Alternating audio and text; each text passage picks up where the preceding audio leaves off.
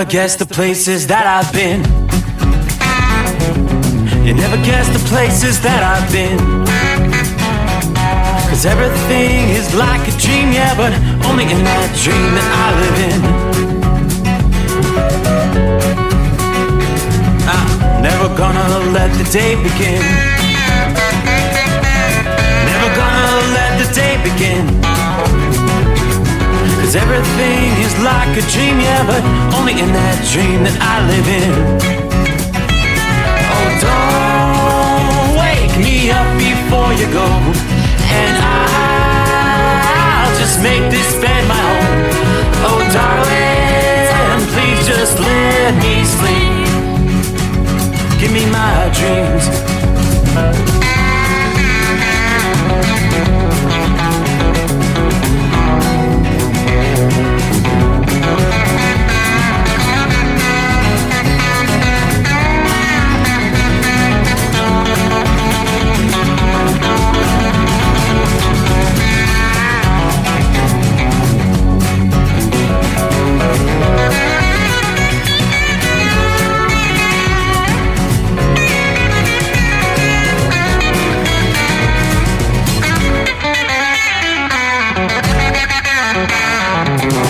Never gonna come down from above, 'cause everything looks better from above. Nothing's ever as it seems, yeah, except in that world that I dream of. Never gonna lose the ones I love. Never gonna lose the ones I love.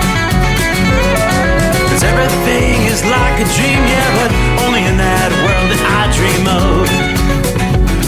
Oh, don't wake me up before you go, 'cause I can't face this day alone. Oh, darling, please just let me sleep. Give me my dreams. Give me my dreams. Give me my dreams.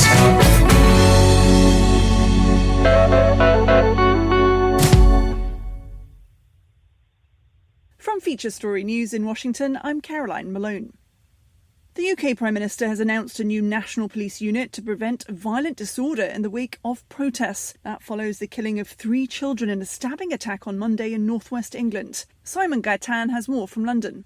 In his first televised address on the Southport stabbings, the UK Prime Minister Keir Starmer described Monday's knife attack as inexplicably vile, also condemning the violence that has followed across the country driven by what he called far-right hatred. He described the rioters as a gang of thugs that got on trains and buses, went to a town grieving from the most horrific tragedy, and then threw bricks at police officers who just 24 hours earlier were having to deal with an attack on children in their community. He said he will not permit a breakdown of law and order on the streets, characterising the riots not as protest but crime and violent disorder. The 17-year-old suspect of Monday's knife attack that killed 3 children was in court earlier today, where prosecutors told the court the defendant had an autism spectrum disorder diagnosis. The judge also released his name as Axel Rudakabana, a rare move in the English justice system for those under 18. He'll be in court again in late October. Simon Gaitan, London. In the largest prisoner exchange since the Cold War, the US, Germany, Slovenia and Russia have agreed to the exchange of 26 people. The prisoner swap took place in the capital of Turkey, Ankara. Moscow has received 10 Russians accused of espionage and other criminal activities in Western countries. In exchange, the Kremlin has released 13 people of German, US and Russian citizenship. Daria Bundichuk reports from Moscow. Moscow handed over 16 foreign and Russian nationals accused of espionage and other actions it qualified as undermining the country's security. Many of them are journalists and activists. They were pardoned by Putin's secret decrees in the last days of July. Among the released prisoners are Americans Evan Gershkovich, Paul Whelan, and other foreign citizens Rico Krieger. In exchange, Moscow received Russian citizens jailed over spying and fraud, in particular Vadim Krasikov, dubbed the FSB killer. The Kremlin did not provide an immediate reaction, promising to comment in due time. Daria Bondarchuk, Moscow. Officials from Iran, Yemen and Lebanon met on Thursday to discuss how to retaliate against the assassination of a Hamas leader in Tehran blamed on Israel. Ismail Haniyeh was in Iran for events around the inauguration of the new Iran president. Sarah Coates reports from Tel Aviv. The supreme leader of Iran, Ayatollah Ali Khamenei, he has been threatening a very strong response on Israel, and that certainly has people here very, very worried. What we are seeing on the ground is panic buying in supermarkets, beaches that are largely packed on a Thursday afternoon, which is the beginning of the weekend here, largely deserted. So there is, of course, a lot of fear, a lot of worry about what could come over the coming hours. From bureaus worldwide, this is FSN. At least 9 people have died in New Delhi following torrential rains. India's meteorological department issued red alerts across the region, and the government asked people not to step out unless necessary. Shroshi Mukherjee reports from the Indian capital. Heavy rainfall across New Delhi caused severe waterlogging and widespread traffic jams, bringing the city to a standstill. The Delhi government has ordered a shutdown of schools in the city and issued safety advisories for its residents. Government officials say they're monitoring the situation and are keeping a close eye on low-lying areas across the capital. Shroshi Mukherjee, New Delhi. Venice has introduced tough limits on tour groups. Our Italy correspondent Giles Gibson has more. Roughly 30 million people visit Venice every single year, taking a gondola ride along the city's famous canals, or indeed checking out some of its most iconic sites, such as St. Mark's Square. But now the local authorities are cracking down on large tourist groups, which they say can block small alleys or streets or bridges within the city centre. So this 25-person cap applies to the city centre itself, as well as some of the most popular islands around Venice. There are some exemptions to these rules, so children under the age of 2 don't actually count towards that 25-person cap, and also students on educational trips are not covered by these new rules. And the main news again. The UK Prime Minister has announced a new national police unit to prevent violence after protests following the stabbing to death of 3 children in northwest England. The largest prisoner swap since the Cold War, 10 Russians are back home and at least 16 others are returning to Germany and the US after massive diplomatic efforts. And bracing for retaliation in Israel following the assassination of Hamas and Hezbollah leaders blamed on Israel. And that's the latest from Feature Story News. Caroline Malone reporting. At Hot Shot Secret, we share the science behind common diesel problems and their solutions. For example, diesel particulate filter regeneration. The DPF catches particulates left over from combustion. The DPF regeneration cycle cleans the filter with temperatures exceeding 1,000 degrees Fahrenheit. A computer sensor triggers the DPF regen, which is often accompanied by a loss of power and fuel economy. The frequency of DPF regens are in correlation to the cleanliness of the fuel burn. Under heavy operation with the dirty burn, DPF regens can occur multiple times per day. Hot Shot Secret Diesel Extreme Fuel Additive promotes a more complete combustion, creating fewer emissions and therefore fewer DPF regens. Vehicles using Diesel Extreme experience 83% less DPF regens. Hot Shot Secret Diesel Extreme is available nationwide at truck stops, fine farm and auto stores, and online at hotshotsecret.com. Hot Shot Secret, powered by science. Under the dark night on the interstate, under the 100 miles in the pouring rain, these are worth all the time I've spent away. Under the dark night on the interstate,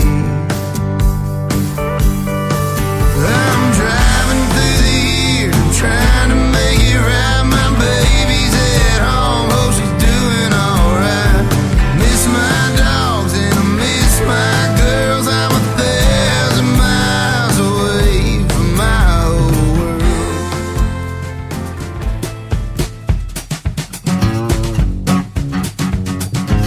Alrighty, if all goes according to plan, Josh will see you in about 18 hours. Josh Malloy, Lexington, Kentucky, tonight. Don't forget the Burl, B-U-R-L, the Burl in Lexington. Gates open 6:30, concert 8 p.m. Now let's keep our fingers crossed that Mother Nature keeps things quiet weather-wise. I think we'll be in pretty good shape. So welcome in, welcome aboard. Here we go, closing out a Thursday, closing out the first day of August. From time zone to time zone, we will turn the page on the calendar. August 2nd for 2024. Friday. There you go, TGIF. What's on tap for the weekend? First things first, though, got to make it through a Friday. So here we go. A much, much quieter night tonight after what has been a very active week, night after night, coming in talking about severe weather, strong straight line winds, a lot of damage throughout the past week. Most of it has been those straight line winds. We did see a handful of tornadoes, but it's just the winds. Large hail. So tonight we do have, this is actually kind of, I guess you'd call it the caboose of a series of storms that brought all that severe weather throughout the week. The caboose tonight, bringing showers to parts of the Ohio Valley, the Great Lakes region. Most of the rain now east of us, but rain from Columbus on up toward the Cleveland area, all that pushing into, it'll be moving through Pennsylvania, the northernmost reaches maybe of West Virginia tonight. And it's going to kind of stall out. It's not going to be a very nice weekend there in the Northeast with rounds of showers and thunderstorms. A lot of outdoor plans will be canceled there. Aside from that, still some shower activity there in southeastern portions of Wisconsin. And we do have a cluster of stronger storms, not reaching severe levels, but torrential rains, southwestern portions of Kansas, right down through the Oklahoma Panhandle into the northern portions of the Texas Panhandle. Monsoon season does have a few showers in the play back in the Four Corners region tonight. Parts of Arizona, southernmost reaches of Utah there. And again, that's kind of sporadic. But 24 hours ago, as we were getting things started, we were talking about the potential of a derecho where 400 miles of strong, damaging straight-line winds. I don't believe we actually hit that criteria at the end of the day. But some of these storms we were talking about, I think at this hour it was Kansas City. The Kansas City Metro was under warnings for potentially winds at 80 miles per hour. Some of the numbers and figures coming in once the sun came up on Thursday morning. Those storms that were racing across the plains in the Midwest, in some cases, hail as large as 5 inches in diameter. In Minnesota, 4-inch diameter hail reported in Prairie View, Kansas. The Minnesota hailstone may have been the largest reported in that state in 38 years, 5 inches in diameter. Winds gusting in excess of 90 miles per hour at several locations in Kansas, Nebraska, and South Dakota. One of those thunderstorm complexes overtook Omaha, Nebraska, Wednesday evening, prompting severe thunderstorm and tornado warnings. The storm transformed day into night, as they say, prompting social media videos showing intense hurricane-like conditions as winds were at 90 miles per hour at Epley Airfield. A tornado was reported by authorities near Council Bluffs, Iowa. A 911 call center filed a report of a tornado near Murray, Nebraska on the Missouri River. More than 250,000 customers without power Wednesday night, according to Power Outage US. That was down to less than 200,000 Thursday morning. Most of those, about 155,000, were in Nebraska around the Omaha area where they had that intense storm. So that system's the one that's kind of moving through the Ohio Valley and reaching the East Coast later today and kind of right through the weekend. So, yeah, the weekend, as we mentioned, this is kind of the caboose. The storm's forward speed is going to slow down as it reaches the northeast. That will lead to some issues. You should expect some travel delays, especially at the major airports, flights that connect in Washington, D.C., Philadelphia, New York City. According to AccuWeather, we could see some ground stops as these storms are approaching the airports. There's the likelihood of a slow-moving and repeating thunderstorms right along that busy I-95 corridor and some of the other major highways in the region. We'll be looking at some flash flooding, road closures in low-lying areas. Some of these storms will intensify with the heating of the day, the afternoon and evening hours, where you could see the gusty winds, a lot of lightning. Locally, severe thunderstorms forecast to be impacting travel along Interstates 20, 40, 64, I-70, 76, 81, and 85. And others Friday afternoon into Friday evening in addition to I-95. Could see some hail in some of the stronger storms as well. Some of the downpours will occur late at night and even into the early morning hours. Now, these sudden storms could quickly churn up some of the bay areas, coastal waters, and the larger inland lakes, with the threat of lightning strikes for those caught outdoors. AccuWeather is urging those with outdoor plans as we head into the weekend. Keep an eye out for changing weather conditions. Looks like Saturday afternoon, Saturday evening, the main threat of severe weather focuses on the I-95 zone from near New York City through central, all the way down through central South Carolina.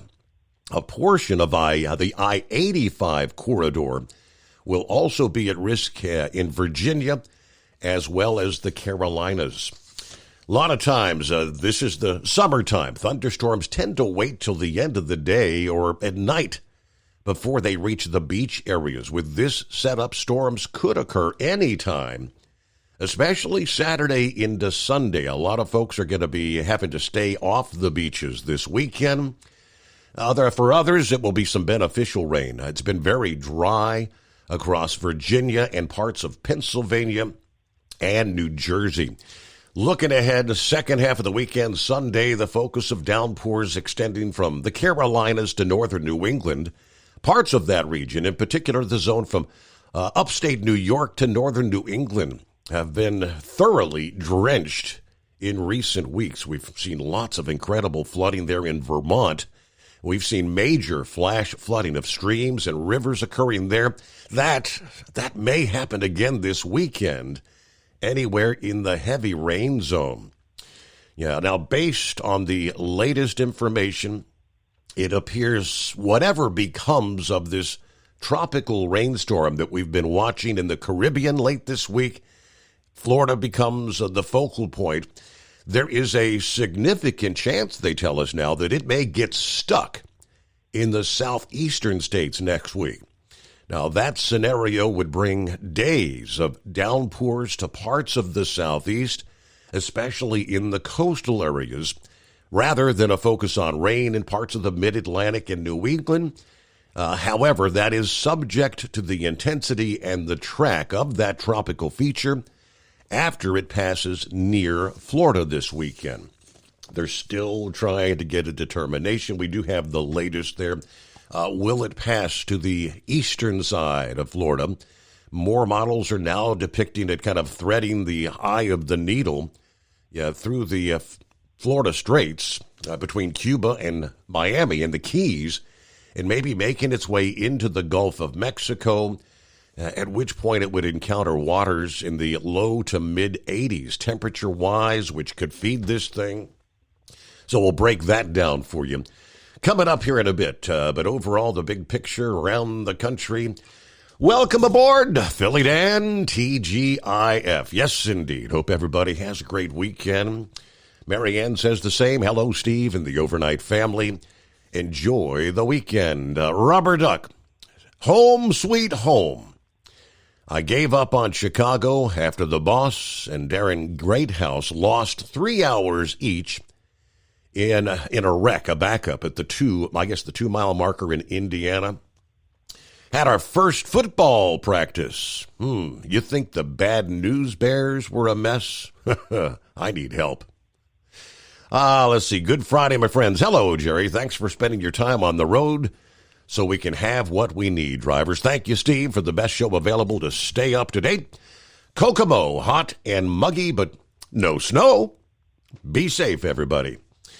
All righty, what do you say, Pappy? Saddle up, nocturnal listeners. It is TGIF. And yes, somewhere deep beneath the Earth's crust, hidden in the Hotshot Secret hidden bunker, we're throwing the breakers, raising the FR3 antenna, the stiction eliminator. Power mic is on. You know the drill. Stay bill your lane, or the overnight drive will run you over. Time to dial it up at 844-844-3388. Be a part of the show. Don't be a scarecrow, which we won't hear from Scarecrow. He's already underway on a 4-day weekend. Deal or no deal? I'm not talking about the game show. The deal was made. Question is, was it a good deal or a bad deal? While we all ponder that, let's sit back, heat up that cup of joe, snuggle up to whomever or whatever, crank up the volume. Let's get this party started. Or you can be like Big Ed. You can't find them, grind them. Are you with me? Hello, Big Ed. I'm not sure if he's with us tonight or not. Let's see. Hello to Buckeye Boy checking in. Shorty, I-77 northbound at the North Carolina-Virginia line, 75 degrees as we are Columbus bound. Keep me in your prayers Monday. I'll be having a prostate biopsy. Hope to be back in the saddle again come Tuesday night. All right, hope all goes well there, right? Timothy, good morning. A clear night here in Rocky Mount, Virginia. Yeah, put these 2 Reese Cup on the first bridge post for Gilligan. Gilligan, there you go. A special treat awaits you. Cap and Ron checking in. One day closer to the greatest day of the week. 83 degrees at this hour near the Florida-Georgia line. Rolling on I-75. Be safe, everybody. Semper Fi. Good afternoon. Hello, Larry. Hammer down and be safe. 72 in Platkill, New York tonight. Round number 4 to Schenectady. And then it's back to Wilmington, Delaware. And we'll reload for Saturday morning. Let's see. Rubber Duck, who got screwed on 89-4 today? Yeah, loaded. Got the 3 hours to go, 14 miles. Yeah, the boss sat in it, and he said, you know what? Just turn around. That's the longest delay that he said he's faced in 40 years up here. Sit and stopped 3 hours. Well, thank you, boss. You're not that company. Brain Dead. Morning, Steve. Happy Friday, as it is an actual Friday for me. Haven't had one of these in a long time. Clear, 83 at the Memphis International Airport. 72% humidity. It's feeling like 90 at this hour. I'm on a 5-stop frozen run. 3 stops in Paducah, Kentucky. Then we'll point this white painter slow-moving grocery truck toward the warehouse and run away for a day or two. All right, he said he'll check in later in the show. All right, we'll get to Buckeye Boy and some of the others coming up here. 844-844-3388. We've got a lot of industry and headlines to cover tonight. We'll begin right after this, the Steve Summers Overnight Drive. As an independent trucker, you work hard to meet your goals. The Owner-Operator Independent Drivers Association has been helping small business truckers for over 50 years with benefits, services, information, and discounts. You work hard, but OOIDA works even harder to give you advantages that large fleets enjoy. And all of our programs support our representation on your behalf in Washington, D.C. Become a member at OOIDA.com, making a difference in the lives of truckers. Fuel filtration is a big deal. Poorly filtered diesel fuel can damage injection systems, reduce efficiency, and rob horsepower, among other things. By removing the water, air, and debris from fuel, fast fuel systems can triple the life of your injection system while restoring power, optimizing fuel economy, and more. Not sure what your truck needs? Give us a call at 636-433-5410 or learn more at fastride.com. At Hot Shot Secret, we share the science behind common diesel problems and their solutions. For example, Diesel fuel cetane levels. In many states, the cetane rating in diesel fuel is 42 to 45. Most diesel engines operate more efficiently with a cetane rating of 48 to 50. One treatment of Hot Shot Secret Diesel Extreme will raise your cetane 7 points, increase fuel economy, and improve cold starts. Due to a cleaner burn, there are less hydrocarbons and particulate matter in your exhaust. This reduces the blockage of your diesel particulate filter. Using Diesel Extreme generates 83% less DPF regenerations. The 6-in-1 Diesel Extreme formula also includes the most concentrated detergent on the market, lubricity enhancer, water demulsifier, rust and corrosion inhibitors, and a fuel stabilizer. Hot Shot Secret Diesel Extreme is available nationwide at truck stops, fine farm and auto stores, and online at hotshotsecret.com. Hot Shot Secret, powered by science. Doc's Diesel is your one-stop online shop for diesel filter maintenance. Genuine quality, third-party tested filters for Cummins, PowerStroke, Duramax, and EcoDiesel trucks. Doc's cuts out the middleman and those pesky markups you often find from OMEs, dealerships, and parts stores. We make ordering easy with filter kits, subscriptions, and even dealer sign-ups if you have a fleet. Purchase your filters at www.docsdiesel.com and receive 10% off when you use code SUMMERS10. Doc's Diesel, your one-stop shop for diesel maintenance. And now, back to the Steve Summers Overnight Drive, live from the Hot Shot Secret Studios.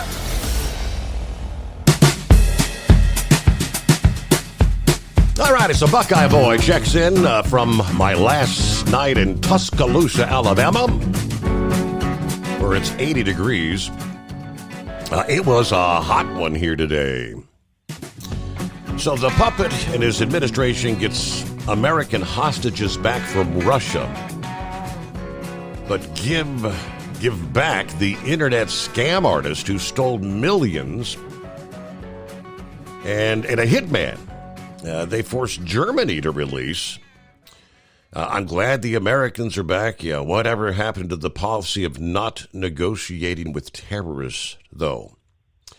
I think we're showing how weak we are and that the America is open for business with people who kidnap Americans. All right, pathetic. Looks like my load next week got canceled, so I'm hoping something else pops up. I may have to go beat the busses for some business, which I haven't had to do that in a long time.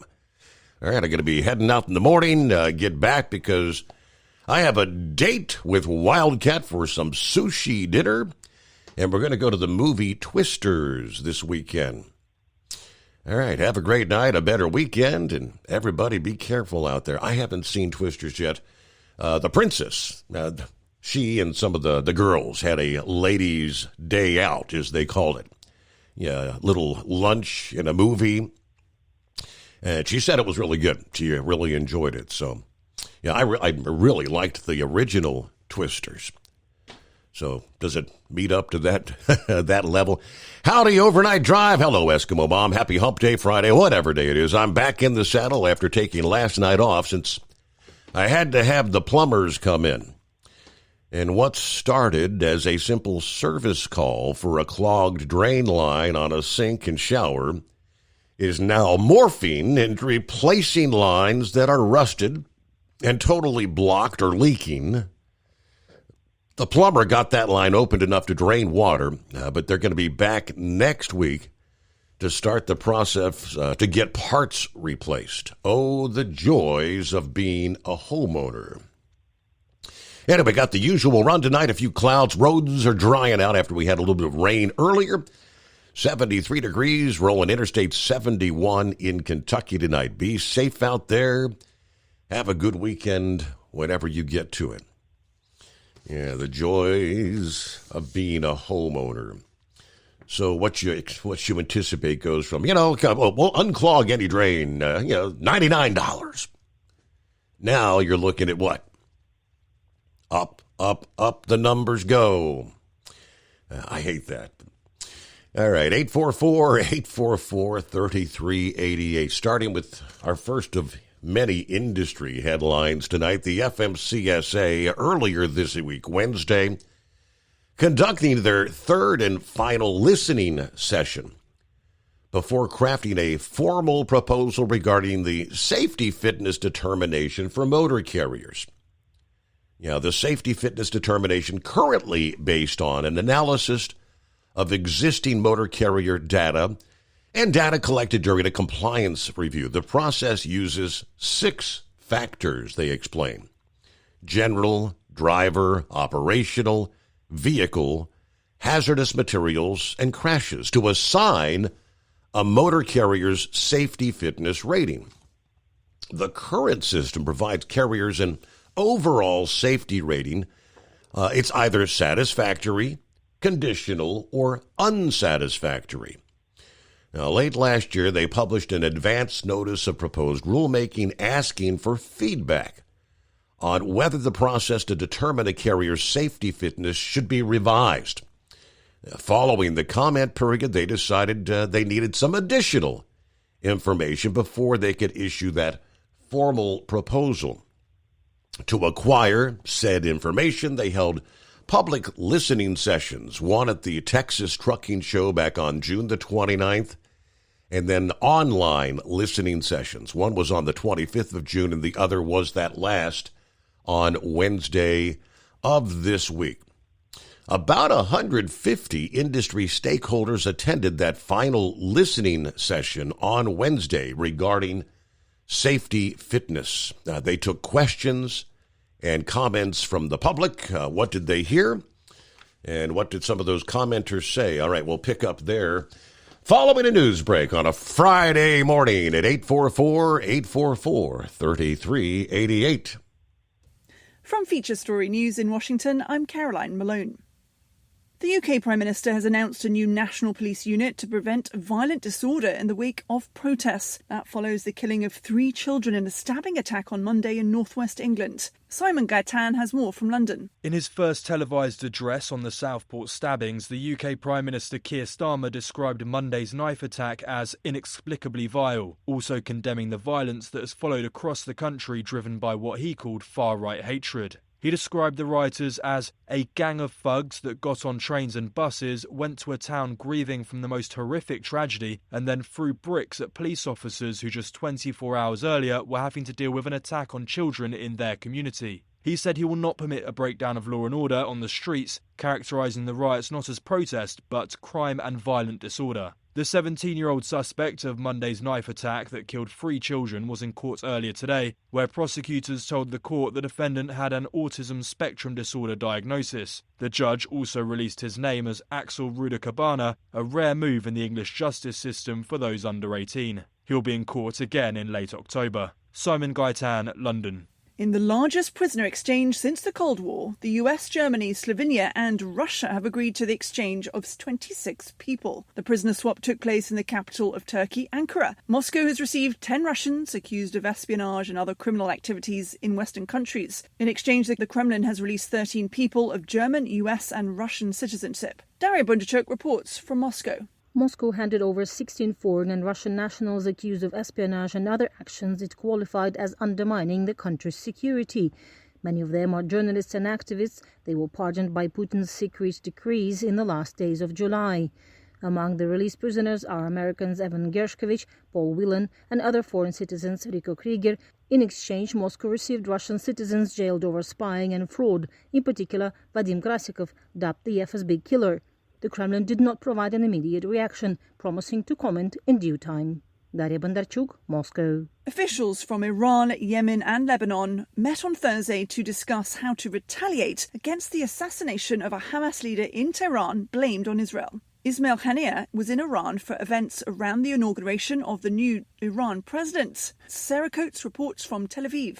The supreme leader of Iran, Ayatollah Ali Khamenei, he has been threatening a very strong response on Israel, and that certainly has people here very, very worried. What we are seeing on the ground is panic buying in supermarkets, beaches that are largely packed on a Thursday afternoon, which is the beginning of the weekend here, largely deserted. So there is, of course, a lot of fear, a lot of worry about what could come over the coming hours. From bureaus worldwide, this is FSN. Increase fuel economy up to 7.9% with Hot Shots Secret Gasoline Extreme, the solution to maximize your engine's performance and fuel economy. Whether you're driving a sports car or a daily commuter, Gasoline Extreme is specially formulated with PEA to deep clean. Don't settle for an average driving experience. Upgrade to Hot Shots Secret Gasoline Extreme and go further on each tank. Order now on Amazon or HotShotSecret.com. Hot Shot Secret, powered by science. At Hot Shot Secret, we share the science behind common diesel problems. For example, ultra-low sulfur fuels. Fuel has two purposes, combustion and lubrication. Ultra-low sulfur fuels have diminished the fuel's ability to lubricate. Hot Shot Secret Everyday Diesel Treatment with LX4 restores lubricity, protects your engine, and optimizes performance. Everyday diesel treatment is available at truck stops, Tractor Supply, O'Reilly's Auto Parts, and online at HotShotSecret.com. Hot Shot Secret, powered by science. Building relationships with their team drivers and customers still matter at IBI Security Transport. Since 1966, IBI and its team of drivers have been leaders and innovators in providing white glove service to its exclusive client base for transporting high-value freight safely and securely. Much of the IBI staff have driven trucks, so they understand both the customers' and drivers' needs. If you're seeking a career that values you as a person, not just a number, and offers great benefits and good home time, then IBI is the place for you. Call 800-582-5912 to discover why we are the leaders in team freight and start building a relationship with you. Attention all truckers, are you ready to own your own truck? Lone Mountain Truck Leasing makes it easy. Our lease-to-own program puts you in the driver's seat. Our inventory is always changing, and we have a variety of rigs, including Kenworths, Freightliners, automatics, and manuals. Once you make your last payment, the truck is yours. No interest, no balloons, and no buyouts. Take the first steps towards independence and financial freedom.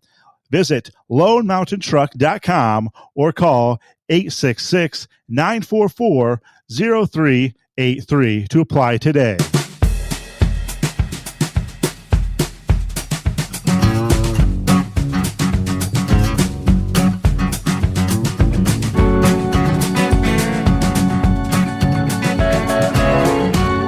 All right, ready or not, we got a Friday coming on here.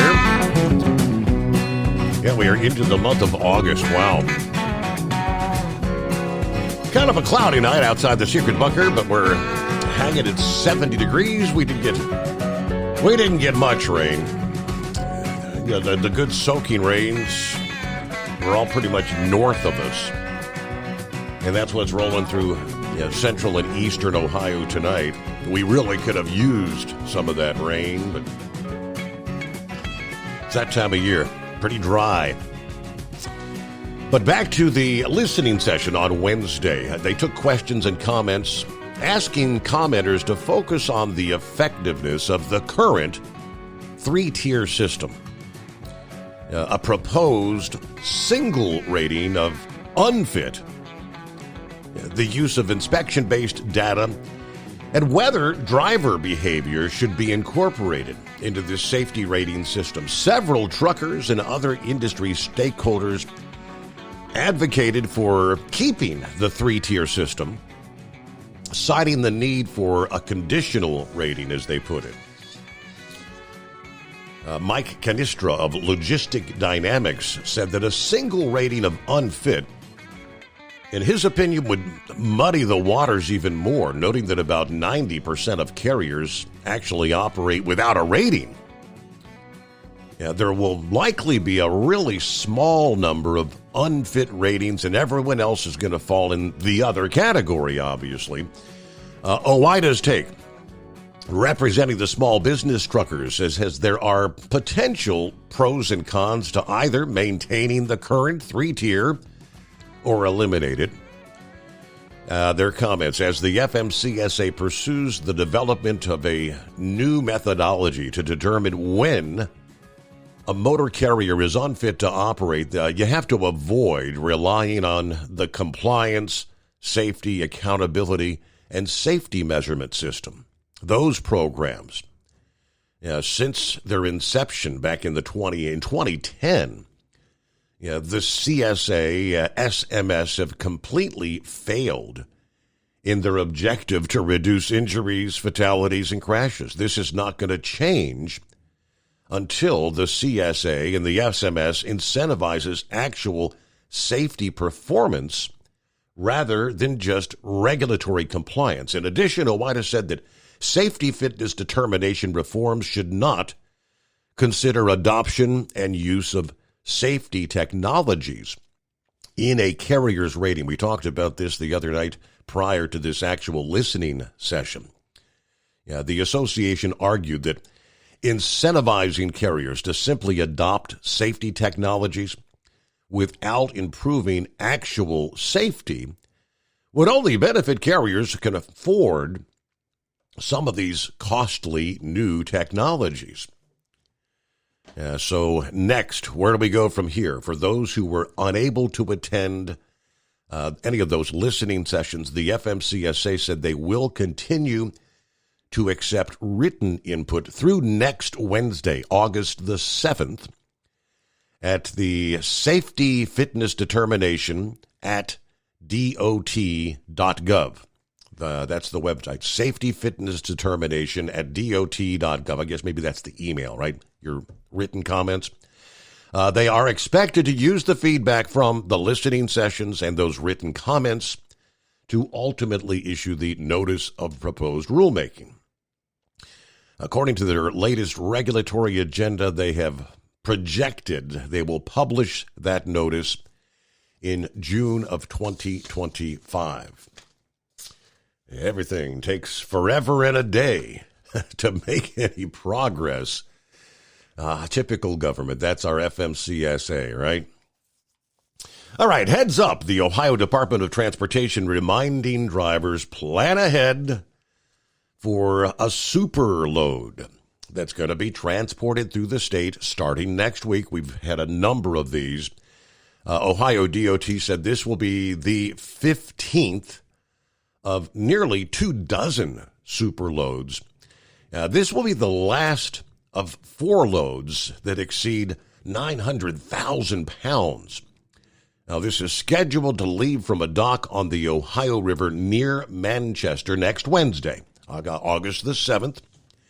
Now, they say, like the last 3 loads, this is an air processor known as a cold box used in the silicon chip manufacturing process. It measures approximately 23 feet tall, 20 feet wide, 280 feet long, and weighs 916,000 pounds. So the load will be making stops in West Portsmouth, Ohio, Lucasville, Chillicothe, Rickenbacker, Pickerington, and Pataskla before it's delivered to the new Intel plant in New Albany on August the 13th. So it's a long, protracted, slow-moving process to get from the river to the plant there in New Albany. Now, they warn the previous super loads have caused significant travel delays.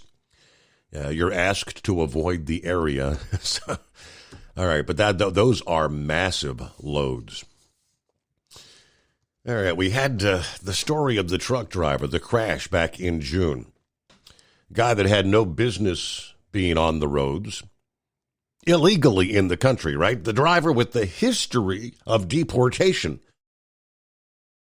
He has pleaded guilty to multiple misdemeanor charges after that fatal crash in Colorado. This was on Highway 285 in Jefferson County, Colorado, back on June the 11th, when the 47-year-old truck driver, Ignacio Cruz Mendoza, lost control of his semi, causing that load of metal to dump on top of multiple cars. 64-year-old Scott Miller was killed in that accident. Since the accident, the investigation, as we now know, revealed Cruz had been deported at least 16 times prior to this wreck. And the company he was driving for had that history of hiring unlicensed drivers for their commercial vehicles. News 9 reported on Wednesday of this week that Cruz Mendoza pleaded guilty to 1 count of careless driving resulting in death, 3 counts of careless driving resulting in injury. Now, they say all misdemeanor traffic charges. I have no idea what sort of time he potentially faces, but he's scheduled to be sentenced on August 30th. So somebody with more knowledge of what misdemeanor traffic issues might, I'm thinking the fact that he was illegally in the country, he didn't have a CDL. Why is none of this considered felony charges? It's a felony to be deported one time and come back. Yeah, first entry into the United States, according to the rules and the laws of our land. First time you cross the border illegally, it's a misdemeanor. If you get deported and you come back in, second time's a felony. 16 times ultimately. So he should have 15 felony counts of simply being illegally in the country. All right, Michael chimes in here. Hello, Steve. A big thank you for all you do for us to keep us awake at night. And a big thank you for the wonderful truckers. Your new news service is extremely liberal. Never miss a chance to bash Trump, do they? The radio version of MSNBC, he says. We're working. I don't know how long it takes, but yes, they're working on finding an alternative. All right? Well, it's been a while. Hello, Lobster. Top of the morning to you, King Steve. How the heck you been? What's happening out there? Out here, drug up the work out of Albany, New York again, so doing a little bit of night work. Wanted to say hello. How's things going in the bakery biz? Well, we've got some big realignments going on. They're closing 3 bakeries, and the facility that I work out of in Pittston, Pennsylvania is going to be closing. In fact, about 5 o'clock this afternoon, I got a phone call about that. Really? In fact, the plant I'm hauling out of tonight in Auburn, New York, they make the buns and rolls for Burger King. Mm-hmm. And they're going to shift that operation to Lehigh Valley, Pennsylvania. And the rest of it, they'll do frozen out of a plant somewhere in Illinois. They're closing Olean, New York, and they're closing one in Toledo, Ohio. I have no idea anything about the Toledo, Ohio plant, but Auburn, New York, and Olean, New York, I go in there regularly. So, the bakery workers will lose their jobs or be offered options at other places. Our company drivers, they'll just get, reassigned, realigned. They were calling me up to ask me, well, we're closing Pittston up in September 23rd. We're trying to figure out what you want to do. So, give us some options that you think might work, and we'll see if we can accommodate you. If not, you know what? I was looking for a job when I found this one. So some changes on the horizon once again, huh? Hey, that's the way it goes. It's, they're a huge company, and when Bimbo, bought up George Weston Bakeries and all that other stuff to create the corporation, you had so many different operations. Sara Lee did they had their type of equipment. Arnold Bread had their type of equipment. Entenmann's had their type of equipment. Thomas's English Muffins and Bagels. So they're trying to integrate everything. We used to have 3 or 4 different kinds of bread trays. Now they're down to 2 types of bread trays. So you can't do it all overnight. And, the facility, if they, for environmental reasons or zoning or whatever, they're not allowed to expand, they move the stuff around. The same amount of product is going to be made. It's just going to be in different locations. Unlike my cat, I got thumbs. I'll deal with it. Yeah. How many wiener dogs you got now? We still have 4. I did lose one of my cats, King George, that I had.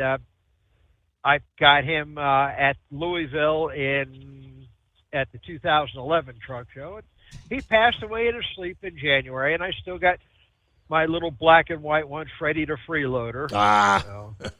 What a name! What a name! You name! never hear from him anymore. Nah, somebody actually brought him up last evening, and I explained.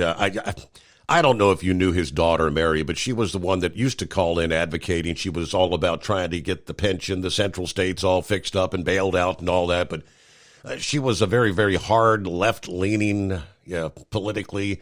I mean, I had having nothing to do with the Central States or anything, but she jumped my case on it. I think she took the phone away from Freddie and told him she's not allowed to call me anymore. You know what? Maybe I should reach out to him. I haven't spoken to him in a couple of years. Freddie, great guy, but my cat got the name Freddie Freeloader because he just kept hanging around and mooching a meal, and with that, I guess somebody had turned him out. And we said, okay, time to come in the house now. Okay. Freddie the Freeloader's stuck. There you go. But yeah, my wiener dogs are doing good. We're getting ready for Oktoberfest. Will be coming up soon, next month in September. May race one of my guys. I don't know. They're my kids. They're great fun. They're hilarious. Brain Dead sent me something silly today, and Heat Wave always sends me something with the dachshunds in it. So, they do the things that we do, but other than that, it's been peaceful and quiet. I come out here, I do my thing, and let the world go by. What's that? The Joe Diffie song from the 90s, Third Rock from the Sun. I just sit here, take a ride, go outside, smoke a cigar, and I just watch it go by. Whether I participate, comment on it or not, it still keeps chugging along. Right? I sit back and just watch. I don't think there's a whole lot I'm going to change with anybody, politically, emotionally, religiously. So, live and let be. Yep, that's all you right? It is. To me, at a certain point, I've gotten, so wound up over this, that, or the other thing politically, or with the Teamsters. People are going to do what they're going to do. You're not going to change anybody's minds, and so if you keep arguing, you're burning up so much wasted energy. Stick to what you believe in. Do what you're going to do and keep it moving. That's good advice, Lobster. Yep, because life is short, and every passing day that you waste worried about something you can't fix is just another wasted day. Indeed. Everybody in your family doing well and all that, healthy and happy? Everybody doing well, yes. Yep. Young Steven, I guess he's not doing well. I guess he got word this past. He tore his ACL when he was doing some training with the canines. So that surgery is coming up next Wednesday, and my understanding is that's a pretty long, protracted recovery. So, well, and being in law enforcement, he's got great health care and the disability and all that. So he's got something really good going for him during the recovery. It's, other than being, physically painful, I don't think he'll take too much of a financial hit, and I certainly wish him well. Yeah, just the fact he's going, I guess, stir crazy. I mean, he's been home for weeks already, had to do some therapy before they could schedule the surgery. So, all right, say a prayer for him next Wednesday. I certainly will, sir. I certainly will. Very good. All right, well, I need to jump off here. Steve, thank you for your time. It's always a pleasure. And everybody out there, be safe, thinking about y'all. Have a great day. Good luck in finding that next opportunity. I guess that's the nature of the beast, right? Back after this, the Steve Summers Overnight Drive. At Hot Shot Secret, we share the science behind common diesel problems. For example, turbocharger spool time. Turbochargers are designed to increase the efficiency and power of the diesel engine by forcing compressed air into the combustion chamber. Temperatures inside the turbo can reach upwards of 400 degrees. The oil meant to lubricate the bearings will burn, leaving behind a sticky residue called stiction. The turbo's ability to spool up quickly is hindered because the stiction-covered bearings can't spin properly. Hot Shot Secret Stiction Eliminator cleans the stiction from turbo bearings, reducing spool time and builds maximum boost sooner in the RPM range. Stiction Eliminator is a synthetic cleaner plus nano lubricant that contains no harmful solvents and is formulated to be left in the engine to safely dissolve stiction for thousands of miles. It works as you drive. Hot Shot Secret Stiction Eliminator. Available at truck stops, Tractor Supply, O'Reilly's Auto Parts, and online at HotShotSecret.com. Hot Shot Secret. Powered by science. If that sound gives you nightmares, there's a cheap and easy way to avoid engines not firing. Stable, America's #1 fuel stabilizer, ensures quick and easy starts after storage. Stable's proprietary formula keeps fuel fresh for 2 years, outperforming competitors. Pour Stable in your gas can or directly into the tank of your car, truck, hybrid, boat, ATV, motorcycle, or lawnmower to prevent fuel-related engine problems that cost time and money. When you store, start with Stable. And now, back to the Steve Summers Overnight Drive.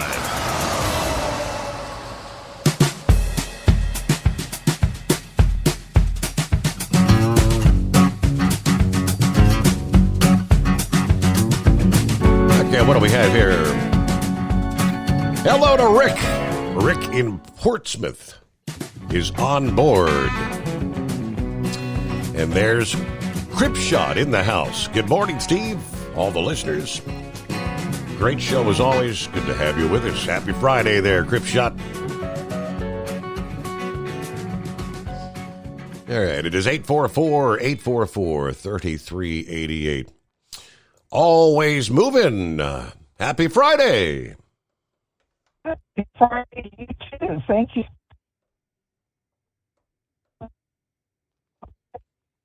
Hey, are we out in the middle of nowhere, always moving? Hello, check 1, 2.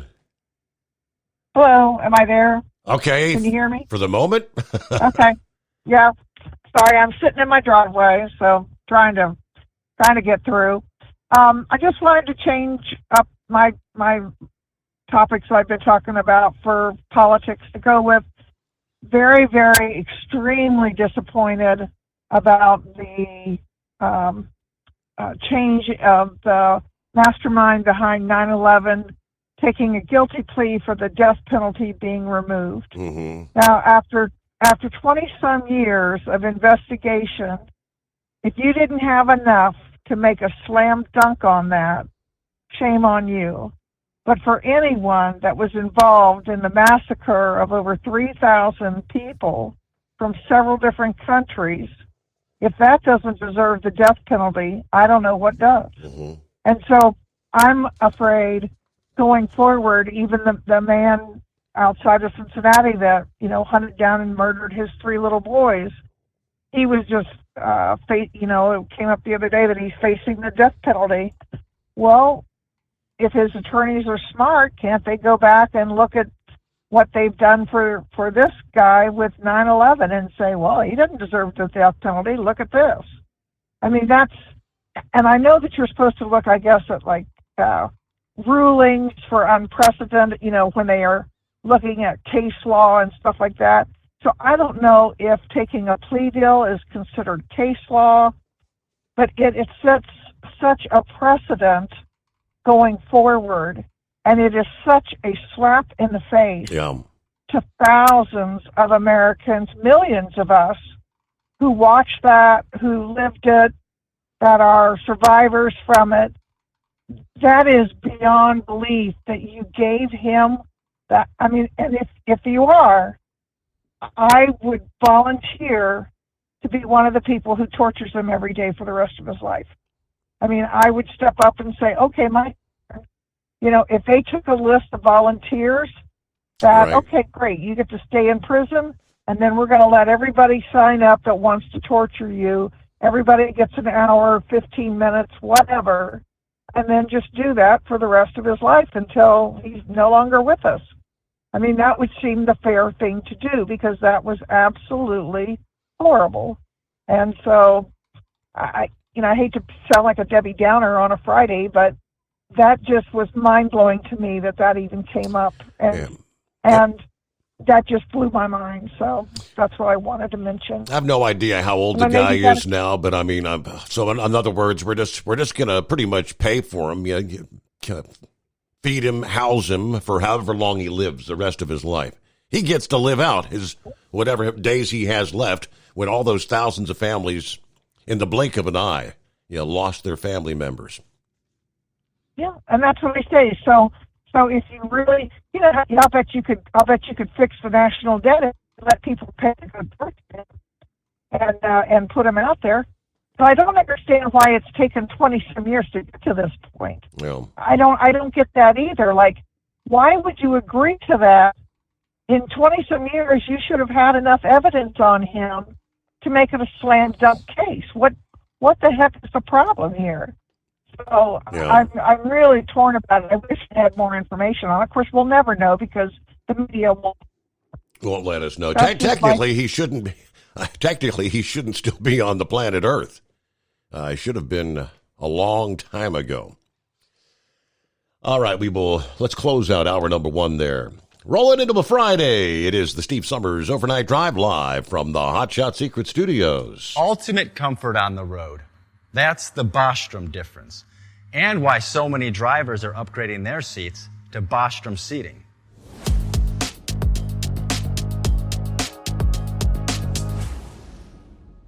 With roots dating back to 1935, we know seating. We've developed a full line of high-quality products with the right seat for your application, all made right here in the USA. From our top-of-the-line Wide Ride Plus Certa for the long-haul driver to our entry-level Baja series for the vocational driver, we provide you with the comfort you deserve at the price point you're looking for. We know you're busy. You don't have time to search every distributor and dealership for the right seat, only to find the one you want won't fit in your truck. That's why we created BostromSeating.com. It's a complete seating solution. You can build the perfect seat with the features and options you desire, and we'll help you be certain it'll fit in your cab. Once you've built the perfect seat and have the part number in hand, you can shop pricing and availability. Our Where to Buy feature allows you to pick up a seat right where you are or anywhere along the road you'll be traveling. When you install a Bostrom seat, you become part of the Bostrom family. A family that includes other drivers who recognize this is more than work. It's a ride, one that requires the next level comfort and support only Bostrom can provide. Go to BostromSeating.com to design your ride with ultimate comfort for the open road. Hands on the wheel, hands off invoicing. At Transcap, we're built for high speed and service, just like you. Our fast freight factoring helps you make more money, not chase it down, because we handle all the invoicing BS and back office work. Apply for fast funding at transcap.com/getcash. It takes just 60 seconds. Or call 888-250-TCAP. That's 888-250-TCAP. And mention Steve Summers Overnight Drive. From Feature Story News in New Delhi, I'm Ishan Garg. The US is reportedly considering unilateral restrictions on China's access to AI memory chips and equipment capable of making such semiconductors as soon as next month. It risks fueling the tech rivalry between Washington and Beijing, with China's Global Times newspaper warning of countermeasures. Laura Westbrook reports from Hong Kong. The report by Bloomberg said the measure is designed to prevent US Micron Technology and South Korea's chipmakers SK Hynix and Samsung Electronics from supplying Chinese firms with high bandwidth memory chips. These are essential in helping run complex generative AI programs. Artificial intelligence is the latest arena of US-China competition. China's state-run Global Times newspaper called it a political move to contain China's AI industry. It also warned China may take countermeasures that could include lodging complaints with the WTO and that it could further harm US-China relations. Laura Westbrook, Hong Kong. In the largest prisoner exchange since the Cold War, the US, Germany, Slovenia and Russia agreed to exchange 26 people. The prisoner swap took place in the capital of Turkey, Ankara. Moscow received 10 Russians accused of espionage and other criminal activities in the West. 2 children were also reportedly involved in the exchange. They were the kids of Russian couple convicted in Slovenia for espionage. In exchange, the Kremlin released 13 people of German, US and Russian citizenship. Daria Bondarchuk reports from Moscow. Paul Whelan and other foreign citizens Rico Krieger, Dmitry Voronin, Patrick Sherbel and Herman Mojis. The Kremlin also released prominent Russian political activists. Among them are Ilya Yashin, Vladimir Karamurza, Alsu Kurmasheva, Andrei Pivovarov, Oleg Orlov and others. In exchange, Moscow received Russian citizens jailed over spying and fraud, in particular Vadim Krasikov, dubbed the FSB killer. The Kremlin did not provide an immediate reaction, promising to comment in due time. Daria Bondarchuk, Moscow. Even as the southern Indian state of Kerala is reeling in the aftermath of landslides where the death toll has now crossed 300, many regions in the north of the country have also been ravaged by heavy rains and flooding. Officials are blaming the above-average rainfall this month on the La Niña effect, which brings more rain to the subcontinent in the monsoon season. Neha Punia has more. The Indian Army has constructed a 190-foot-long bridge to reach remote areas impacted by the landslides, and they've also now been able to take heavy machinery and ambulances to remote regions. Meanwhile, in the north of the country, 16 people have died in the Himalayan region of Uttarakhand after heavy rains triggered floods and cut off connectivity. Neha Punia, New Delhi. International diplomacy is continuing as world leaders call for calm amid fears the Middle East may be on the brink of a wider regional war. The United States has sent 12 warships to the Mediterranean, while India is calling on its citizens to leave now. Sarah Quartz has more from Tel Aviv. Certainly a lot of fear here in Israel in the wake of these threats by Iran, by Hezbollah and also by Hamas after the assassination of two very senior members of both Hamas and also Hezbollah. Now, the supreme leader of Iran, Ayatollah Ali Khamenei, he has been threatening a very strong response on Israel, and that certainly has people here very, very worried. What we are seeing on the ground is panic buying in supermarkets, beaches that are largely packed on a Thursday afternoon, which is the beginning of the weekend here, largely deserted. So there is, of course, a lot of fear, a lot of worry about what could come over the coming hours. And we do know that the Israeli Prime Minister Benjamin Netanyahu, he's held very high-level meetings with not just the head of the Home Front Command, but also the National Emergency Authority. Now, Netanyahu posted on X that Israel is at a high state of readiness for any scenario, both defensively and offensively, saying, "We will exact a very high price for any aggression from any arena." Reporting from Tel Aviv, Sarah Coates. FSN is an independent source of news for TV, radio and digital networks worldwide. You can find more of our minute-by-minute updates on Twitter. Follow us there at Feature Story. And we have a wealth of audio and video stories from our global news bureaus on Facebook. You can find us there by following Feature Story News. Stay tuned for further updates right here. But for now, that is the latest Feature Story News. Ishan Garg reporting. At Hot Shot Secret, we share the science behind common diesel problems and their solutions. For example, diesel particulate filter regeneration. The DPF catches particulates left over from combustion. The DPF regeneration cycle cleans the filter with temperatures exceeding 1,000 degrees Fahrenheit. A computer sensor triggers the DPF regen, which is often accompanied by a loss of power and fuel economy. The frequency of DPF regens are in correlation to the cleanliness of the fuel burn. Under heavy operation with the dirty burn, DPF regens can occur multiple times per day. Hot Shot Secret Diesel Extreme Fuel Additive promotes a more complete combustion, creating fewer emissions and therefore fewer DPF regens. Vehicles using Diesel Extreme experience 83% less DPF regens. Hot Shot Secret Diesel Extreme is available nationwide at truck stops, fine farm and auto stores, and online at hotshotsecret.com. Hot Shot Secret, powered by science.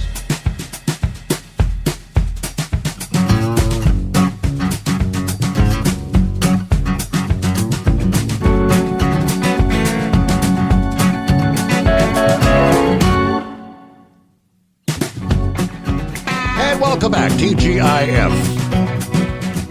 Weekend coming on as we make our way into the second day of August. Already. Summertime flying by. Trust you've had a good week. We kick things off this hour. Update from north of the border with labor negotiations at a standstill. A Canadian rail strike is likely to occur in late August. That's the word from the Canadian Pacific Kansas City CEO, Keith Creel. KPKC and the Teamsters Canada Rail Conference are still talking, but are far apart on a new contract. That was the word from the railway's second quarter earnings call. The Canadian Industrial Relations Board has said they'll release a decision by August 9 on what commodities are vital to health and safety and have to keep moving if there is a work stoppage. Members of the TCRC, which represents engineers and conductors on KPKC and Canadian National, voted to authorize a strike that would begin within 72 hours once that decision is issued. Now, a strike would shut down both Canadian Pacific Kansas City and Canadian National. It would also affect commuter operations in Vancouver, Toronto, and Montreal because the trains operate on trackage dispatched by KPKC rail traffic controllers who are represented by the TCRC. But Creel said, "We are far apart. It's going to be a challenge." Last week, CN lowered their financial outlook for the year, partly due to a traffic slowdown as customers are already diverting traffic in anticipation of a strike. CPKC executives said a strike would not affect their outlook unless it dragged on for more than 2 weeks. Now, Creel did say a strike will damage Canada's reputation as a reliable trading partner. However, particularly since it may come about a year after a dock workers' strike shut down ports in British Columbia, which are gateways to Chicago, Toronto, and Montreal. He said it's not a good outcome for anyone, noting that some container traffic still has not returned to Vancouver since that dock workers' strike. A rail strike may give customers labor unrest fatigue. We're not going to give up. We're going to remain cautiously optimistic, he says, of the labor talks, but we're not going to do a bad deal either.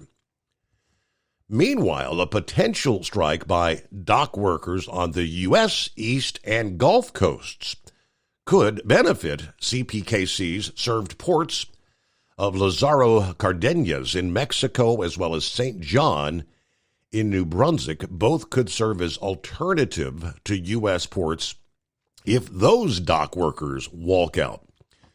CPKC recently ran some test trains between Cardenas on Mexico's Pacific coast and their terminal in Kendleton, Texas, on the outskirts of Houston. The chief marketing officer, John Brooks, says the trains took 3.5 days to reach the Houston area, excluding time the boxes spent on the dock in Lazaro. They were operated with U.S. port labor disruptions in mind. Steamship lines, including Maersk, One, MSC, and several others, have announced new service calls at Lazaro. So that's just a matter of days away. We had been kind of off and on hearing headlines about that for several months now, but it's all coming to a head. Will it be like we had so many potential strikes in the offing here in the U.S. last year from UPS, Teamsters negotiation with the big three automakers, rail strikes. When it was all said and done, they all made last-minute deals. Final hour. We've come to a resolution. We'll see if that is the case indeed this time around on the Canadian side. Senor Heatwave on a Friday. Good morning. Good morning, Senor. Oh, man, Lobster, I'm sorry to hear about your predicament there. You know, even in a good economy, that's still bad news. But when it's a bad economy like what we have now, man, that's just devastating. I'll tell you that. Well, something will come up. We hope and we pray. So good luck to you on that. Always moving. I think the judge you were talking about last night that has his own podcast is Judge Joe Brown.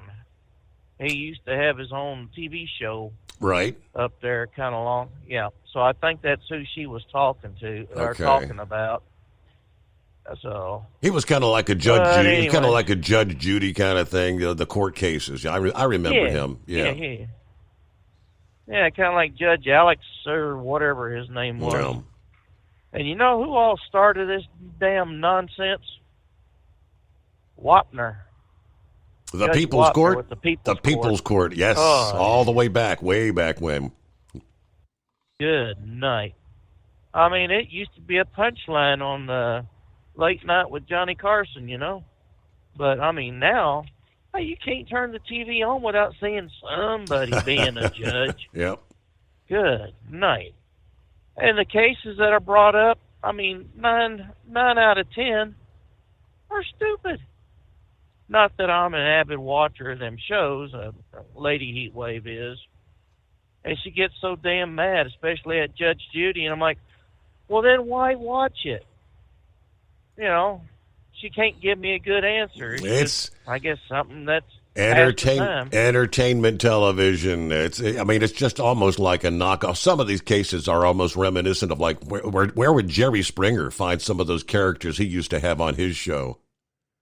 Oh, yeah. Oh, good night. See, do people like that? Do people, honestly, are people that crazy in this country? Yes, you have seen the left react to a bunch of stupid stuff. So, yeah, you just answered your own question. Well, I tell you what, senor, it was a hell of a run. You know, 670 miles in a 67-mile-an-hour truck. And I was trying to find myself a rest area or a truck stop where I could do my 30, because I didn't want to park on the side since they had some rain out here. I didn't want to park on an off-ramp or an on-ramp and get stuck. But dadgum, I tell you what, I wasted so much time trying to find a place to park so I could take the mandatory 30-minute break. You know, sometimes that 30-minute break thing is good. Yeah, you're tired, you need to take a nap, and 30 minutes will do it. Unfortunately, we ain't got enough people out here with common sense to pour, you know, water out of a boot.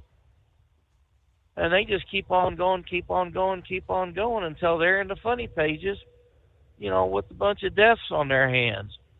Or their tractor's stuck in the damn median, or it's on top of a brake check area, Right. you know, truck ramp. And then they wonder, well, how in the hell did this happen? Because you're stupid. You're idiots. Take the time. You don't need to be told you must take 30 minutes off in between your first 8 hours of driving. You shouldn't have to be told. Well, anyways, I finally did find myself a spot, and I had asked Siri to find me the location of our terminal there in Des Moines. Well, she got me to Des Moines, all right, city center. And I'm looking around going, there's no way in hell there's going to be a trucking company out here in this neck of the woods. So I was on the road there looking directly at the Iowa Capitol building. And I said to myself, you know, this really isn't it. So anyways, so I finally got Siri to pull her head out of her, you know, digital hind end and yell pop. And we finally got to where I needed to go. It's a small terminal, busy but small. And then I went to the motel that Pup was always raging about, and had one of their chocolate milkshakes. Yeah. that he always talks about. And yeah, it was good. It was thick. I mean, it was chocolatey. And it better be good, thick, and chocolatey, because the damn thing costs $7. Holy smokes. I didn't realize them kind of dairy products and chocolate were that expensive to put in a styrofoam cup. Good God. So, anyways, I'm on the way back to Denver from Des Moines. And, I think I'm going to tell them, you know what? Just send my happy honey home so I can get some real sleep, because I think by the time they send me to Albuquerque, I'll have 3,200 miles. And that ain't bad. I usually, whenever I get to the motel, I'm up 9 hours later, and I've already done the 3 S's for the day: shice, shower, and shave. So, I'm ready to rock and roll, and I'm just glad they actually had a load waiting for me before my 10-hour break was done. So, but yeah, it is a crying shame with the decisions made by the courts and the prosecutors to settle for plea deals. I mean, hell, we're already giving handouts to illegal aliens coming across multiple times, or alleged, what they call those, refugees, unquote, No, always moving is right. They need to be punished, and being in a damn prison cell, getting fed 3 squares a day, 3 hots and a cot, plus a shower every other day. There was a book in a TV miniseries back in the 80s called Shogun, and the TV series didn't show what happened to the general that was fighting the other general who became the loser of the big battle at the end of Shogun. In the book, it said the defeated general was buried up to his neck in the ground, and the peasants that he had tortured and just treated horribly would come up, and they would make a slice in his neck with a bamboo knife. Now, I don't know about you, but that, a paper cut hurts like hell.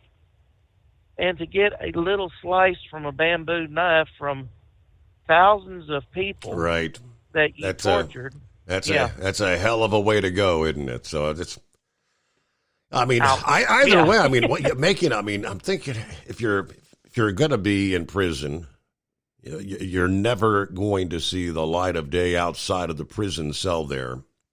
That's not who would want to live? Unless somewhere in the back of his mind he's thinking maybe one of these days he might actually be able to miraculously get out of prison. But I digress. We'll return after this. The Steve Summers Overnight Drive. Taxes for Truckers provides full-service accounting solutions for owner-operators. Taxes for Truckers is the driver's financial co-pilot. We help independent truckers keep their taxes, filings, and bookkeeping running smoothly so they can focus on the road ahead. Drivers who want their business to run as smooth as their truck choose to partner with Taxes for Truckers for their accounting and tax filing needs. Stop overpaying taxes. Call 888-TAX-4TRK to start paying less tax today. At Hot Shot Secret, we share the science behind common diesel problems. For example, ultra-low sulfur fuels. Fuel has 2 purposes, combustion and lubrication. Ultra-low sulfur fuels have diminished the fuel's ability to lubricate. Hot Shot Secret Everyday Diesel Treatment with LX4 restores lubricity, protects your engine, and optimizes performance. Everyday Diesel Treatment is available at truck stops, Tractor Supply, O'Reilly's Auto Parts, and online at hotshotsecret.com. Hot Shot Secret, powered by science. Building relationships with their team drivers and customers still matter at IBI Security Transport. Since 1966, IBI and its team of drivers have been leaders and innovators in providing white glove service to its exclusive client base for transporting high-value freight safely and securely. Much of the IBI staff have driven trucks, so they understand both the customers' and drivers' needs. If you're seeking a career that values you as a person, not just a number, and offers great benefits and good home time, then IBI is the place for you. Call 800-582-5912 to discover why we are the leaders in team freight and start building a relationship.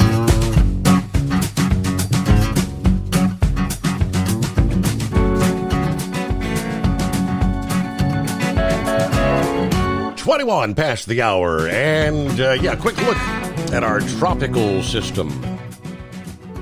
We don't get to hear from Philip typically on Friday mornings. On once in a blue moon, he might get a chance to check in, but I'm sure he's keeping a close eye on things. We've been watching this all week. The tropical system that will impact the northern islands of the Caribbean on through the day today before approaching Florida this weekend. And that is where forecasters believe the storm may further organize and strengthen. The scope of rain, wind, and sea impacts depends on the track and the strength of the storm. All right, the next name on the list of tropical storms for the Atlantic will be Debbie. They are telling us interest from the northern Caribbean to the eastern Gulf and Atlantic coast of the United States need to pay attention. Continue to monitor the progress. Latest on satellite images showed the large islands of Hispaniola. And Thursday it was a bit more organized than at the start of the week, but still far from being a tropical depression or tropical storm. Now, they did say Thursday there was notable signs that a center of circulation was beginning to form along the northern coast of Hispaniola. Thus far, there's a lack of strong winds. When and where a defined strong center of low pressure forms, that will ultimately help forecasters determine the track and the speed of strengthening in the coming days. How quickly it strengthens, that's going to determine the track relative to Florida and the rest of the southern and eastern USA. Should it evolve quickly, it would be more likely to track northward along the east side of the Florida Peninsula, or maybe just offshore over the Atlantic.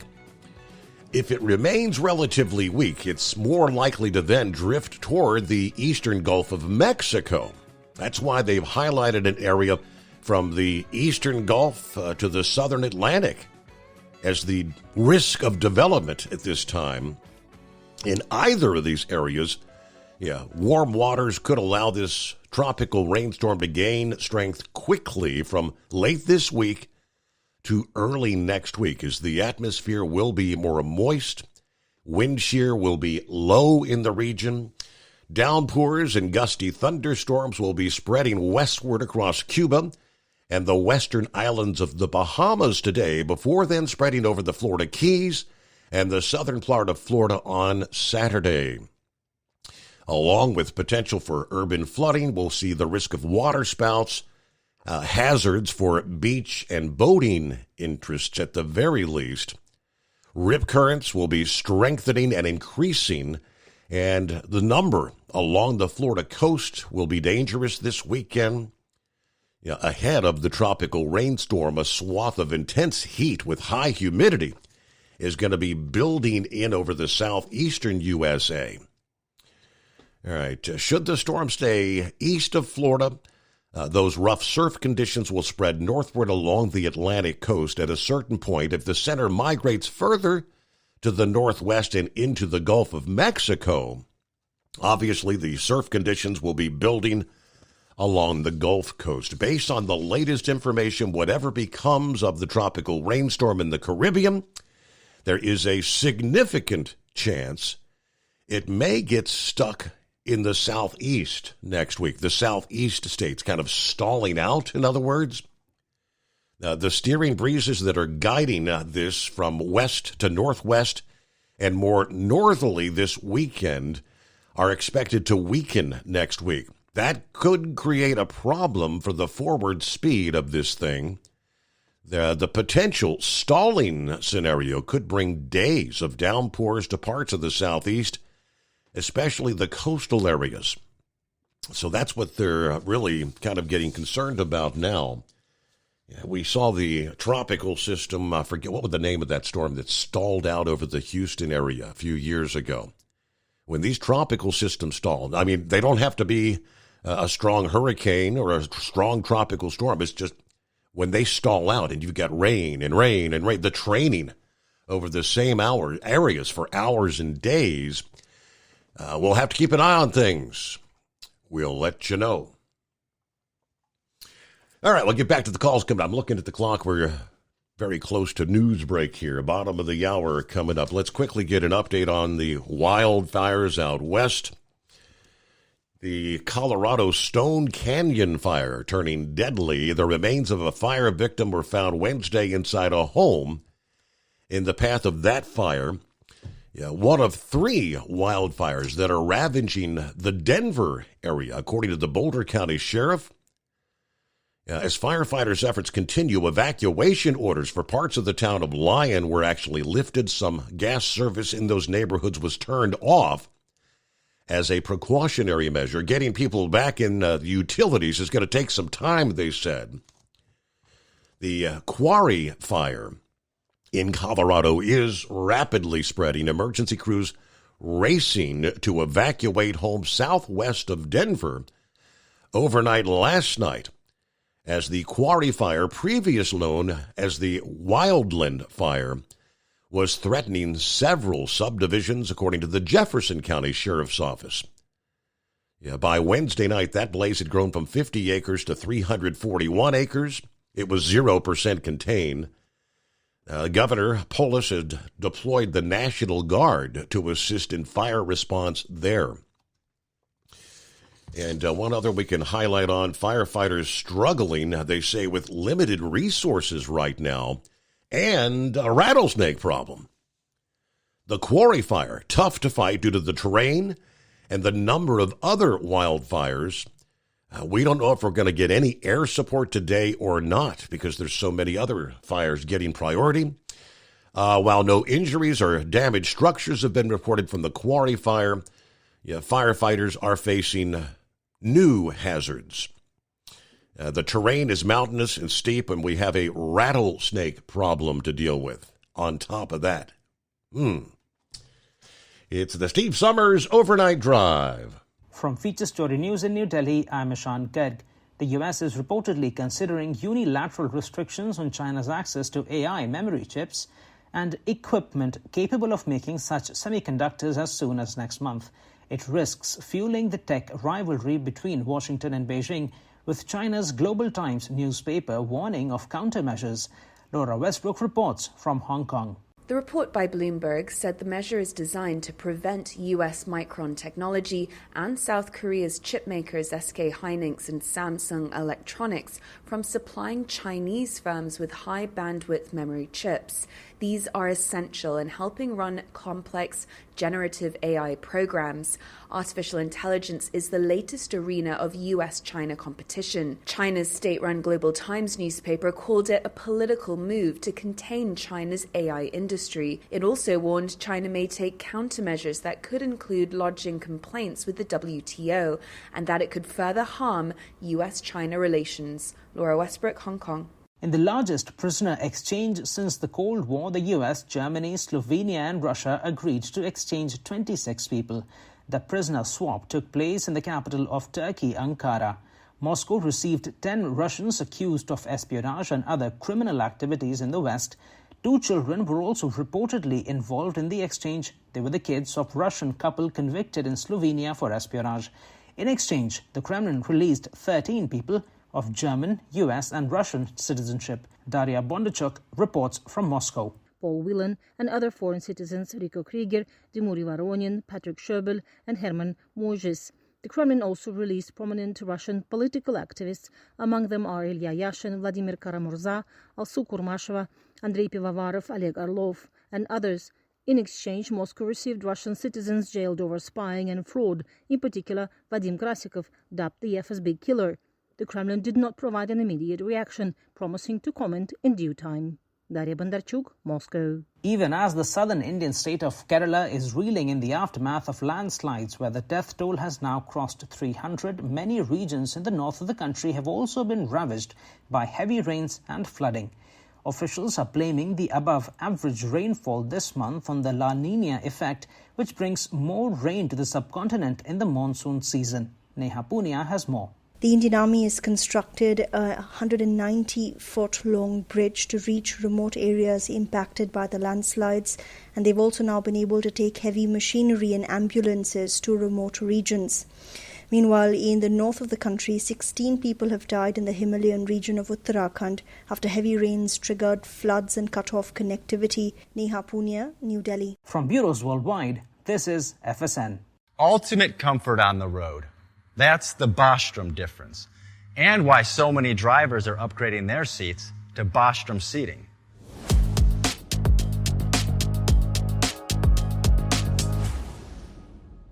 With roots dating back to 1935, we know seating. We've developed a full line of high-quality products with the right seat for your application, all made right here in the USA. From our top-of-the-line Wide Ride Plus Certa for the long-haul driver to our entry-level Baja series for the vocational driver, we provide you with the comfort you deserve at the price point you're looking for. We know you're busy. You don't have time to search every distributor and dealership for the right seat, only to find the one you want won't fit in your truck.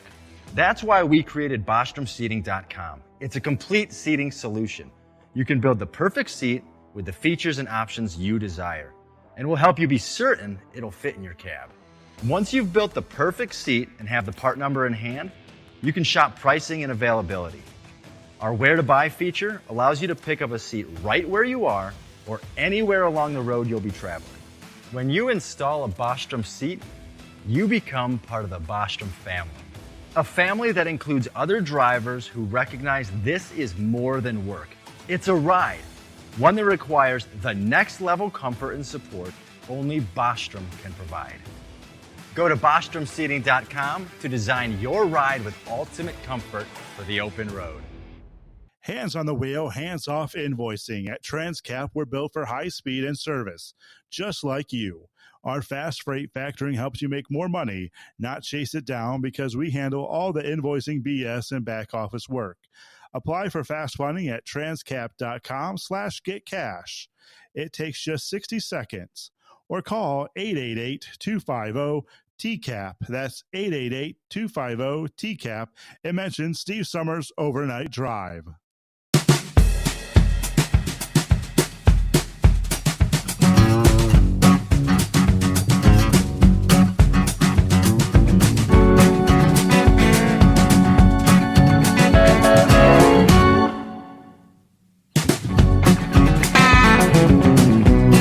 Back on a Friday, TGIF. How's your week going? Ready for the weekend? Let me see who we got checking in. Looks like Phillips joining us via the Facebook. Santa Claus on board. Top of the morning, 84 degrees here in the nudist colony. It's called Laguna del Sol. This week it's Naked Man. A whole lot like Burning Man, but nude. What can I say? Santa Claus out. Okay. Hello, Philip. Well, the rocket took off. That thing just got me up. Boy, it was loud. SpaceX pulled off another one. So, all right, getting woke up a little early here on a Friday morning, right? A little earlier than usual.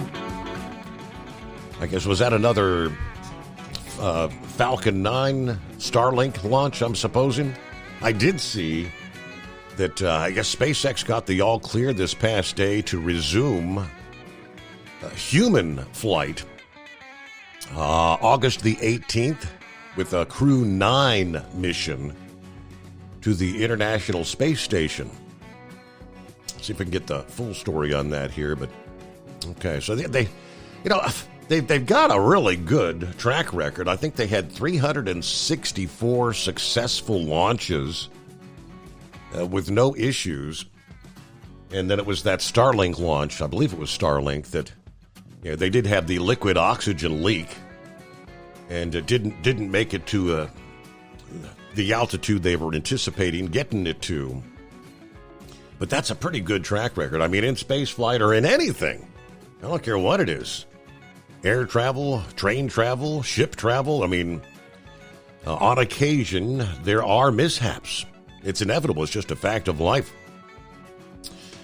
Let's see. My county is under a state of emergency from the state. They've issued it for 54 counties. And he's talking about the whole tropical thing we were just mentioning. They still don't know where it's going. The models are all over the place. It's looking more and more like it may be a Gulf storm.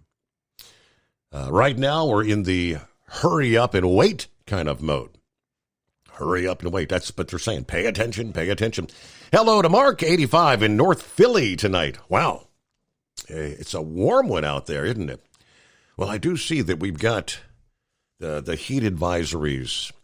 Many of them in the central states where it's been blazing this week are now much further to the south, from about southern Oklahoma on over through southern Arkansas. You've got excessive heat warnings now for northern Louisiana, on over into northern Mississippi, but on the East Coast there, yes, heat advisories from eastern and South Carolina, the eastern half of North Carolina, all the way up into the Boston area.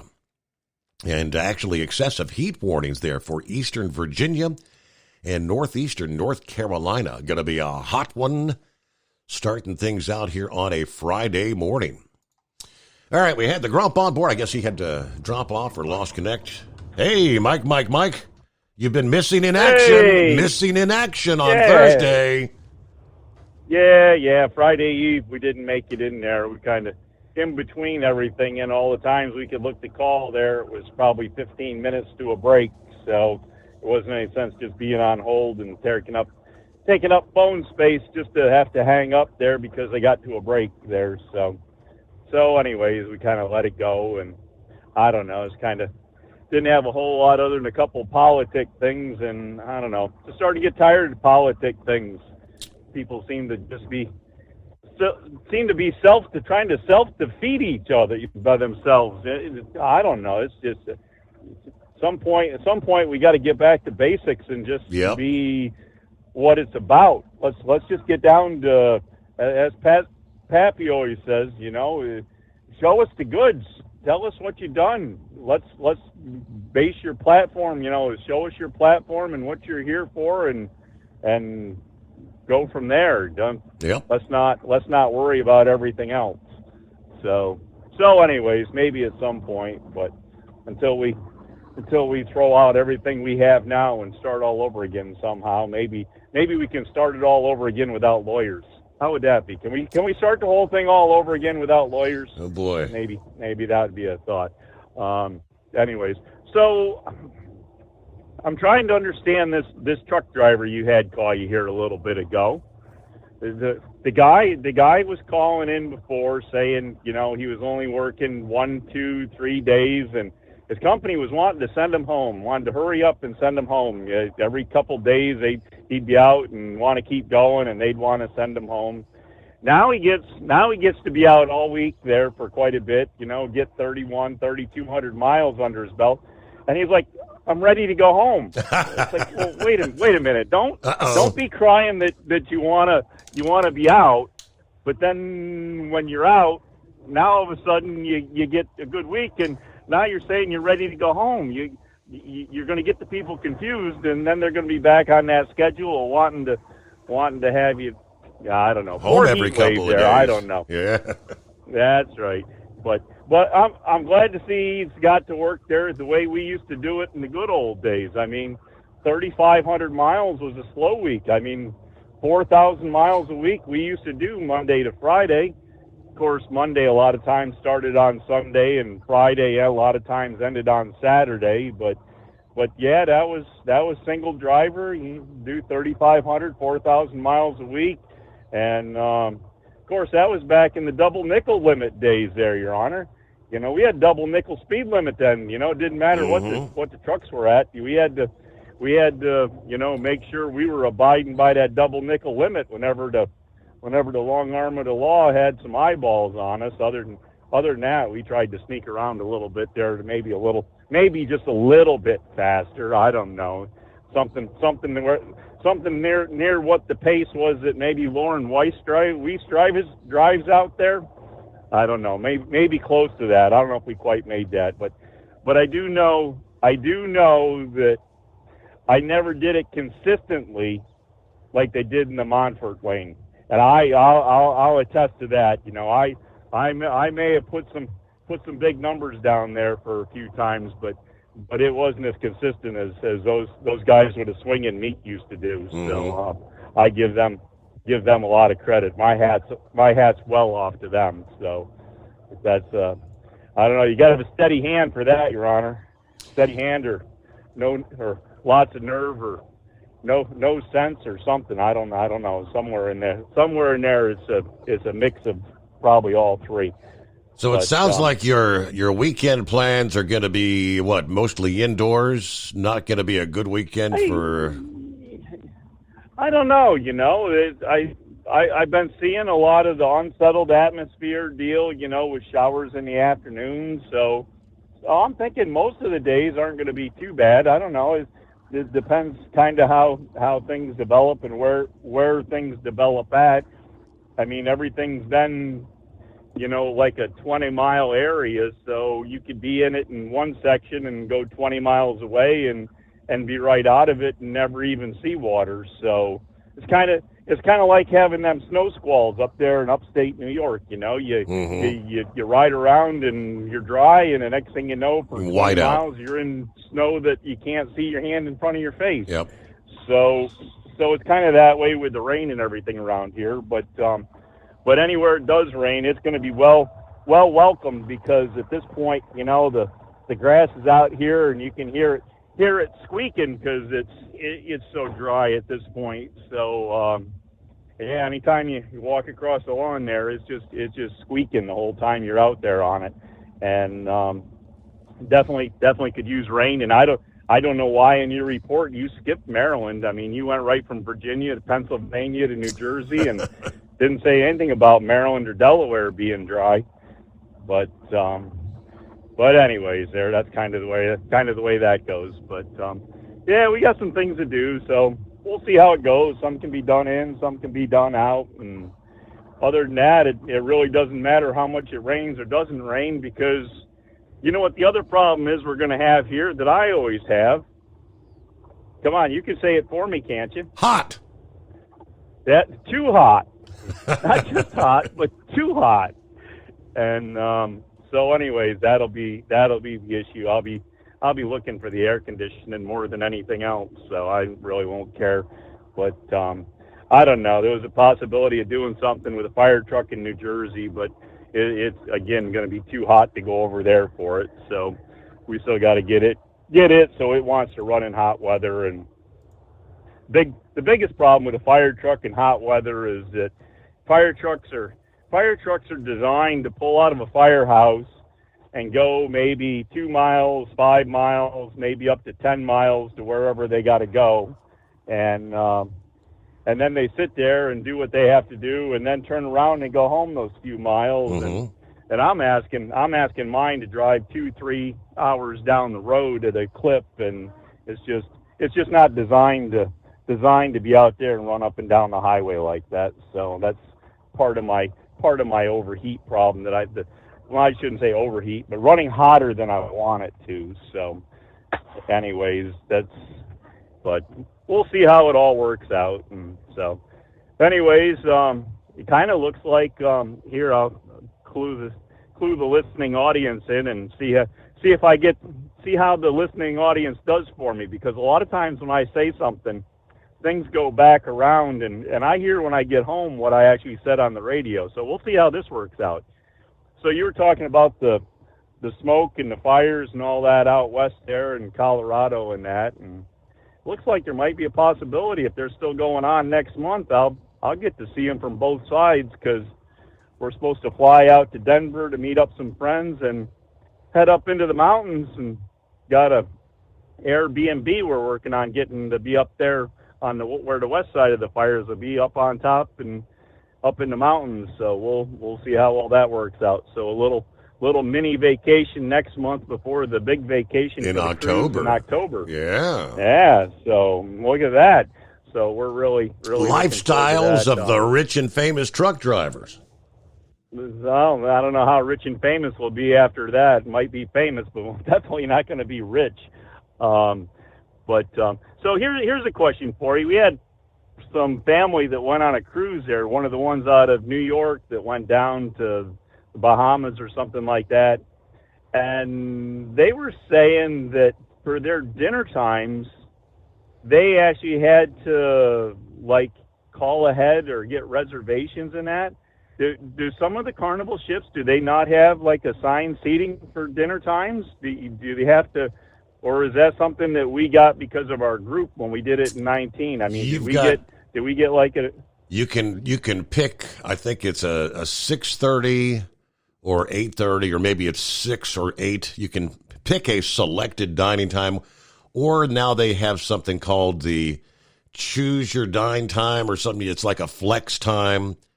And yes, okay. for that, you have to call and let them know you're coming down, and they'll have to say, okay, because if they're full at capacity, you might have to wait.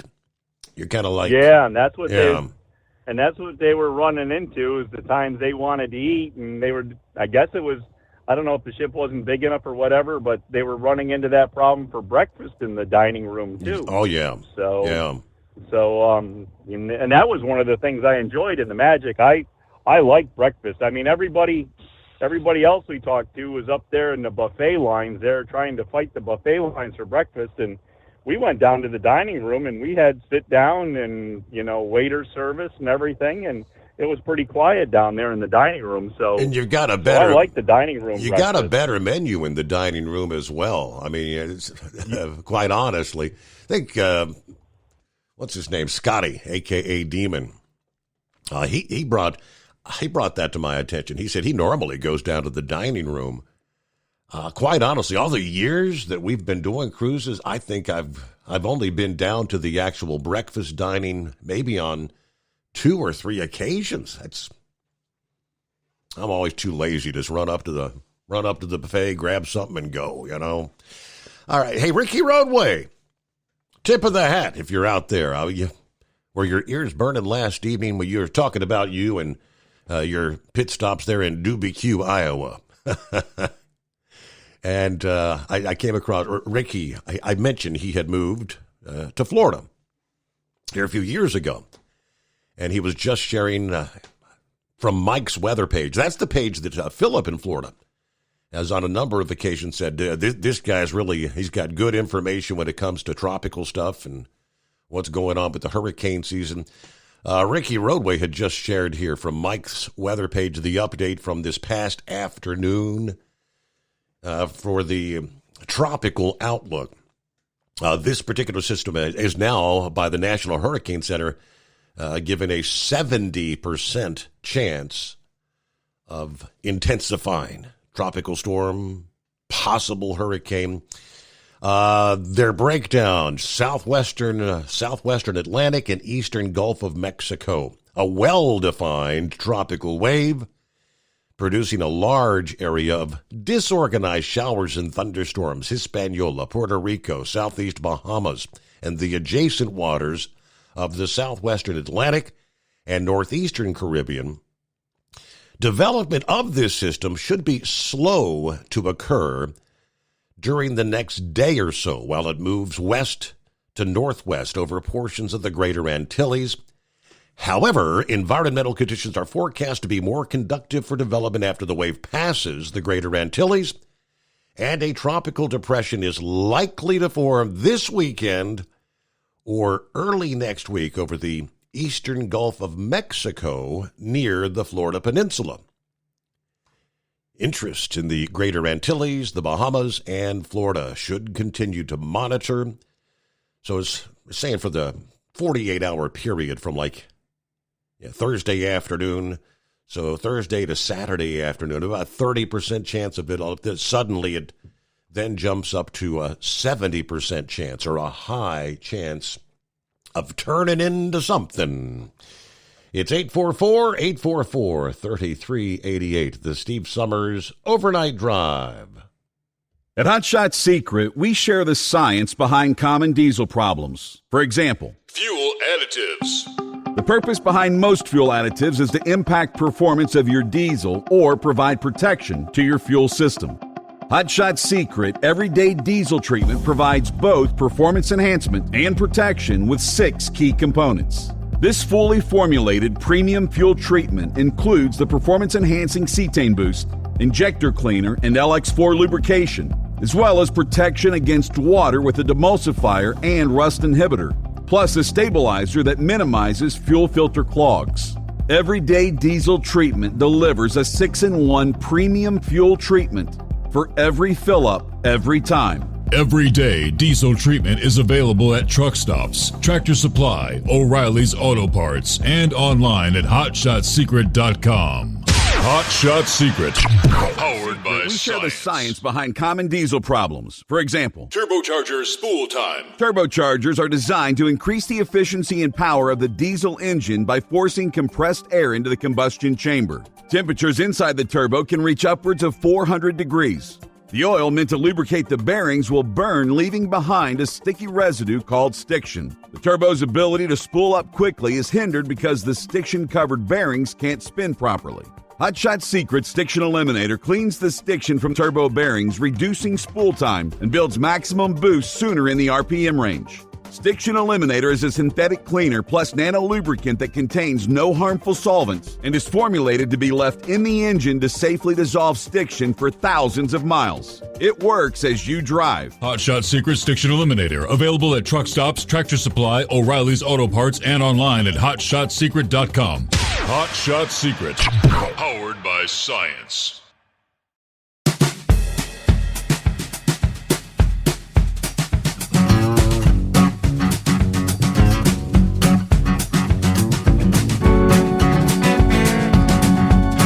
I distinctly recall going back probably 20 years ago, having discussions about serial killers out there on the highway. I distinctly remember one particular scenario where night after night we were following and looking for, I think it was a yellow Pete, a truck that was wanted for possibly having a serial killer behind the wheel. I think Bruce Mendenhall was his name, if memory serves. We're going back a long time ago. I had seen since then this former FBI director who's actually recently written a book. But our local news outlet here, the local Fox outlet, did a big expose this past evening on the newscast. Right now, according to the FBI, there are multiple serial killers operating in the United States, and investigators are focused on a specific pool of suspects. In 2004, there it is, 20 years ago, with help from state analysts and detectives, the FBI noted a pattern of murdered women being dumped along interstates that led to the agency launching an initiative, the Highway Serial Killings Initiative. 20 years later, former FBI Assistant Director Frank Figliuzzi says this initiative has led to investigators looking closely at a certain profession, long-haul truckers. Although the vast majority of the more than 3 million trucks in the U.S. are hardworking men and women dedicated to keeping the economy moving, there are a handful of serial killers operating as long-haul truckers. The FBI thinks they are likely responsible for 850 murders spread across multiple states spanning decades. But the good news Figluzzi says as many of those cases have been solved. There are 25 long-haul truckers already in prison for multiple murders. Yeah, there have been cases, and of course this was from our local news, in our area, in the larger Ohio area. One of those involved John Fortenberry, who was working as a long-haul trucker when he murdered a Milford man in 1991. That's a suburb of Cincinnati. He was later convicted and executed. As investigators discovered, he had actually gone on a cross-country killing spree. Now, despite cases like this, per the FBI, there are still around 200 of these cases that are unsolved. The suspect pool for all those within the trucking community is 450 suspects right now. Back in 2004, they noticed a pattern of these murdered women being dumped along interstates. Determined to help narrow that number down, Figluzzi, who is now retired, started investigating on his own. He researched, pulled data from the Highway Serial Killings Initiative, traveled across the country with a long-haul trucker so he could experience the lifestyle. I rode flatbed, which is a different kind of very active physical trucking, with a very gracious driver who tolerated me for over 2,000 miles, he said. His work on this led him to a key conclusion. The killers that they are looking for are cold, calculated, and clever. Hold that thought. We'll pick up, and I found that a very interesting story. We'll give you more following the news break. The Steve Summers Overnight Drive. Ultimate comfort on the road. That's the Bostrom difference. And why so many drivers are upgrading their seats to Bostrom seating.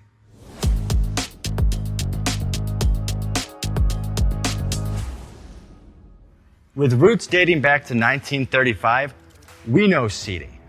We've developed a full line of high-quality products with the right seat for your application, all made right here in the USA. From our top-of-the-line Wide Ride Plus Certa for the long-haul driver to our entry-level Baja series for the vocational driver, we provide you with the comfort you deserve at the price point you're looking for. We know you're busy. You don't have time to search every distributor and dealership for the right seat, only to find the one you want won't fit in your truck. That's why we created BostromSeating.com. It's a complete seating solution. You can build the perfect seat with the features and options you desire, and we'll help you be certain it'll fit in your cab. Once you've built the perfect seat and have the part number in hand, you can shop pricing and availability. Our Where to Buy feature allows you to pick up a seat right where you are or anywhere along the road you'll be traveling. When you install a Bostrom seat, you become part of the Bostrom family. A family that includes other drivers who recognize this is more than work.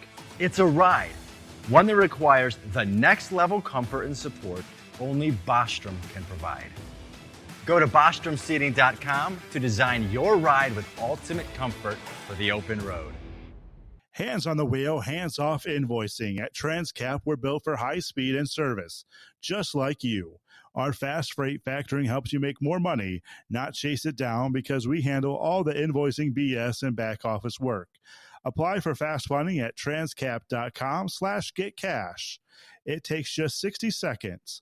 Or call 888-250-TCAP. That's 888-250-TCAP. And mention Steve Summers Overnight Drive. From Feature Story News in New Delhi, I'm Ishan Garg. The U.S. is reportedly considering unilateral restrictions on China's access to AI memory chips and equipment capable of making such semiconductors as soon as next month. It risks fueling the tech rivalry between Washington and Beijing, with China's Global Times newspaper warning of countermeasures. Laura Westbrook reports from Hong Kong. The report by Bloomberg said the measure is designed to prevent US Micron Technology and South Korea's chipmakers SK Hynix and Samsung Electronics from supplying Chinese firms with high bandwidth memory chips. These are essential in helping run complex generative AI programs. Artificial intelligence is the latest arena of US-China competition. China's state-run Global Times newspaper called it a political move to contain China's AI industry. It also warned China may take countermeasures that could include lodging complaints with the WTO and that it could further harm US-China relations. Laura Westbrook, Hong Kong. In the largest prisoner exchange since the Cold War, the US, Germany, Slovenia and Russia agreed to exchange 26 people. The prisoner swap took place in the capital of Turkey, Ankara. Moscow received 10 Russians accused of espionage and other criminal activities in the West. 2 children were also reportedly involved in the exchange. They were the kids of Russian couple convicted in Slovenia for espionage. In exchange, the Kremlin released 13 people of German, US and Russian citizenship. Daria Bondarchuk reports from Moscow. Paul Whelan and other foreign citizens Rico Krieger, Dmitry Voronin, Patrick Sherbel and Herman Mojis. The Kremlin also released prominent Russian political activists. Among them are Ilya Yashin, Vladimir Karamurza, Alsu Kurmasheva, Andrei Pivovarov, Oleg Orlov and others. In exchange, Moscow received Russian citizens jailed over spying and fraud, in particular Vadim Krasikov, dubbed the FSB killer. The Kremlin did not provide an immediate reaction, promising to comment in due time. Daria Bondarchuk, Moscow. Even as the southern Indian state of Kerala is reeling in the aftermath of landslides where the death toll has now crossed 300, many regions in the north of the country have also been ravaged by heavy rains and flooding. Officials are blaming the above-average rainfall this month on the La Niña effect, which brings more rain to the subcontinent in the monsoon season. Neha Punia has more. The Indian Army has constructed a 190-foot-long bridge to reach remote areas impacted by the landslides, and they've also now been able to take heavy machinery and ambulances to remote regions. Meanwhile, in the north of the country, 16 people have died in the Himalayan region of Uttarakhand after heavy rains triggered floods and cut off connectivity. Neha Punia, New Delhi. International diplomacy is continuing as world leaders call for calm amid fears the Middle East may be on the brink of a wider regional war. The United States has sent 12 warships to the Mediterranean, while India is calling on its citizens to leave now. Sarah Quartz has more from Tel Aviv. Certainly a lot of fear here in Israel in the wake of these threats by Iran, by Hezbollah and also by Hamas after the assassination of 2 very senior members of both Hamas and also Hezbollah. Now, the supreme leader of Iran, Ayatollah Ali Khamenei, he has been threatening a very strong response on Israel, and that certainly has people here very, very worried. What we are seeing on the ground is panic buying in supermarkets, beaches that are largely packed on a Thursday afternoon, which is the beginning of the weekend here, largely deserted. So there is, of course, a lot of fear, a lot of worry about what could come over the coming hours. And we do know that the Israeli Prime Minister Benjamin Netanyahu, he's held very high-level meetings with not just the head of the Home Front Command, but also the National Emergency Authority. Now, Netanyahu posted on X that Israel is at a high state of readiness for any scenario, both defensively and offensively, saying, "We will exact a very high price for any aggression from any arena." Reporting from Tel Aviv, Sarah Coates. FSN is an independent source of news for TV, radio and digital networks worldwide. You can find more of our minute-by-minute updates on Twitter. Follow us there at Feature Story. And we have a wealth of audio and video stories from our global news bureaus on Facebook.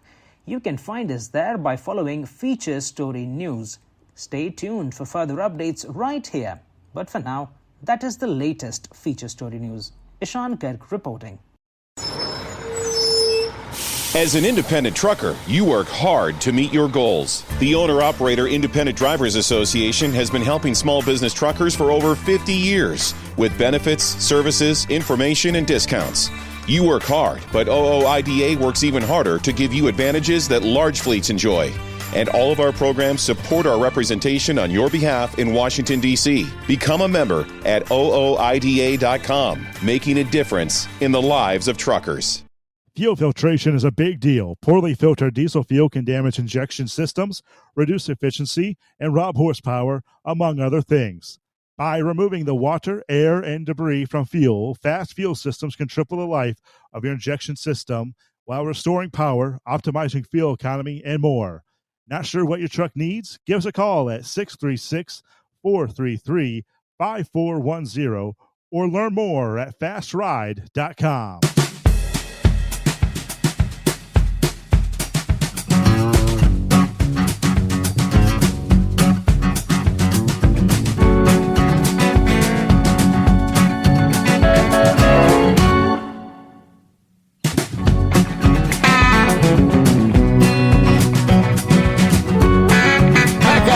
Welcome into a Friday. Those in the Mountain Time Zone. Coming up about an hour from now, we'll welcome in our friends on the West Coast as we close out a Thursday. There you go. Picking up where we left off there. So as a former FBI director, actually got out there on the interstate, see what the life of a truck driver is like for several thousand miles. He says an 18-wheeler is a mobile crime scene. These killers are grabbing their victims in one jurisdiction, killing or raping them in a second jurisdiction, dumping the body in a third jurisdiction. The victims being targeted are typically vulnerable women who are struggling with addiction. Many of them were sex trafficked before their deaths, either recruited online or spotted at truck stops. He believes those details add a layer of complexity to the cases. Most of these remains have no ID, whether that's the trafficking victim deliberately not carrying ID or whether that's the truckers taking the ID to make it so much harder. Sometimes taking the ID is a souvenir. Survivors of sexual slavery shared their stories with Figliuzzi to help him better understand what the women being preyed on were going through. I interviewed one woman who was a preacher's kid. I interviewed another woman who was a brilliant bookkeeper who had a year of college. Commonalities between them very often: its early introduction to drug use in the form of marijuana, then rapidly the drugs get harder as a series of really bad trauma develops in their family environment. To protect ongoing investigation, he said he cannot reveal details about the list of current serial killer suspects or share any specifics about patterns that the FBI has recently uncovered. He did reveal that agents are using truck company logs, gas station receipts, and other records to build case timelines. And when they're able to, they're using forensic genealogical DNA to help identify suspects. He stressed, though, that most of the millions of truck drivers on the roads are not killers and should not be feared. They're simply doing their job. It's just a tiny fraction of truckers who kill. The rest are family people trying to feed their families, giving us our food on our table. One of those family people is Tim Reynolds, who's been a truck driver for decades and is now a CDL training manager at Butler Tech. As a dedicated, passionate trucker, he was disappointed and disturbed to learn about the FBI's data and ongoing investigations. He says it gives us, all drivers, a bad image when it comes to the general public, so it makes us all look bad. It's very disconcerting that there's, one or two out there that make that brotherhood a little rocky. For Reynolds, being a truck driver has been a lifelong goal. It's a profession he describes as incredibly important. Dad drove truck, grandparents drove truck, mom drives truck. So not only it is a family thing, it's a childhood dream. If the trucking industry were to stop today, you would be completely out of everything in 3 days. Grocery stores would have empty shelves, gas stations without gas. This is a constantly moving, vital part of this country. While federal investigators continue to try to eliminate suspects and identify serial killers, Reynolds, in his current role, is proudly teaching the next generation of truckers how to safely drive semis, encouraging his students not to let anything deter them from a successful career, even the work being done by the FBI. Don't drift away from a fantastic career because of somebody who's using the system and hurting lives and things like that. It is a very rare instance. It is not a common thing. As for Figliuzzi, he took everything he learned from the trucker he traveled with, the sex trafficking survivors that he spoke with, and his own research, and put it all in a book entitled Long Haul, Hunting the Highway Serial Killers. Now, I said he's donating a portion of the book's profits to organizations that help survivors of human trafficking and to organizations that support truckers. He also offered some safety tips when you're on the road. Be aware of your surroundings. Make sure your car always has more than half a tank of gas. If you believe you're being followed on the road, trust your gut. Figure out your exact location. Call 911. Interesting report, but I saw some of the various headlines about the fact that he had written a book, so is he kind of like out on a book tour, just trying to sell the books, but again, rather interesting.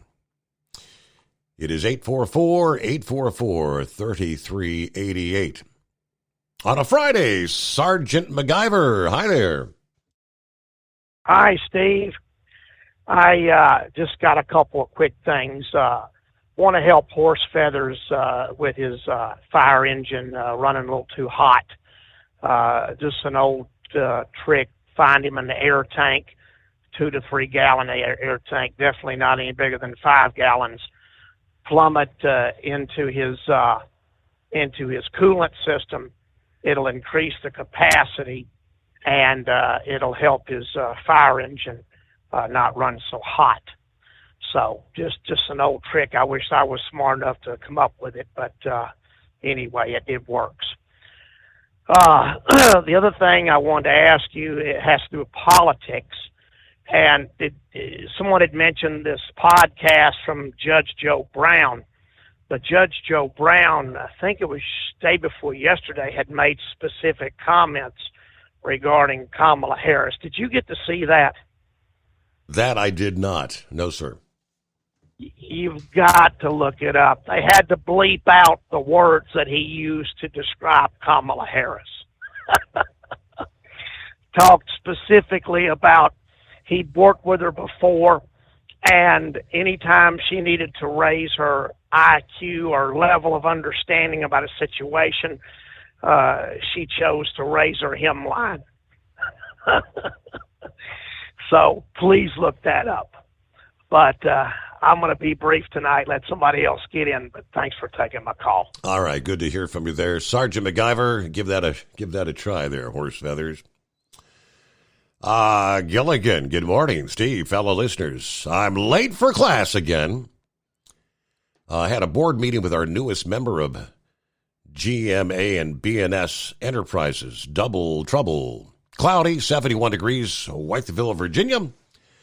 I'll catch up on what I missed later. Everybody have a safe, happy weekend. Keep it shiny side up. Very good. Gary is on board. There's Billy. Hello to Rick in Columbus. First cup of coffee, right? Lauren Weeks, 2-time world champion bull hauler, 74 degrees, Sweet Springs, Missouri. Time to get back to live action. Put my very shiny, overly powerful chrome-plated cow truck to work. Strolling the boulevard for all the children, women, and the old people to admire and dream about. Big miles bring big smiles, Steve. A lot bigger miles than the swinging meat crowd. Bull haulers do more miles in 1 hour than most drivers do all day. I'm fixing to get loaded, work my way to the Weiss compound, hang out with the Hot Bond wife, have a great weekend, and a special one-night-only shout-out to Mr. Horse Feathers from Parks Livestock of Missouri. Look out. He's going to be on the road again. All right, see what's going on with Eagle, I do believe. Hanging in there, Eagle, this Friday morning. What's up?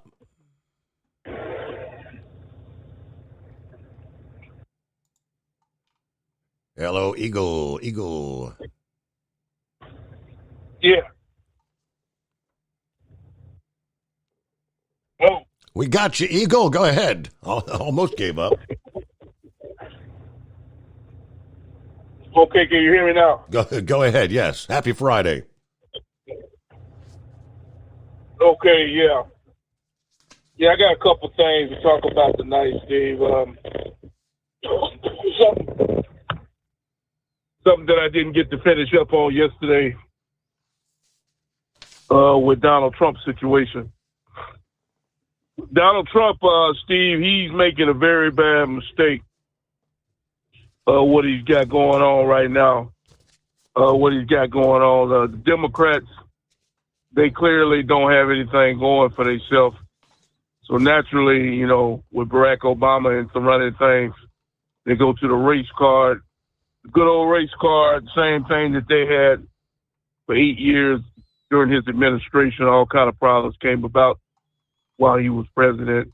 Racial problems, black and white. Now, you very rarely, last couple of years, you never heard about black and white that much, black and white. You know, but now all of a sudden it's black and white, Donald Trump, and this imposter, whatever you want to call her, black, white, green, purple, whatever she is, she don't need to be in the White House. Simple as that. We've clearly seen what she can do. You see what I mean, Steve? But see, here's what I want to say to why I say Donald Trump is making a mistake. First of all, the Secret Service agency, whom I do not trust, has already told Donald Trump that it would be in his best interest not to hold any more outdoor rallies. Okay, but yet I watched his rally a day or so ago, and he said not only is he gonna have a rally, but he's going to go back to the same damn place where they tried to assassinate him at. That's not a good move. That's not a good move at all. Donald Trump needs to stay away from that Pennsylvania, Butler, Pennsylvania, whatever the hell it's called. He doesn't need to step foot in that town ever again, as far as I'm concerned, because I believe that these people got something planned, and it ain't good. Okay, now here's what I wanted to say last night. See, here's what Trump going wrong at, Steve. There are a lot of people, because I've been talking to a few people. There are a lot of people out there who like Joe Biden, but they do not like Kamala. These people are on the fence. They trying to say, wait a minute, who am I going to vote for? Am I going to vote for Kamala or am I going to vote for Trump?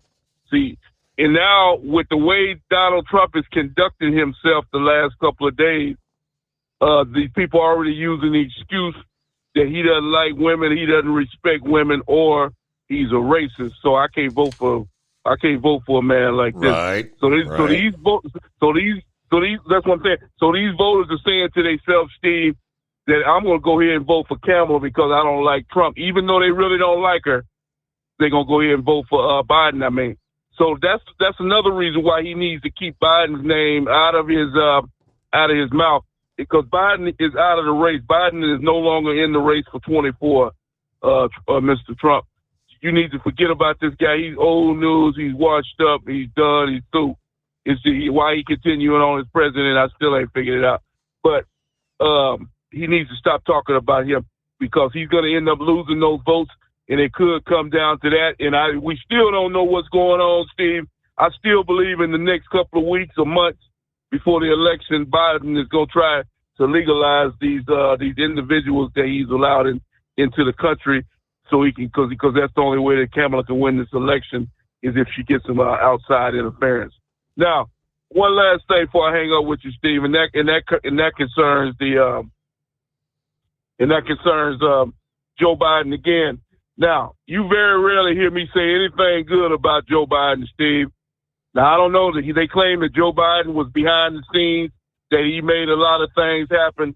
You know, I watched tonight. I just happened to turn my phone on before I turned you on, and these individuals came back home, 3 people from Russia. They were held captives, and they claimed that Joe Biden and some other people did a lot of work to get these people back home. And so I'm going to congratulate Joe Biden if he is responsible for getting these people back home to America where they belong, and get them the hell out of Russia. Then I appreciate Joe. I appreciate what Biden did, getting these people out and bringing these people back home where they belong. So that's the only thing I can credit that I'm gonna give Joe Biden, because, like I said, these people did come home, whether he's responsible for it or not. They did get back home, and that's the main thing. And I thank you for taking my call tonight. All right, like everything else, it's pros and cons. But hey, Eagle, thanks for checking in, and what he was saying there about the trash talk, and that came up on this program last evening.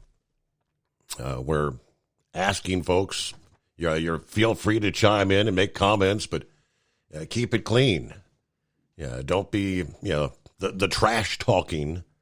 It doesn't go well. New Hampshire's governor this past day said exactly the same thing, imploring the Republican presidential ticket, hello Trump, as well as the down ballot campaign. Stop the character attacks and personal insults of the Democrat presumptive nominee, Kamala Harris. The path to victory for Republicans will be connecting with independent voters on real issues. In a guest column for the New York Times, Sununu said Republicans were hitting on winning issues when Joe Biden was the nominee. We seemed to have lost our focus. To that point, he said Republicans need to lay off the personal attacks against Kamala. Now, all these catchy one-liners, calling her a bum, not a serious person, a bottom of the barrel.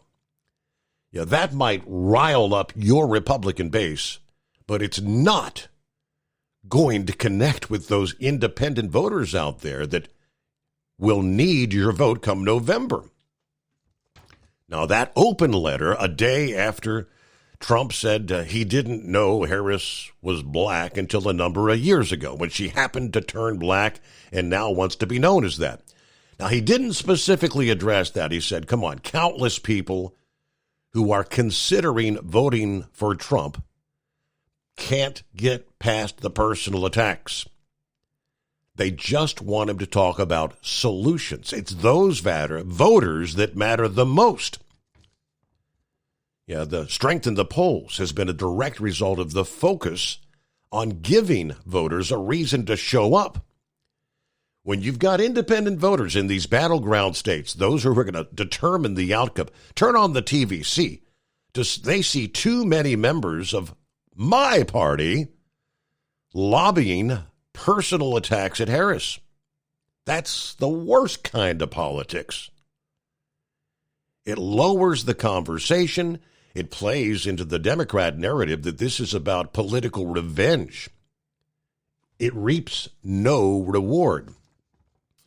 With less than 100 days till the election, any time spent on personal attacks or distracting rhetoric it's not just wasted, it is time lost. People, hold yourselves to a higher standard. That's what the American people deserve. A lot of folks been saying that. How many times have we heard? Yeah, how many times has the Grump said, if he'd just keep his damn mouth shut? That would be the best thing he could do. All right, we're rolling toward news break. Let me see. Sundance wants to check in here. We'll get you after the news. And lines available at 844-844-3388. Another message, another topic that I've been beating the drum on forever and a day is this whole going to electric vehicles, especially the trucking sector, right? Maybe some people that are in the know are finally getting the message. Several senators on the Budget Committee raising concerns about how electric vehicles will strain the power grid, with one expert witness claiming electric trucks They will cause the most problems. This was the Senate Budget Committee this week held a hearing called Charging Ahead, the Future of Electric Vehicles. Questions from senators touched on a number of topics: China's dominance over the manufacturing, the charging infrastructure, the rate of adoption keeping up with government-mandated goals. Although discussions focused on passenger vehicles or electric vehicles in general, several issues were specific to the trucking industry. The most notable problem discussed was the power grid, the grid's capability, or lack thereof, to meet the demand as electric vehicle adoption increases. The director of transportation at the Electric Power Research Institute pointed out that when it comes to overtaxing local distribution systems, electric trucks, not electric passenger vehicles, will cause the most problems. According to Gross, light-duty electric vehicles will consume the most energy by far. However, the consumption will be widely distributed across the nation. Trucking fleets deploying electric trucks, on the other hand, will have more concentrated consumption. While electric cars will be charging at homes and various stations, numerous electric trucks will be charging at the same location, putting immense strain on the grid. Now, building out the local grid to accommodate a fleet's trucks, that may be a problem. She said, although a fleet owner can acquire several heavy-duty electric vehicles within a few months, it can take years before the necessary upgrades to the electric grid are complete. Consequently, fleet operators are hesitant to purchase electric trucks without that infrastructure already in place. Truck manufacturers, including Daimler, Navistar, Volvo Group, flagged this issue in a recent utility proceeding in California, where they emphasized that sales of medium and heavy-duty electric vehicles are dependent on the readiness of the grid to supply the charging sites. And confidence in the grid for vehicle charging is critical for customers. It has a direct impact on truck sales. The process of getting those upgrades on the grid is another barrier for fleet owners. A company with yards across the nation will have to work with every local utility, all of which have different processes, different application forms, different questions, and different levels of detail required in their applications. What can speed up adoption? Well, maybe pilot programs. She noted that fleet owners need to dip their toes into the water before submerging themselves in electrification. From Feature Story News in New Delhi, I'm Ishan Garg. The U.S. is reportedly considering unilateral restrictions on China's access to AI memory chips and equipment capable of making such semiconductors as soon as next month. It risks fueling the tech rivalry between Washington and Beijing, with China's Global Times newspaper warning of countermeasures. Laura Westbrook reports from Hong Kong. The report by Bloomberg said the measure is designed to prevent US Micron Technology and South Korea's chipmakers SK Hynix and Samsung Electronics from supplying Chinese firms with high bandwidth memory chips. These are essential in helping run complex generative AI programs. Artificial intelligence is the latest arena of US-China competition. China's state-run Global Times newspaper called it a political move to contain China's AI industry. It also warned China may take countermeasures that could include lodging complaints with the WTO and that it could further harm US-China relations. Laura Westbrook, Hong Kong. In the largest prisoner exchange since the Cold War, the US, Germany, Slovenia and Russia agreed to exchange 26 people. The prisoner swap took place in the capital of Turkey, Ankara. Moscow received 10 Russians accused of espionage and other criminal activities in the West. 2 children were also reportedly involved in the exchange. They were the kids of Russian couple convicted in Slovenia for espionage. In exchange, the Kremlin released 13 people of German, US and Russian citizenship. Daria Bondarchuk reports from Moscow. Paul Whelan, and other foreign citizens Rico Krieger, Dmitry Voronin, Patrick Sherbel, and Herman Mojis. The Kremlin also released prominent Russian political activists. Among them are Ilya Yashin, Vladimir Karamurza, Alsu Kurmasheva, Andrei Pivovarov, Oleg Orlov, and others. In exchange, Moscow received Russian citizens jailed over spying and fraud, in particular Vadim Krasikov, dubbed the FSB killer. The Kremlin did not provide an immediate reaction, promising to comment in due time. Daria Bondarchuk, Moscow. Even as the southern Indian state of Kerala is reeling in the aftermath of landslides where the death toll has now crossed 300, many regions in the north of the country have also been ravaged by heavy rains and flooding. Officials are blaming the above-average rainfall this month on the La Niña effect, which brings more rain to the subcontinent in the monsoon season. Neha Punia has more. The Indian Army has constructed a 190-foot-long bridge to reach remote areas impacted by the landslides, and they've also now been able to take heavy machinery and ambulances to remote regions. Meanwhile, in the north of the country, 16 people have died in the Himalayan region of Uttarakhand after heavy rains triggered floods and cut off connectivity. Neha Punia, New Delhi. From bureaus worldwide, this is FSN. Increase fuel economy up to 7.9% with Hot Shot Secret Gasoline Extreme. The solution to maximize your engine's performance and fuel economy. Whether you're driving a sports car or a daily commuter, Gasoline Extreme is specially formulated with PEA to deep clean. Don't settle for an average driving experience. Upgrade to Hot Shot Secret Gasoline Extreme and go further on each tank. Order now on Amazon or HotShotSecret.com. Hot Shot Secret. Powered by science. At Hot Shot Secret, we share the science behind common diesel problems. For example, ultra-low sulfur fuels. Fuel has two purposes, combustion and lubrication. Ultra-low sulfur fuels have diminished the fuel's ability to lubricate. Hot Shot Secret Everyday Diesel Treatment with LX4 restores lubricity, protects your engine, and optimizes performance. Everyday diesel treatment is available at truck stops, Tractor Supply, O'Reilly's Auto Parts, and online at HotShotSecret.com. Hot Shot Secret. Powered by science. Building relationships with their team drivers and customers still matter at IBI Security Transport. Since 1966, IBI and its team of drivers have been leaders and innovators in providing white glove service to its exclusive client base for transporting high-value freight safely and securely. Much of the IBI staff have driven trucks, so they understand both the customers' and drivers' needs. If you're seeking a career that values you as a person, not just a number, and offers great benefits and good home time, then IBI is the place for you. Call 800-582-5912 to discover why we are the leaders in team freight and start building a relationship with you. Attention all truckers, are you ready to own your own truck? Lone Mountain Truck Leasing makes it easy. Our lease-to-own program puts you in the driver's seat. Our inventory is always changing, and we have a variety of rigs, including Kenworths, Freightliners, automatics, and manuals. Once you make your last payment, the truck is yours. No interest, no balloons, and no buyouts. Take the first steps towards independence and financial freedom.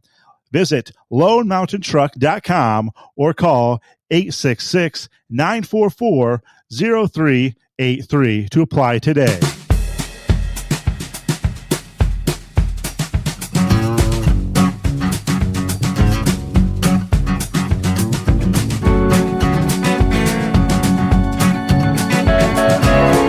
Okay, welcome back. Let me quickly jump over and finish up with the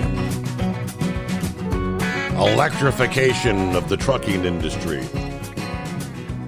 Some have tried.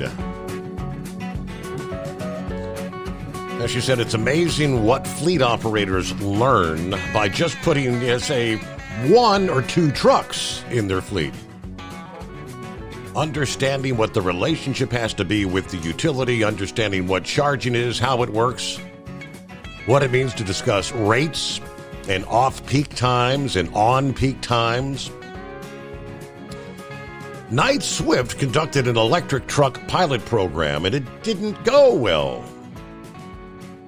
Surprise, surprise. In an SEC filing submitted earlier this year, the mega carrier pointed out the many issues with electric vehicles, including disappointing mileage range during what was a 2-year pilot program, Electric vehicles also prevent additional barriers that prevent them from being low cost.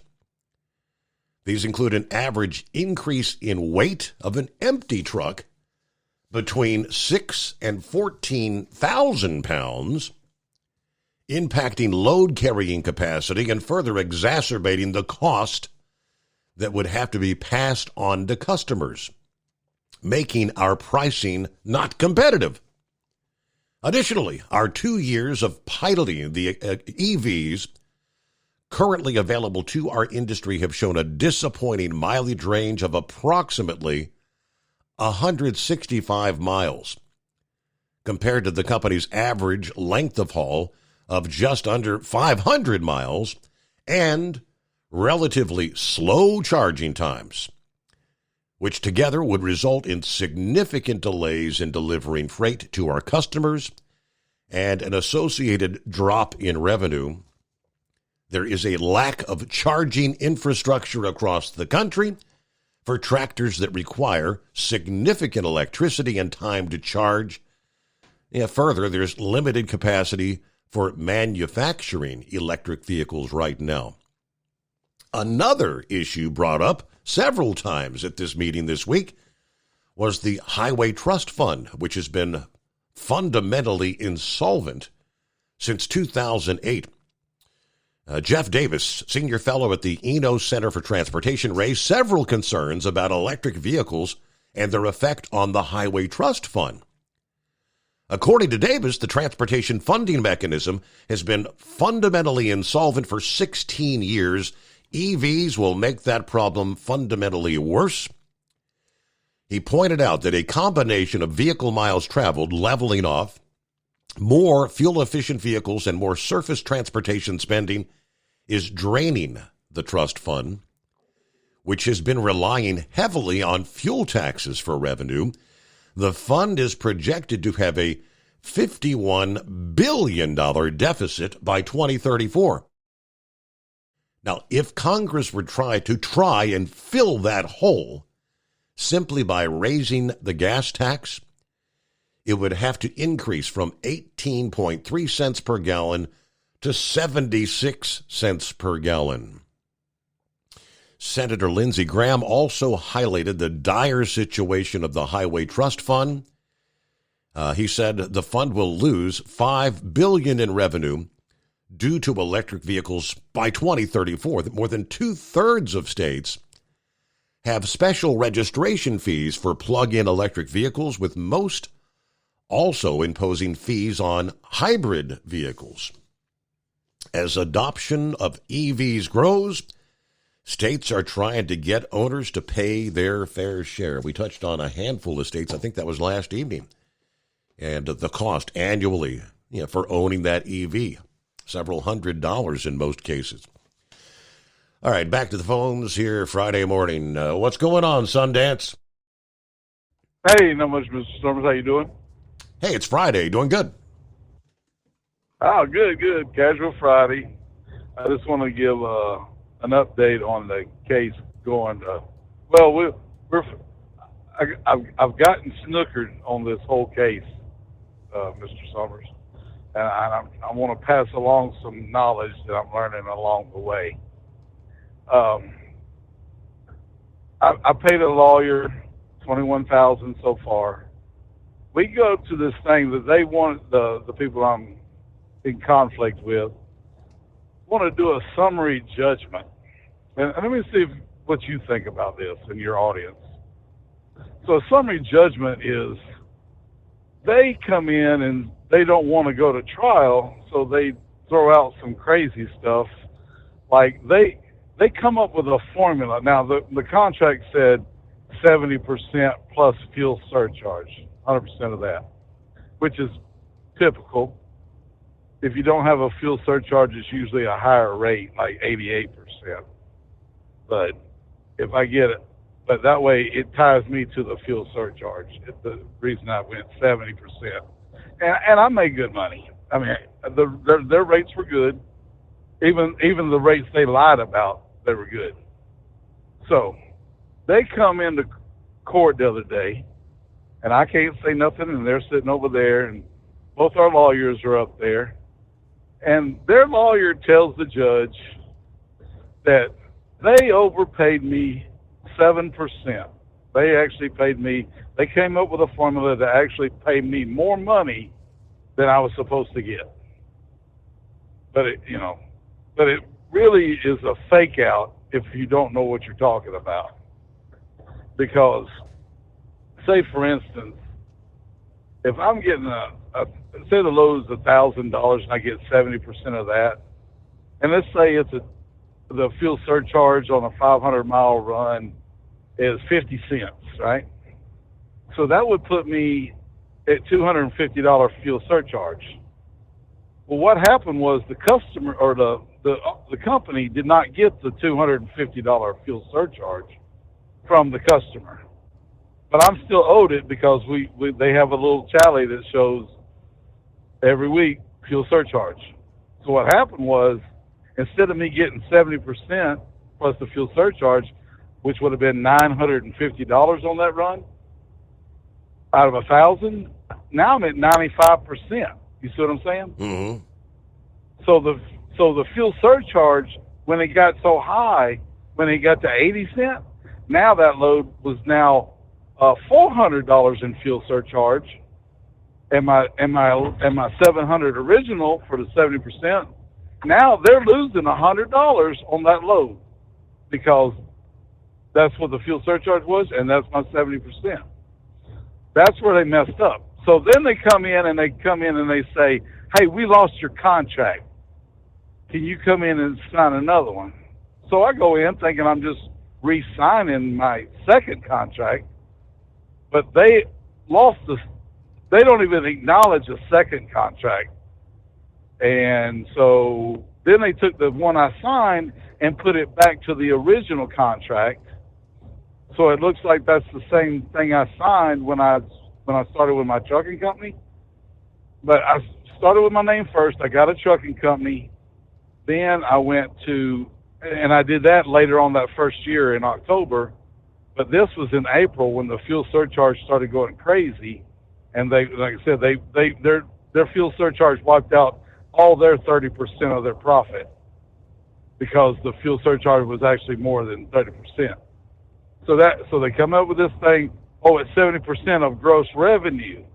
Well, I ain't signing that because that means they get 30% of my fuel surcharge, 30% of my detention, 30% of my stop pay, and all this stuff, right? So they tell the judge that they don't do rate confirmations. They make all their agreements to haul freight over the phone or the computer, but no, there's just an email and that's it. There's no rate confirmation. So there we go. And the judge, and now I'm going to tell you right this, when we walked out of there, my lawyer didn't want to even talk to me because it looked like he just sold me down the river during this process. Oh, and in my deposition, I found a load where they got paid $6 a mile, but they based my 70% off $5 a mile. And I explained that in my deposition. Guess what? They had that redacted in the papers to give to the judge, so now he don't even know that's in there. They redacted that to show that there was no funny business. So, where do we stand now? We're going to wait and see what the judge says if we can even go to trial now.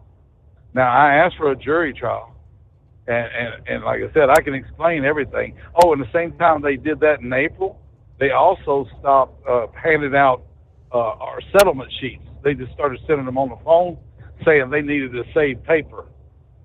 Well, what they didn't want you to do is start comparing your loads from previous, because then you would see there was a problem.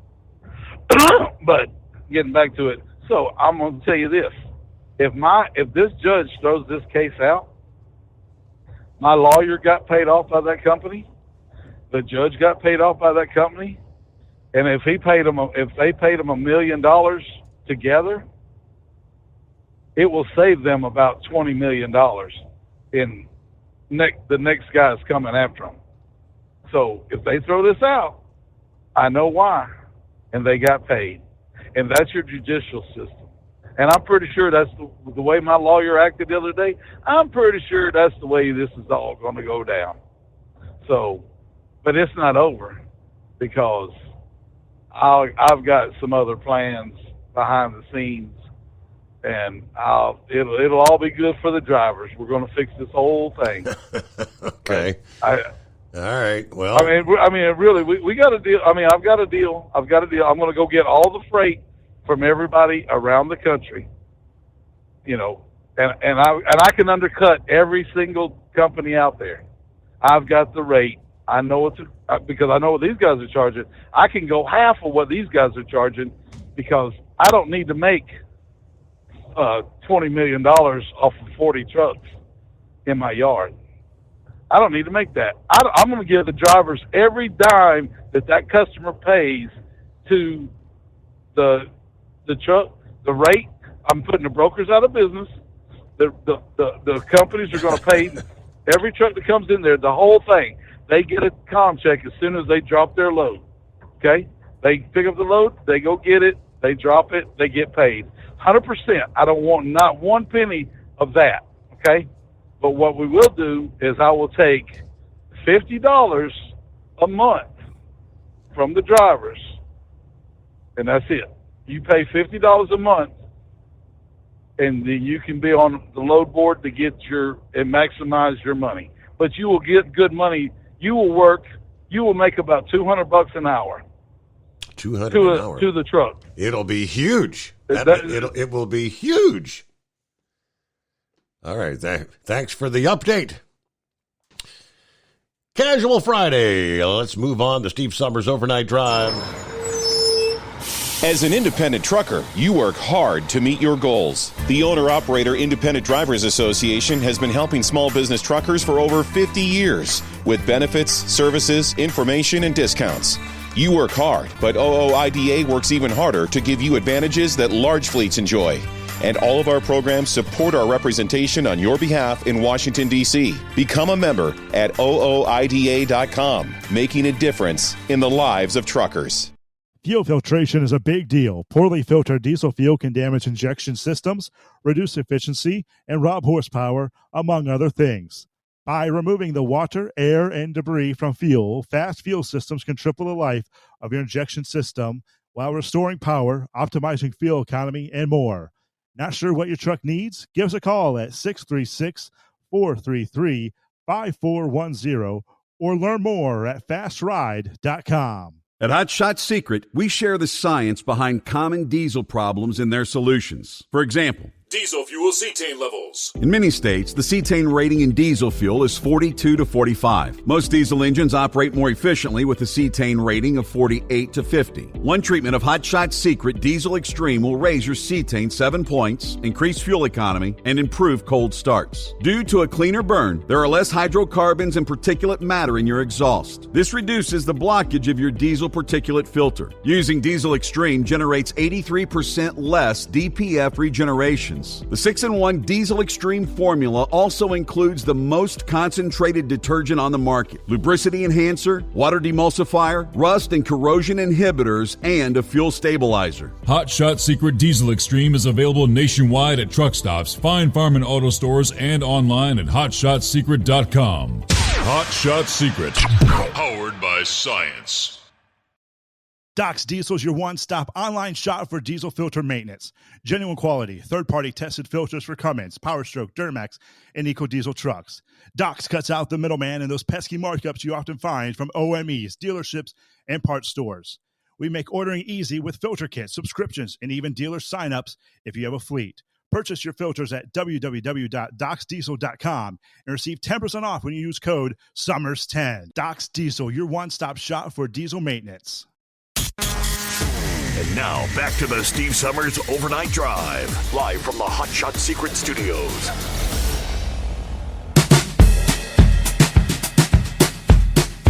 All righty, what was that? Wheelchair Dave, good morning. Steve, could you please share the NOAA space weather report for all the space truckers out there? Space truckers.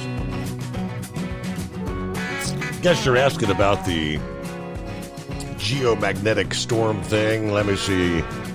From spaceweather.com. Geomagnetic storm watch. NOAA has issued a geomagnetic storm watch for August 3rd. That'd be Saturday morning, right when a CME is expected to graze the Earth's magnetic field that was hurled into space by an M8 class solar flare. That should spark a G2 geomagnetic storm, which could bring naked eye auroras to the northernmost tier of the USA. Now, earlier this week, there were several CMEs that hit the Earth July 31. Each impact was weak, but collectively sparked a G1 class geomagnetic storm. They did have, I'm looking at a photograph, some of the auroras over Minnesota. Posted by a gentleman who said, my grandson's a huge space weather enthusiast and was thrilled to watch the beautiful northern lights with me tonight. Eli, Minnesota. Let's see. While Ash's family watched the display from Minnesota, there was some red auroras descending as far south as parts of Nebraska. That would probably have been the kind that you didn't much see with the naked eye. You'd have to put your camera on, 5 or 10 second to catch the full vibrance. But all right, so there you go. Wheelchair Dave, hope you're doing well there. Lake Lanier. Good morning, Russell. Morning, how you doing? Good. Good. Before I start talking about things I was going to call about, I'm going to tell you, I'm going to keep Stephen into my prayers for the surgery he's going to be having next week. Hope everything's successful and everything. I was calling about, one of the things I was calling about was about that, it's kind of weird how that bomb was planted there in Tehran that killed that Hamas leader. To me, it's not like there's either an inside job or they could have been a double agent. The inside job, they'd be a double agent. So it's just kind of weird how that happened. But I heard about that on the news earlier today. It was been there for like 3 months. That bomb happened. I saw that headline, which I thought that was pretty weird. How did somehow or another? Yeah, they had to find a way to make sure that he ended up in that particular, I guess, that particular room or whatever in the hotel. Yeah. Yeah. Yeah, that's what they were saying. That was just kind of weird how it worked out. I mean, I don't know. And my second thing, I know you're looking on time here. My second thing was you talk about the serial killers. My wife and I watch the ID channel a lot, and heck, they had a person as a serial killer was a police officer. I was like, boy, I tell you what, that's not scary, having a police officer, a serial killer. I mean, it's just people that you trust, you know what I mean? That makes people look bad, and sure. Also the truck, But and also, there's been 2 serial killers that haven't been caught, and one of them is the Zodiac, and the other one is Jack the Ripper. And I don't know if you've ever seen that movie, Jack the Ripper. It was with Johnny Depp. He played the inspector. That was a good movie that came out. It's been a long time since I've seen it, but that's it's kind of interesting. Like you talking about them truckers. That's just they got open range right there. The ones that are bad, but they, like you said, they're not all bad. There's only a few out there. Yeah. But the fact anyway, that Steve, I'm going to he cited you have a good weekend. Thank you very much. Yeah, he cited the fact that 450 suspects, as he put it. That means that they're not all guilty. But how do you get on the suspect list? That's the kind of stuff that he did not want to talk about. What he was referring to there, though, let me just quickly mention that the Hamas political leader that was assassinated in Tehran earlier this week. He was there for the presidential inauguration.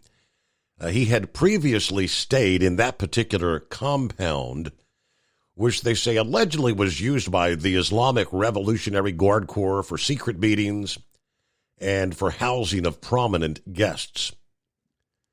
But 5 Middle Eastern officials tells the Times that That explosive device was actually placed in that room where he was staying about 2 months ago and was ultimately set off Wednesday when his presence was confirmed.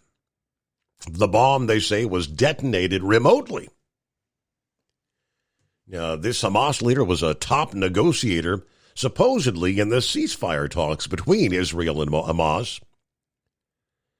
Now, that was where Secretary of State Anthony Blinken said that we, the United States, did not receive advanced knowledge of the assassination plot. He says, quote, "First, this is something we were not aware of or involved in. It's very hard to speculate, and I've learned over many years never to speculate on the impact one event may have on something else. So I can't tell you what this means. I can tell you that the imperative of getting a ceasefire, the importance that that has for everyone, is still in place." But these Middle Eastern officials said planning for this took months and required extensive surveillance of that particular compound. But now we just got to sit back and we wait and see what Iran's response. Tit for tat, back and forth they go. Iran supposedly is going to respond in some form or fashion. Okay, we'll get a news break coming up here. Rolling up on the midnight hour on the West Coast. There is a new study, they say, lending weight to fear that more livestock workers have come down with the bird flu than has been reported. Gregory Gray, the infectious disease researcher at the University of Texas Medical Branch, who led the study, said, "I am very confident there are more people being infected than we know about right now because our surveillance has been so poor." So what does that mean? More on the bird flu coming up. Lots of things to cover here. Friday morning, TGIF. And, of course, if you want to jump on it, it's 844-844-3388. The Steve Summers Overnight Drive. Ultimate comfort on the road. That's the Bostrom difference. And why so many drivers are upgrading their seats to Bostrom seating.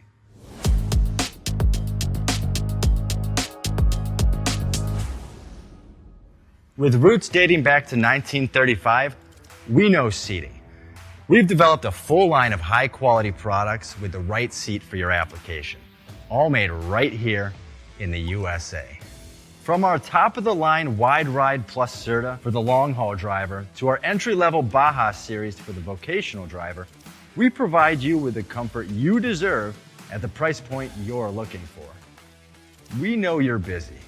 You don't have time to search every distributor and dealership for the right seat, only to find the one you want won't fit in your truck. That's why we created BostromSeating.com. It's a complete seating solution. You can build the perfect seat with the features and options you desire, and we'll help you be certain it'll fit in your cab. Once you've built the perfect seat and have the part number in hand, you can shop pricing and availability. Our Where to Buy feature allows you to pick up a seat right where you are or anywhere along the road you'll be traveling. When you install a Bostrom seat, you become part of the Bostrom family. A family that includes other drivers who recognize this is more than work. It's a ride, one that requires the next level comfort and support only Bostrom can provide.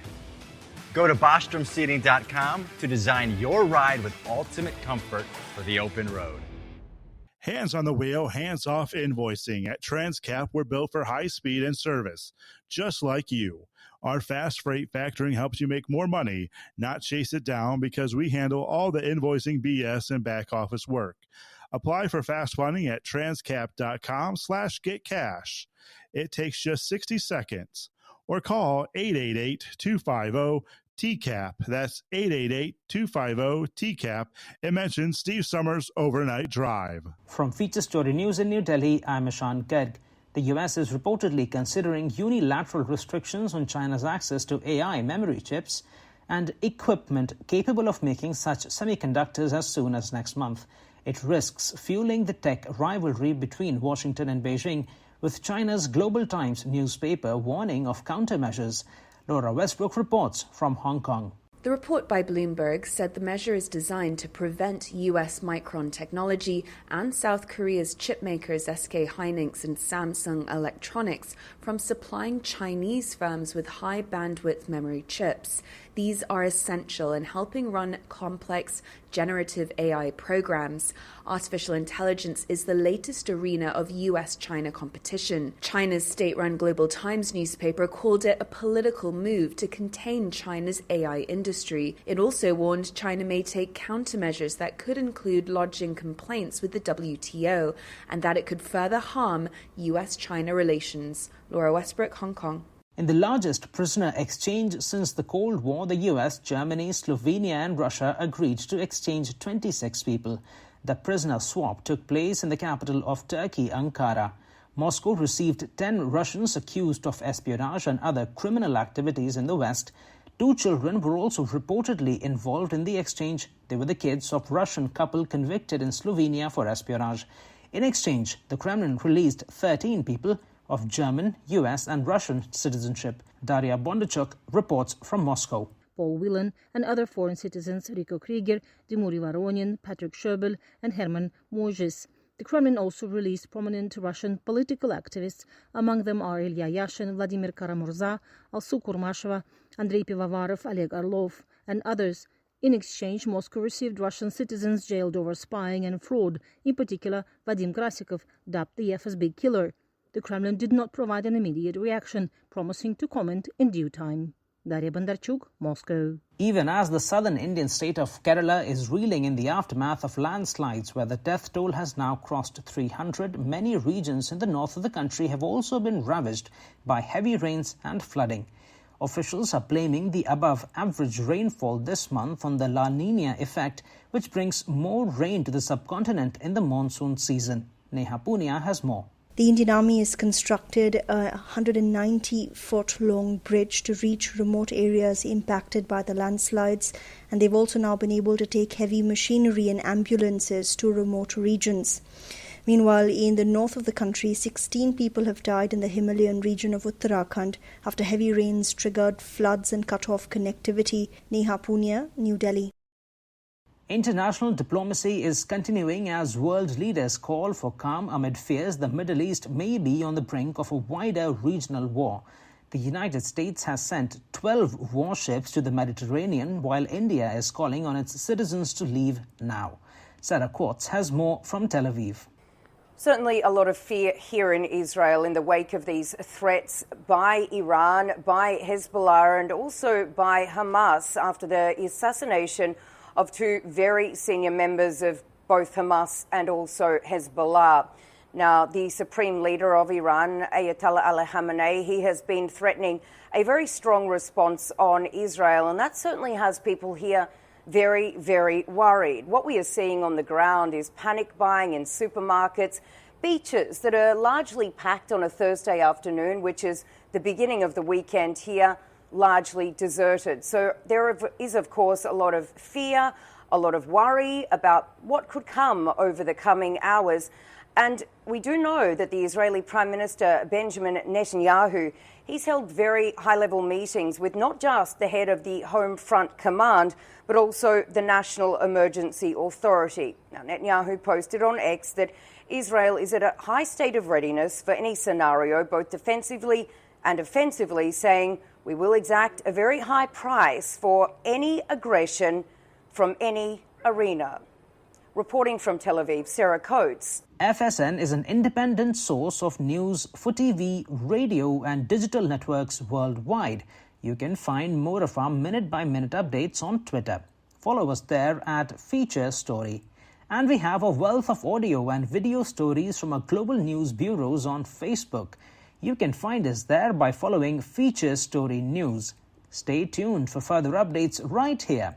But for now, that is the latest Feature Story News. Ishan Garg reporting. At Hot Shot Secret, we share the science behind common diesel problems and their solutions. For example, diesel particulate filter regeneration. The DPF catches particulates left over from combustion. The DPF regeneration cycle cleans the filter with temperatures exceeding 1,000 degrees Fahrenheit. A computer sensor triggers the DPF regen, which is often accompanied by a loss of power and fuel economy. The frequency of DPF regens are in correlation to the cleanliness of the fuel burn. Under heavy operation with the dirty burn, DPF regens can occur multiple times per day. Hot Shot Secret Diesel Extreme Fuel Additive promotes a more complete combustion, creating fewer emissions and therefore fewer DPF regens. Vehicles using Diesel Extreme experience 83% less DPF regens. Hot Shot Secret Diesel Extreme is available nationwide at truck stops, Fine Farm and auto stores, and online at hotshotsecret.com. Hot Shot Secret, powered by science.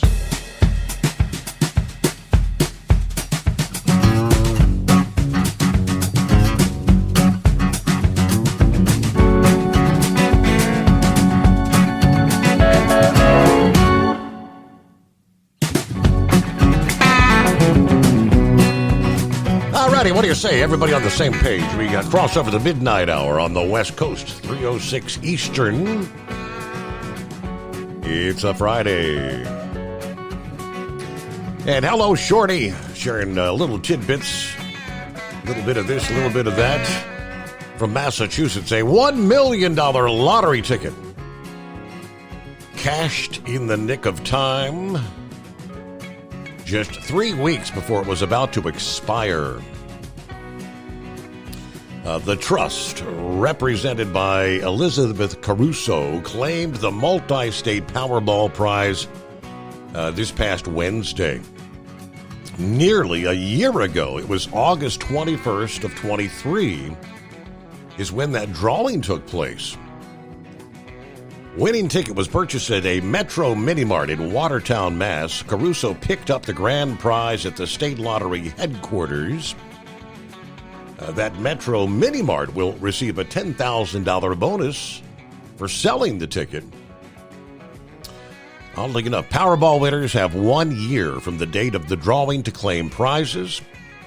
If winners are unable to claim their prize, the money becomes part of the net profit that the state lottery officials return to the Commonwealth for distribution to all 351 cities and towns.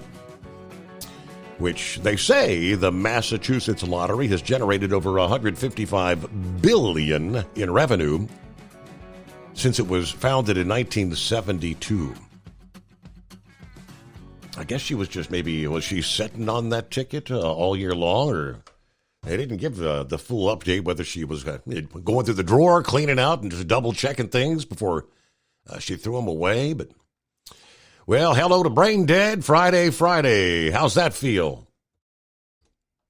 Did I call the east of the Rocky lines or the wild card line? Because I'm kind of confused, Steve.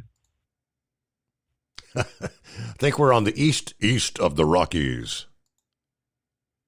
Oh, good. I thought for a minute there I might have been on that line that Sundance called in with that wild card line on. With maybe he's with coast to coast. I was just making sure, Steve. So anyway, we got that over with. So what's your plans for the weekend, buddy? Besides going and seeing that feller down there in Lexington. I got Josh Malloy tonight. According to the princess, I guess we are going to have to go kind of help my son kind of rearrange his room and get ready for his surgery on Wednesday because he's going to be on crutches and the full brace and everything for a long time. Oh, yeah, I forgot about that. But no, Steve, even though this is an off weekend again for NASCAR, we do have a little bit of news going on. So let's switch over to drag racing for just a second. You heard that John Force Racing has named a interim driver. You heard that, right? I knew they were going to name one, but I don't know who did they name? Have they announced it yet, or? Jack Beckman is the interim driver. He's going to take over the rest of the year. Now, personally, I think they've made a very great pick. I mean, he is a proven winner. He has won a championship. And if I remember right, the points that have occurred, that John has accrued, will transfer over to Beckman for the rest of the season. Now, if I remember it right. But quite honestly, in my opinion, John Force is 75 years old. Yeah. It's time to get out of the car. I mean, I don't know of any drag racer that has stayed in the car past, mid-50s. Maybe 60 would have been pushing it. But you know what? And you cannot say that he is a true Hall of Famer in that Motorsports Hall of Fame. I mean, was it 16, 17 world championships? I mean, you can't deny he is a true legend. And in fact, I don't. I'm thinking it's kind of odd that there's, like you mentioned, they're saying this is the interim driver, just like to finish up this season, like making it sound like John's coming back.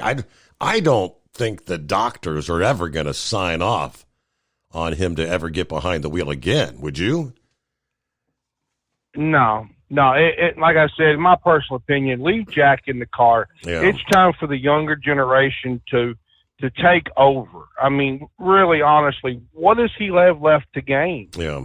He's won at pretty much every track. He's got, I think, like 16, 17 championships. I mean, really, what else is there left? Yeah. Step back, hand the keys over, and let the next generation take care of it. Because if I think right, and I could be wrong, his daughters already run the team as it is, except for Courtney. Courtney's still running, but you got two of the daughters that's already running the organization. So why not step up and be part of the generation that can help mold the newer generation along? But now, Steve, I'm going to throw a name at you, and I doubt you know who I'm talking about. Now, the guy's name is Pitbull. The singer? You have no clue who I'm talking about. Yes, the singer. I'm surprised you even got that, Steve. I know who Pitbull is. My mama loves him. Believe it or not. Well, here's some news for her. Apparently this week, some of the racing NASCAR news sites got a hold of that Justin Marks, that Pitbull is no longer a part of Trackhouse Racing. Here's an interesting little tidbit. Justin Marks went on Twitter and squashed the rumors that him and Pitbull have parted ways. And they said that what happened was they decided to pull the co-owner label off Justin Marks on the website and put him as owner. Now, he had, like I said, a very minor stake. It's not like a 50-50, but it's very minor, like how Jordan and Denny Hamlin have banded together. Now, but the reason they took off that co-owner label is they just recently took on a venture capital firm, as they're trying to get that still trying to get that third charter negotiated out. Now, NASCAR. Now, you know this past season that NASCAR has had a major problem with flat tires and getting the cars to the pit lane, right? Mm-hmm. Well, NASCAR's got a solution, and I think, in my honest opinion, they should make this as a mandatory thing, because normally the wrecker would come up, sling the back tires, and off they go. And they decided to play with this back at the Iowa Speedway. They had two wreckers, which they had put the car on dollies and hauled it back to the pit lane, which it looked like a pig on barbecue, you know.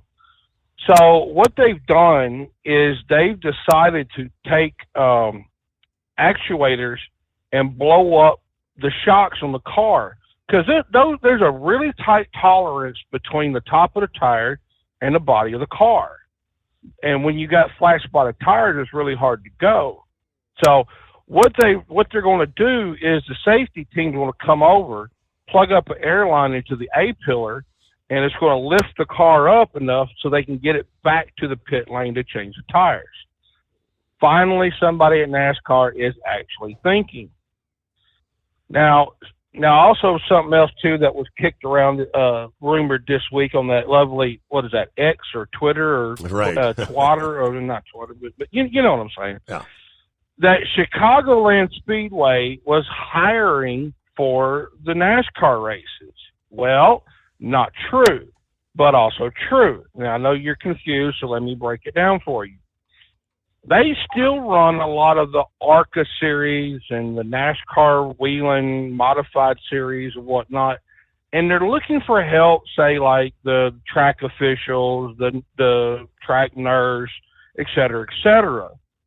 So they have nothing to do with Xfinity. And I honestly truly think that going back, if they were to go back to the Speedway, it's going to hurt them. I mean, in this past year when they did the road course at Chicagoland, or Chicago, actually, the street course, they had 4 million viewers versus when they were doing it over at the Speedway was only about 1 million viewers. So, but now to the big story, Steve. Are you ready for this?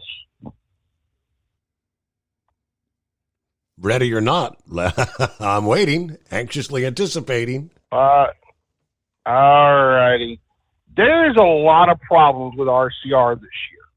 Of course, you know, Kyle Busch can't stop wrecking. Yeah. And poor Austin Dillon, he can't even get out of the pit lane. Austin Dillon here a few days ago went on that lovely Twitter thingy and said that there's going to be a major change at the end of the year. Now, he didn't say exactly what was going to happen, but there's been a lot of rumors. Now, Rodney Childers is not coming back to RCR, and they were hoping to pair him up with Kyle Busch. Now, Kyle Busch does have an option to leave this year. However, they got to buy out his contract. Now, I don't think he's going to go to Spire and hook up with Rodney Childers, so to speak, at that 7 car. So, needless to say, that's going to be the main thing. Now, with that being said, with RCR would probably become a merger or some form of an alliance. Now, Colleague Racing does share the campus with RCR, and they do have an alliance with RCR right now. But I think it's going to be more of a technical alliance like how 2311 Racing has with Joe Gibbs. But I don't think there's going to be any form of a merger anytime soon. So interesting to watch, Steve. Yeah. Have you ever seen a situation where when the announcement was made, Kyle Busch going to RCR, Chevrolet, and all the excitement that generated to be such an abysmal flop? I mean, that the combination has not worked like anyone anticipated. Well, you could have a very talented driver and very talented equipment, but the crew chief has no clue. Rodney Childers, like we've been talking about for the last, several months now, is by far one of the best in all of NASCAR. He goes back, way back when. But I don't think it's the car. I don't think it's the equipment. I think maybe it's time for Kyle Busch to do a John Force. Exit stage left, let the kids have it, and be done. Because, correct me if I'm wrong, but isn't he like mid-40s, somewhere around about mid-40s, I think? Yeah, could be. I mean, there was a time here not that long ago. You put Kyle Busch in a car, and almost kind of like Kyle Larson. I mean, the kid could drive. I don't know. Does age kind of catch up with you in NASCAR? Oh, that's right. Age catches up with you in everything, don't it? All right. But yeah, that's been an abysmal failure. I really anticipated Kyle was going to be one of those one to watch. Yeah, teaming up with RCR. Meanwhile, 844-844-3388. The Steve Summers Overnight Drive. Hey, Kenworth owners, is your AC and heating performing poorly with little airflow in the cab? Soaring Eagle HD Truck Parts is here to solve your worries.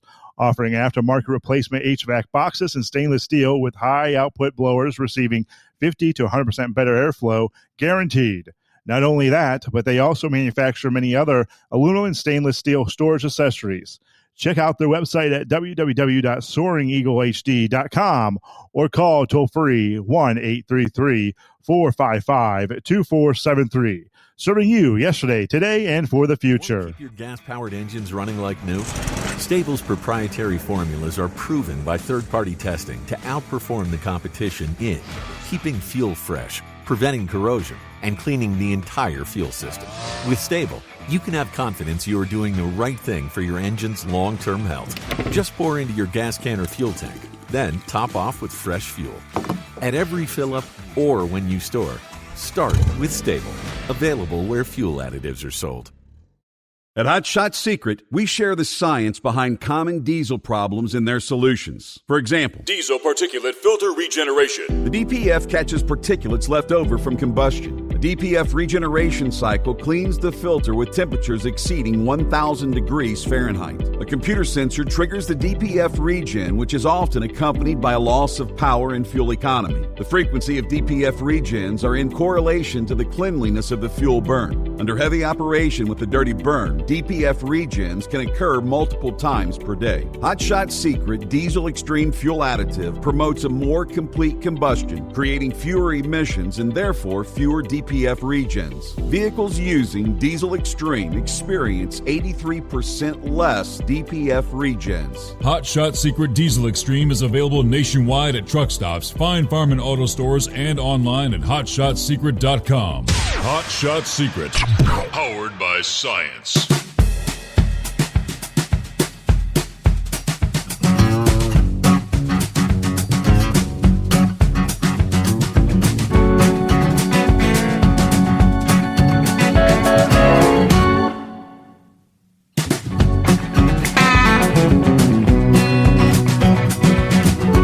We've been hearing that in the news breaks, the news updates. Russell just kind of pointed out, see, U.S. deploying 12 warships to the Middle East. Not a real positive sign, is it? Yeah, but that is the word this past day. I mean, we know that Iran's Ayatollah has ordered a direct strike on Israel after the assassination of the Hamas leader there in Iran. I guess they're feeling like egg on their face. They were able to get right into the heart of their country, and especially the fact that the device was planted several months ago, if that's true. But yes, U.S. has deployed at least 12 warships to the Middle East, including the aircraft carrier, the USS Theodore Roosevelt, amphibious assault teams, and over 4,000 Marines and sailors. Escalating tensions in the region. According to the Pentagon, destroyers have been positioned in both the Persian Gulf and the Eastern Mediterranean. We have redirected warships from the Red Sea, where we've been combating Houthi missile and drone attacks in Yemen, to protect the commercial ships and support Israel. Yeah, that's about all we have on that at this point, but troubling times, as they often say, right? Morning, Knuckle Buster. How's your Friday starting off?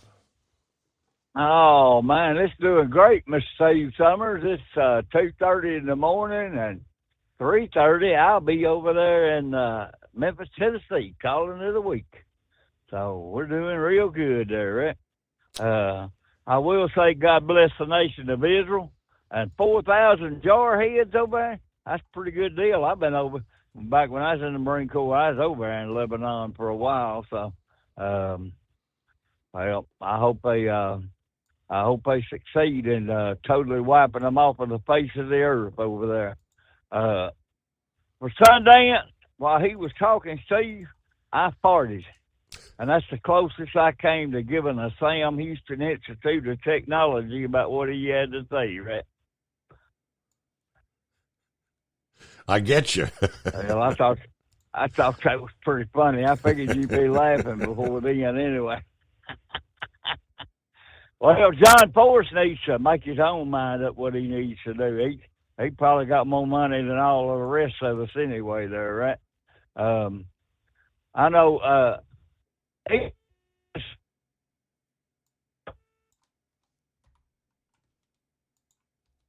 All right, Knuckle Buster, take one. Take there.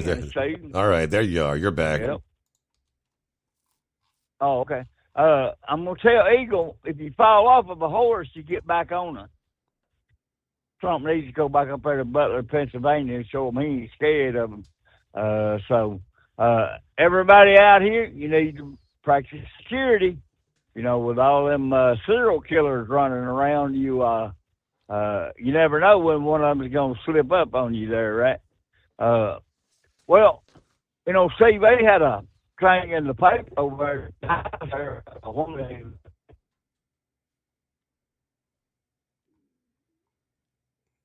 And Knuckle Buster's in that cell hell. Okay, it's a Friday. Maybe that loneliest hour coming up. Let me finish up on the bird flu. Where they're saying research says there's probably a whole lot more people that have contracted it than we know.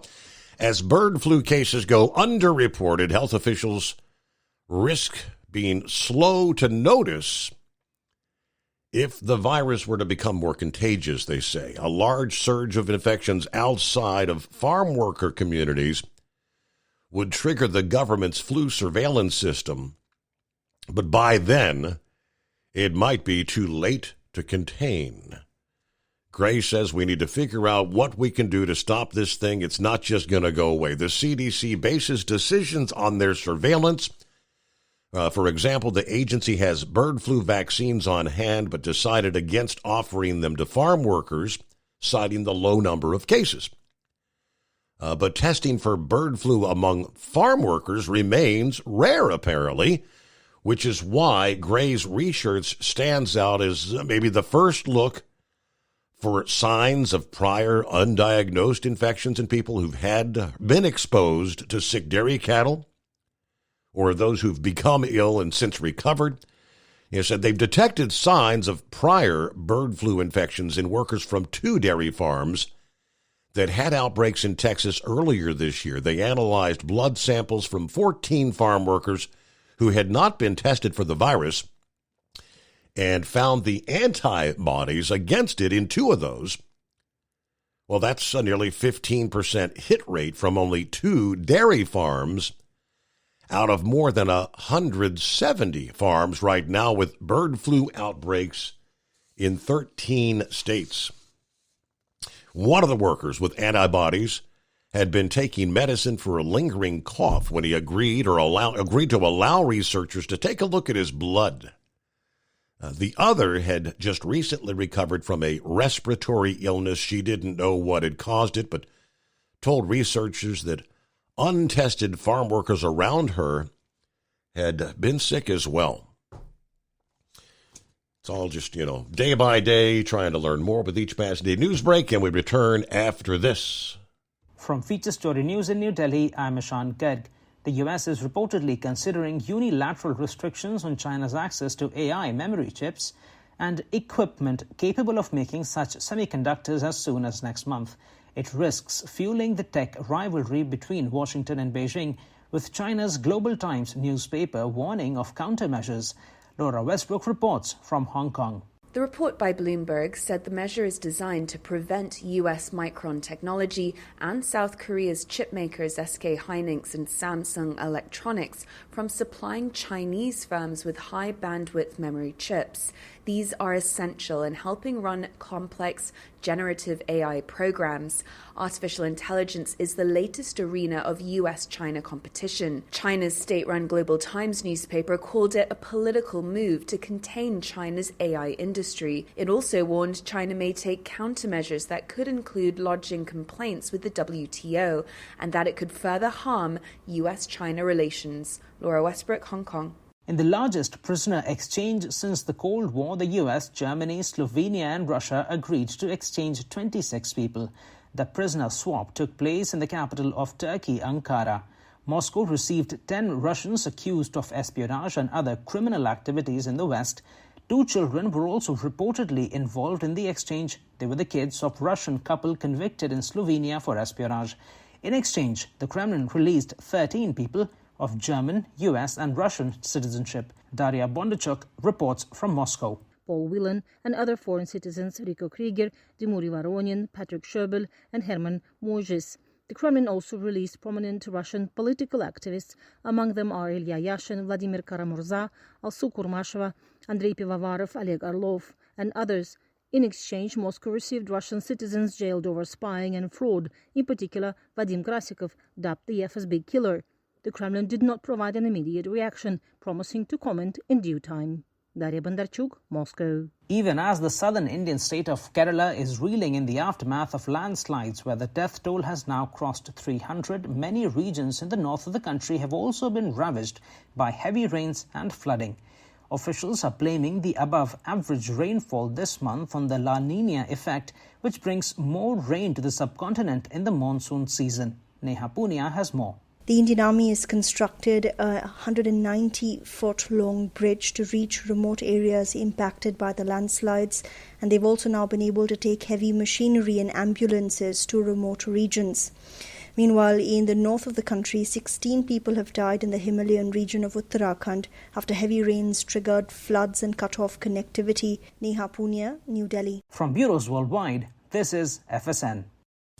Increase fuel economy up to 7.9% with Hot Shot Secret Gasoline Extreme. The solution to maximize your engine's performance and fuel economy. Whether you're driving a sports car or a daily commuter, Gasoline Extreme is specially formulated with PEA to deep clean. Don't settle for an average driving experience. Upgrade to Hot Shot Secret Gasoline Extreme and go further on each tank. Order now on Amazon or HotShotSecret.com. Hot Shot Secret. Powered by science. At Hot Shot Secret, we share the science behind common diesel problems. For example, ultra-low sulfur fuels. Fuel has 2 purposes, combustion and lubrication. Ultra-low sulfur fuels have diminished the fuel's ability to lubricate. Hot Shot Secret Everyday Diesel Treatment with LX4 restores lubricity, protects your engine, and optimizes performance. Everyday diesel treatment is available at truck stops, Tractor Supply, O'Reilly's Auto Parts, and online at HotShotSecret.com. Hot Shot Secret. Powered by science. Building relationships with their team, drivers, and customers still matter at IBI Security Transport. Since 1966, IBI and its team of drivers have been leaders and innovators in providing white glove service to its exclusive client base for transporting high-value freight safely and securely. Much of the IBI staff have driven trucks, so they understand both the customers' and drivers' needs. If you're seeking a career that values you as a person, not just a number, and offers great benefits and good home time, then IBI is the place for you. Call 800-582-5912 to discover why we are the leaders in team freight and start building a relationship with you. Attention all truckers, are you ready to own your own truck? Lone Mountain Truck Leasing makes it easy. Our lease-to-own program puts you in the driver's seat. Our inventory is always changing, and we have a variety of rigs, including Kenworths, Freightliners, automatics, and manuals.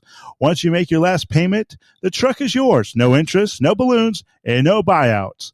Take the first steps towards independence and financial freedom. Visit LoneMountainTruck.com or call 866-944-0383 to apply today.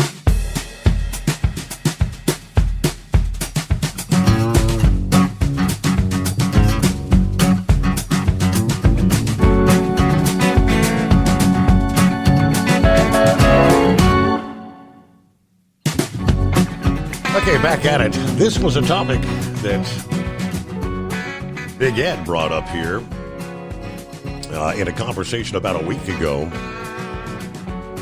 Talking about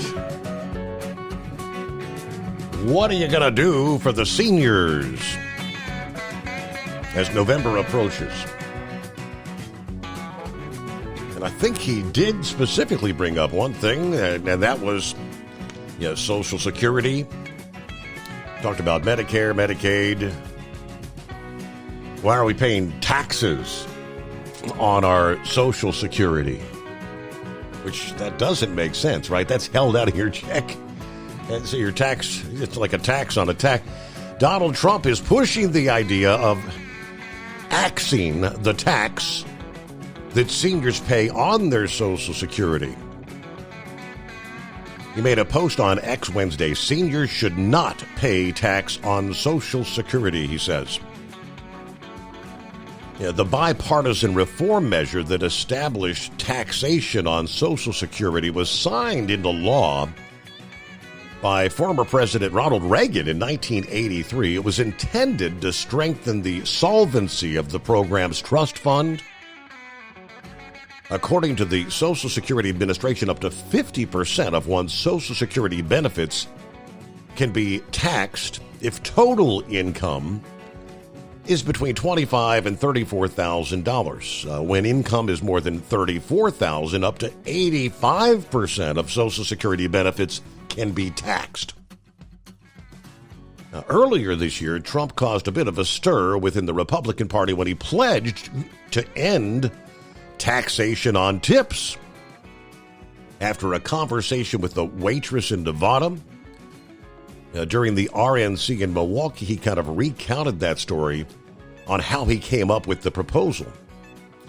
Of course, he considered reducing payroll taxes, which help fund Social Security during his administration, but opted instead to allow for deferrals. He recently said he may revisit that idea if indeed he gets a second term in the White House. Now, the Republican Party platform prohibits cuts to Medicare or Social Security. It also rules out raising the retirement age. It was approved earlier this month. That was written in part by Trump, who has called on Republicans to not cut a single penny from those entitlement programs. Of course, the Congressional Budget Office and other groups estimating that the Social Security and Medicare trust funds will dry up by the mid-2030s, which could trigger, or probably would trigger, an automatic 21% cut to SS benefits and an 11% cut to Medicare Part A benefits, barring some form of a congressional remedy. But you know, that's one of those things that constantly gets kicked down the road.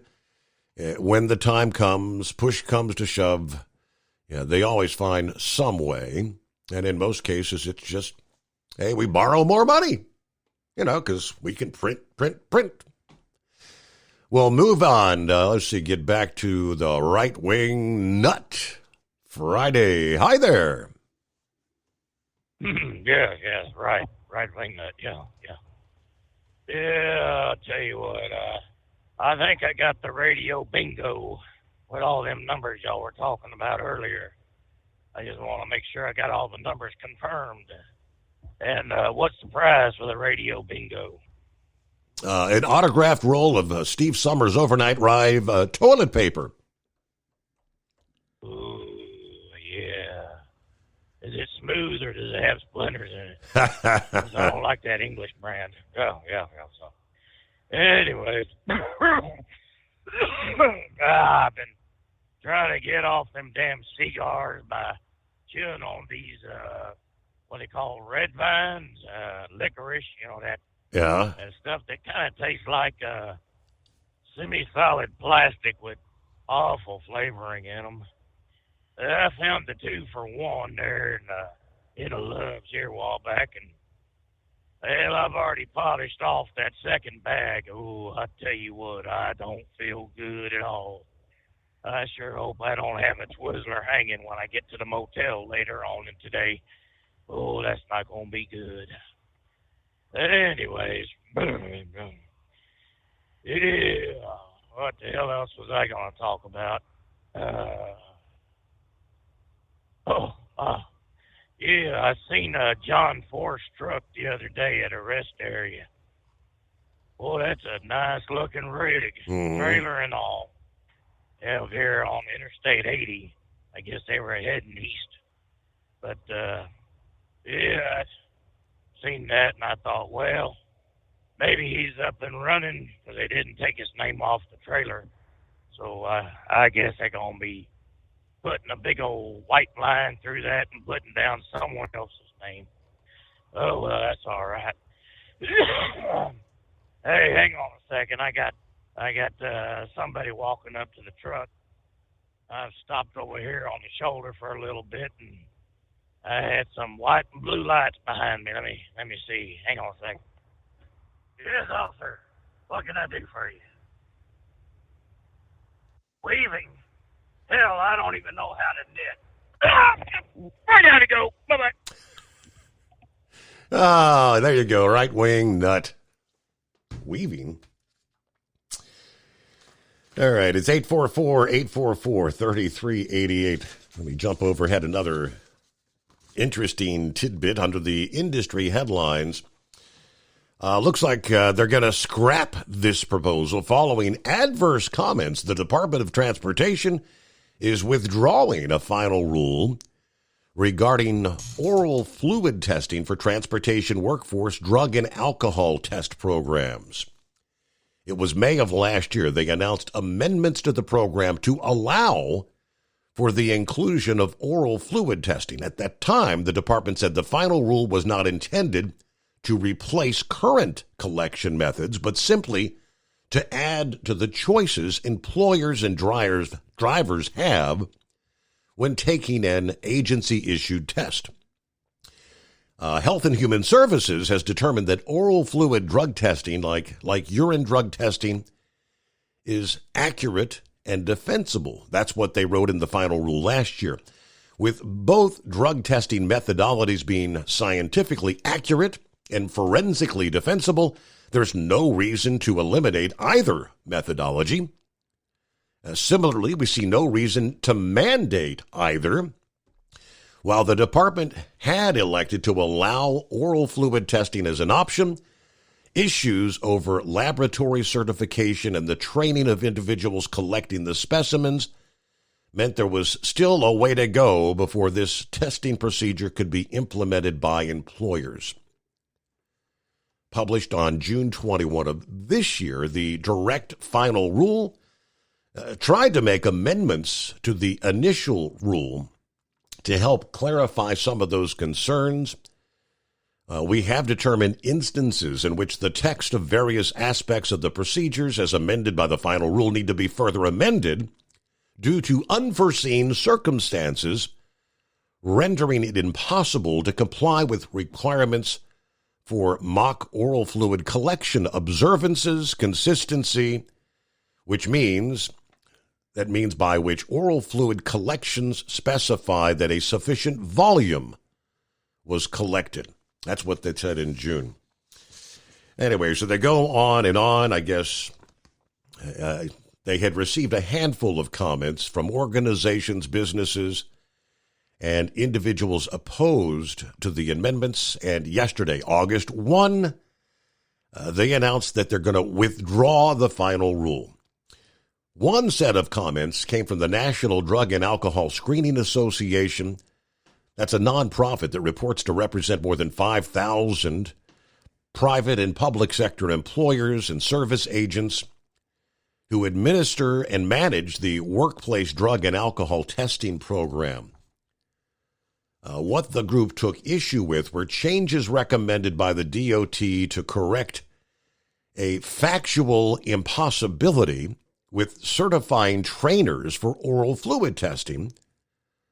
While the modifications would correct the issue, they said those changes would come at a cost to numerous individuals and businesses as well. So scrap that one. I guess it's back to the old traditional urine test for the drug testing programs from this point on, unless something further changes down the line. Hello, good morning, Vic.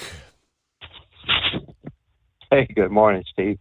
I was just sitting there listening to some of the stuff there about the drag racing and the serial killers, which I would rather discuss than the politics, but we live in such a regulated society today. we pretty much had creeping socialism to where I think socialism is pretty well here in every industry. And that's why you have to keep talking about politics, because it affects every industry, and one regulation after another, it just keeps right on coming. And that's the idea that you could just let individuals solve their own problems and let the natural course of things, I was listening to Lobster there earlier. I guess there had been some bakery companies that had merged, and they were trying to sort out how they could get to one set of equipment, which I've been through that before. And that's when I say things just solve themselves, so that they don't really, you have to direct which way they're going, but you'll come to a common solution at one point. And if the government jumps in there and says, no, you have to have this type of equipment in a certain jurisdiction, and it can create a lot of problems. And so that's what I was talking about, thinking about when you were talking about all this stuff with the politics and everything. But I seen a thing today when you were talking about J.D. Vance and Trump and everything. The Democrats would like to make Trump jettison J.D., and a few Republicans are in that mix also. And I believe that goes back to the McGovern Thomas Eagles thing way back when, I think it was it'd been 1968, because McGovern anyway. Thomas Eagleton was a senator that had some psychological problems, and they forced him to basically break down and cry on some court steps somewhere. So McGovern had to get rid of him and get someone else. And McGovern was going to lose anyway in 1968. But politics is getting almost a take no prisoner thing.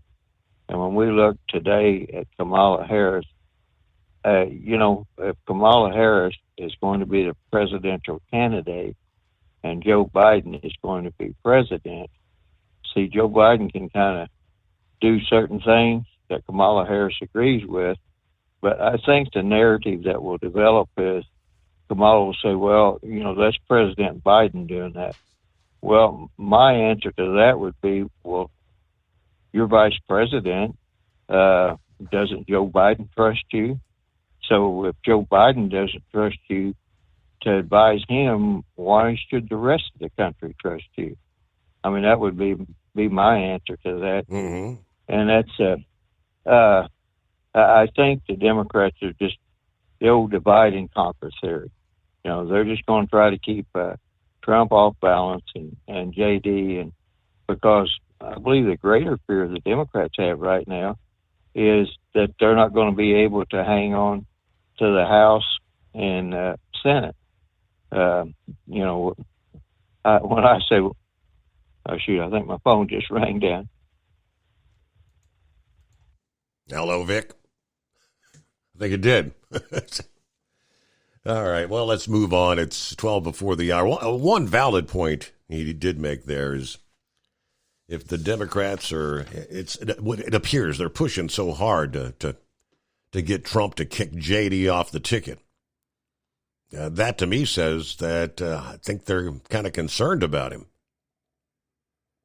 He did say Kamala cannot compete against JD on a difficult past. So that leaves them with the tax that perceived, the meaning of hillbilly talk. I kind of explained the whole scenario where JD had made that comment about the cat ladies and all that. But I won't bore you with that. It's about 10 before the hour. It is 844-844-3388. We'll return into the Steve Summers Overnight Drive.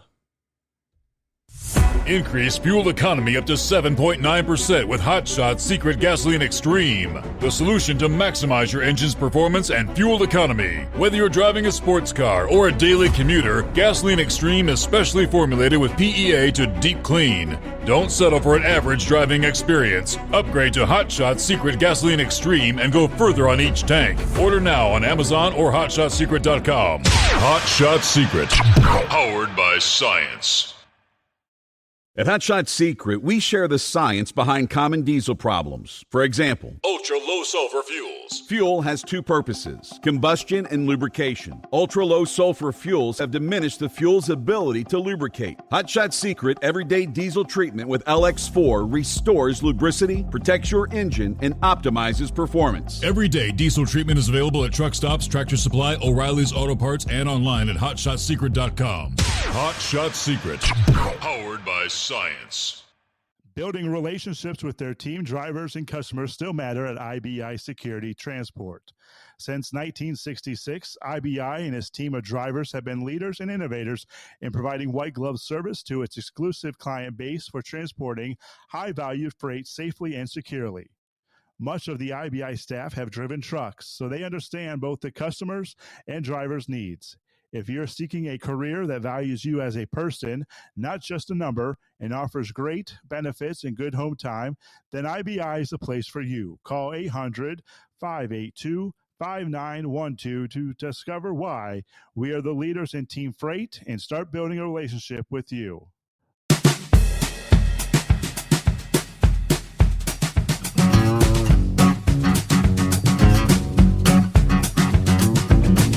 Let's jump over to the Olympic Games, which I quite honestly haven't tuned into much of anything. I've seen some of the short clips via social media of some of the events taking place, but just story after story that appears that this Olympic game has been mired in one controversy after another. From the opening ceremony, which... Now, we all know the controversy that stirred up. So now the controversy of biological males competing against biological females in Olympic sports. The big headline over the past day, 46 seconds. That was the sum total of time a female Italian boxer lasted in the ring at the Paris Olympics before she retired from a bout against an Algerian fighter who's a biological male, technically. It has ignited an eligibility furor at the Games. 25-year-old Iman Khalif, the Algerian, was cleared to compete in the 24 games, even after being disqualified from the International Boxing Association last year's World Boxing Championships for failing gender eligibility test. The International Olympic Committee uses different criteria to determine eligibility, and they ruled eligible to compete. Everyone competing in the women's category is complying with the competition eligibility rules, said the IOC spokesperson. They are women in their passports, and it's stated that this is the case. They are female. Now, the contest this past day shining fresh light on the controversy about athletes with abnormally high testosterone levels or other male characteristics being allowed to enter women's categories. Angela Carini was seen going to her corner twice during the women's category 66 kg clash, once to get her headgear tightened after taking a punch to the face, and the other to abandon the bout after 46 seconds. Speaking after the match, speaking to her Italian media, she said, I'm used to suffering. I've never taken a punch like that. It's impossible to continue. I'm nobody to say it's illegal. I mean, I got into the ring to fight. I didn't feel like it anymore after that first minute. She fell to her knees in despair, coming to terms with the end of her Olympic dreams at the hand of an opponent that was cleared to fight by the International Olympic Committee. So Khalif will now move to the next round of the women's division. But this among all week, the controversy, which closely followed that progress. Fox News reporting that the Algerian Olympian was disqualified from last year's World Boxing Championships, again after the Boxing Association determined he failed gender tests. Was found to have elevated levels of testosterone. The IBA president explained the decision at the time. Based on DNA test, we identified a number of athletes who tried to trick their colleagues into posing as women. According to the results of the tests, it was proven they have XY chromosomes. Such athletes are excluded from competition. Now, that was the International Boxing Association determination. So this same individual has the XY chromosomes. I guess the Olympic Committee says, hey, if your passport says you're female, you're clear to...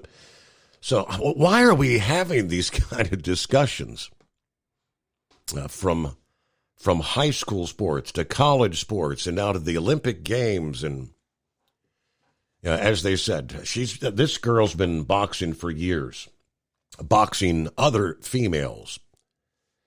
And 40 seconds into a match with a biological male, she said, I have never taken a punch like that before. So, yes, the controversy continues. I think Eagle wanted to chime in on that. If you can hang in there, we'll maybe to get your 2 cents on the biological males participating in female events. There was another controversy involving a Chinese swimmer. It was the 100 meter, I believe, swim, with the best of the best worldwide athletes.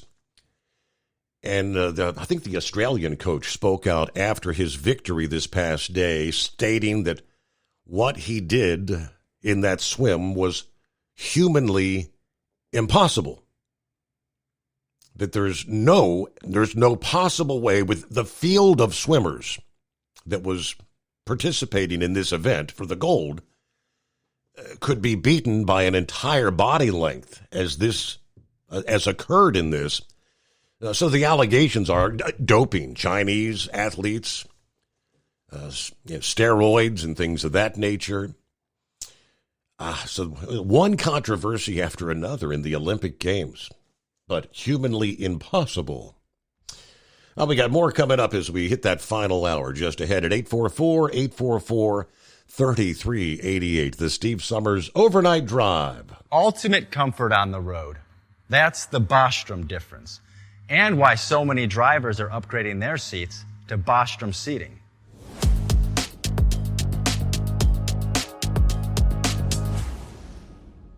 With roots dating back to 1935, we know seating.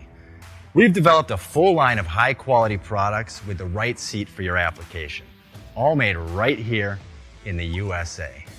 From our top-of-the-line Wide Ride Plus Certa for the long-haul driver to our entry-level Baja series for the vocational driver, we provide you with the comfort you deserve at the price point you're looking for. We know you're busy. You don't have time to search every distributor and dealership for the right seat, only to find the one you want won't fit in your truck. That's why we created BostromSeating.com. It's a complete seating solution. You can build the perfect seat with the features and options you desire, and we'll help you be certain it'll fit in your cab. Once you've built the perfect seat and have the part number in hand, you can shop pricing and availability. Our Where to Buy feature allows you to pick up a seat right where you are or anywhere along the road you'll be traveling. When you install a Bostrom seat, you become part of the Bostrom family. A family that includes other drivers who recognize this is more than work. It's a ride, one that requires the next level comfort and support only Bostrom can provide. Go to BostromSeating.com to design your ride with ultimate comfort for the open road. Hands on the wheel, hands off invoicing. At Transcap, we're built for high speed and service, just like you. Our fast freight factoring helps you make more money, not chase it down, because we handle all the invoicing BS and back office work. Apply for fast funding at transcap.com/getcash. It takes just 60 seconds. Or call 888-250 TCAP. That's 888-250-TCAP. And mention Steve Summers Overnight Drive. From Feature Story News in New Delhi, I'm Ishan Garg. The US is reportedly considering unilateral restrictions on China's access to AI memory chips and equipment capable of making such semiconductors as soon as next month. It risks fueling the tech rivalry between Washington and Beijing, with China's Global Times newspaper warning of countermeasures. Laura Westbrook reports from Hong Kong. The report by Bloomberg said the measure is designed to prevent US Micron Technology and South Korea's chipmakers SK Hynix and Samsung Electronics from supplying Chinese firms with high bandwidth memory chips. These are essential in helping run complex generative AI programs. Artificial intelligence is the latest arena of US-China competition. China's state-run Global Times newspaper called it a political move to contain China's AI industry. It also warned China may take countermeasures that could include lodging complaints with the WTO and that it could further harm US-China relations. Laura Westbrook, Hong Kong. In the largest prisoner exchange since the Cold War, the US, Germany, Slovenia and Russia agreed to exchange 26 people. The prisoner swap took place in the capital of Turkey, Ankara. Moscow received 10 Russians accused of espionage and other criminal activities in the West. 2 children were also reportedly involved in the exchange. They were the kids of Russian couple convicted in Slovenia for espionage. In exchange, the Kremlin released 13 people of German, US and Russian citizenship. Daria Bondarchuk reports from Moscow. Paul Whelan and other foreign citizens Rico Krieger, Dmitry Voronin, Patrick Sherbel and Herman Mojis. The Kremlin also released prominent Russian political activists. Among them are Ilya Yashin, Vladimir Karamurza, Alsu Kurmasheva, Andrei Pivovarov, Oleg Orlov and others. In exchange, Moscow received Russian citizens jailed over spying and fraud, in particular Vadim Krasikov, dubbed the FSB killer. The Kremlin did not provide an immediate reaction, promising to comment in due time. Daria Bondarchuk, Moscow. Even as the southern Indian state of Kerala is reeling in the aftermath of landslides where the death toll has now crossed 300, many regions in the north of the country have also been ravaged by heavy rains and flooding. Officials are blaming the above-average rainfall this month on the La Niña effect, which brings more rain to the subcontinent in the monsoon season. Neha Punia has more. The Indian Army has constructed a 190-foot-long bridge to reach remote areas impacted by the landslides, and they've also now been able to take heavy machinery and ambulances to remote regions. Meanwhile, in the north of the country, 16 people have died in the Himalayan region of Uttarakhand after heavy rains triggered floods and cut off connectivity. Neha Punia, New Delhi. International diplomacy is continuing as world leaders call for calm amid fears the Middle East may be on the brink of a wider regional war. The United States has sent 12 warships to the Mediterranean, while India is calling on its citizens to leave now. Sarah Quartz has more from Tel Aviv. Certainly a lot of fear here in Israel in the wake of these threats by Iran, by Hezbollah and also by Hamas after the assassination of 2 very senior members of both Hamas and also Hezbollah. Now, the supreme leader of Iran, Ayatollah Ali Khamenei, he has been threatening a very strong response on Israel, and that certainly has people here very, very worried. What we are seeing on the ground is panic buying in supermarkets, beaches that are largely packed on a Thursday afternoon, which is the beginning of the weekend here, largely deserted. So there is, of course, a lot of fear, a lot of worry about what could come over the coming hours. And we do know that the Israeli Prime Minister Benjamin Netanyahu, he's held very high-level meetings with not just the head of the Home Front Command, but also the National Emergency Authority. Now, Netanyahu posted on X that Israel is at a high state of readiness for any scenario, both defensively and offensively, saying, "We will exact a very high price for any aggression from any arena." Reporting from Tel Aviv, Sarah Coates. FSN is an independent source of news for TV, radio and digital networks worldwide. You can find more of our minute-by-minute updates on Twitter. Follow us there at Feature Story. And we have a wealth of audio and video stories from our global news bureaus on Facebook. You can find us there by following Feature Story News. Stay tuned for further updates right here. But for now, that is the latest feature story news. Ishan Garg reporting. At Hot Shot Secret, we share the science behind common diesel problems and their solutions. For example, diesel particulate filter regeneration. The DPF catches particulates left over from combustion. The DPF regeneration cycle cleans the filter with temperatures exceeding 1,000 degrees Fahrenheit. A computer sensor triggers the DPF regen, which is often accompanied by a loss of power and fuel economy. The frequency of DPF regens are in correlation to the cleanliness of the fuel burn. Under heavy operation with the dirty burn, DPF regens can occur multiple times per day. Hot Shot Secret Diesel Extreme Fuel Additive promotes a more complete combustion, creating fewer emissions and therefore fewer DPF regens. Vehicles using Diesel Extreme experience 83% less DPF regens. Hot Shot Secret Diesel Extreme is available nationwide at truck stops, fine farm and auto stores, and online at hotshotsecret.com. Hot Shot Secret, powered by science. The Rutten Deer was feeling its oats. 2 truck pullers got their first Grand National W's in doubles, and the funny farm all laughed all the way to the pay window. From National Tractor Pullers Association headquarters in Columbus, Ohio, this is the NTPA Overnight Raider Report. 10 Grand National divisions were in action this past weekend across Fort Recovery, Ohio's Grand Nationals and Brandenburg, Kentucky's Meade County Fair Grand Nationals. Let's congratulate our winners and top finishers. In light superstock in Brandenburg, hometown hero Larry Phillips led off Friday night with a winning pass on Extremely Insane.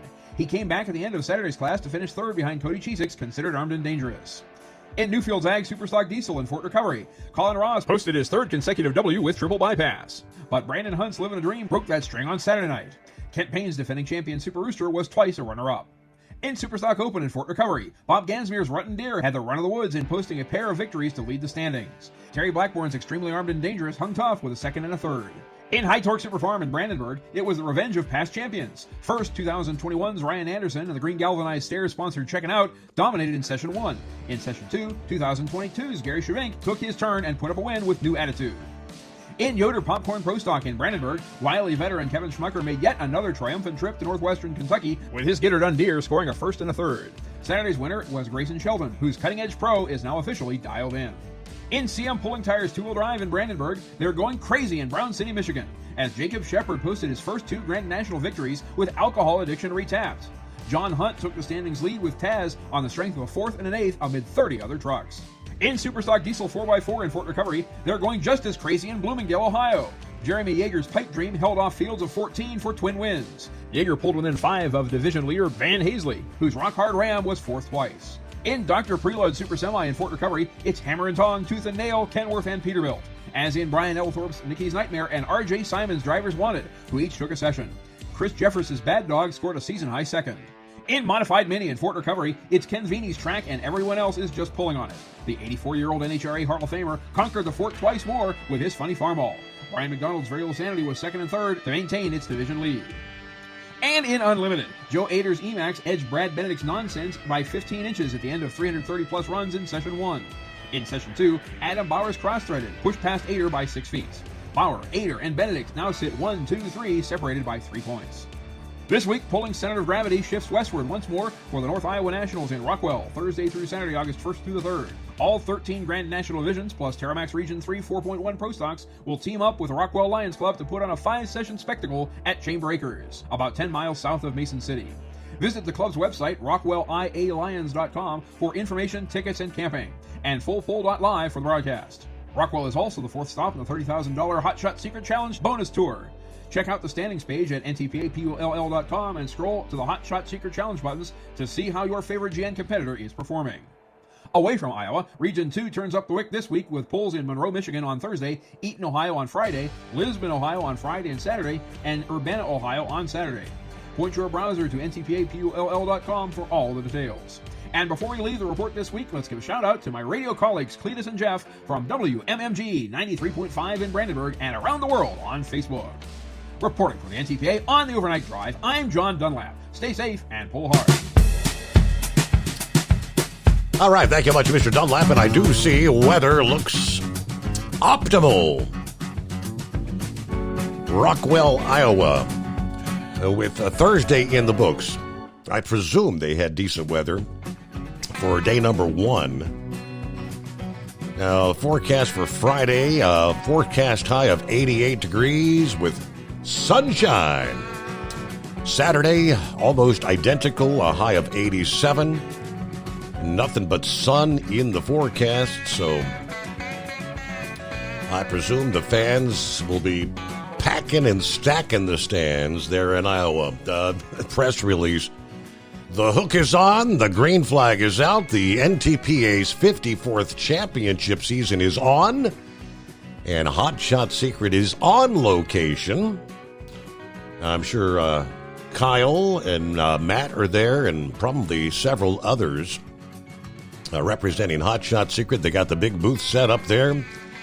The National Tractor Pullers Association and the Lions Club of Rockwell joining forces. The North Iowa Nationals, that again, they kicked off yesterday, continue today and Saturday. Chambers Acres, Rockwell, Iowa.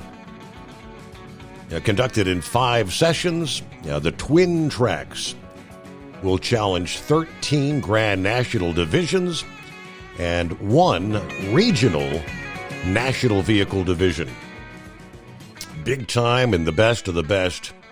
It's part of the NTPA's Grand National Series, where participants come from one of 13 GN divisions, and the best of the best. Roll in. So you want some action? This is the 4th stop of the 2024 Hot Shot Secret Challenge bonus series. Grand National competitors in all 13 divisions appearing in Rockwell will accumulate additional points towards a payout in excess of $30,000 total across all GN classes at the end of the year.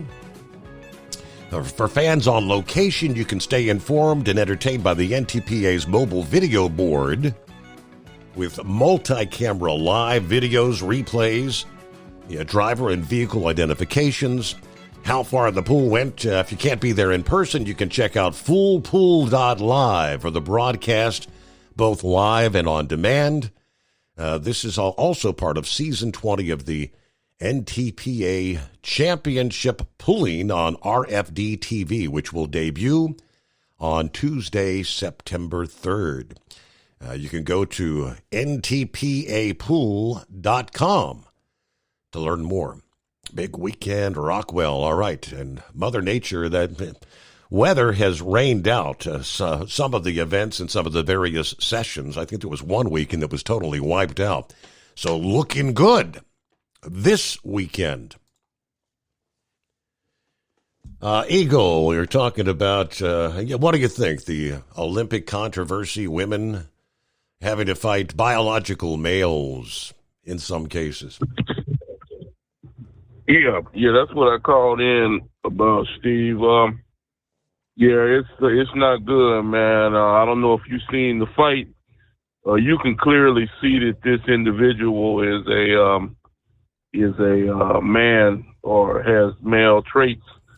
I didn't even know about it until I heard the controversy on the radio and TV. This woman, she said that she'd never been hit that hard before, Steve. Yep. This boxer, this guy, the man is from Algeria, they say. He was fighting a woman from Italy.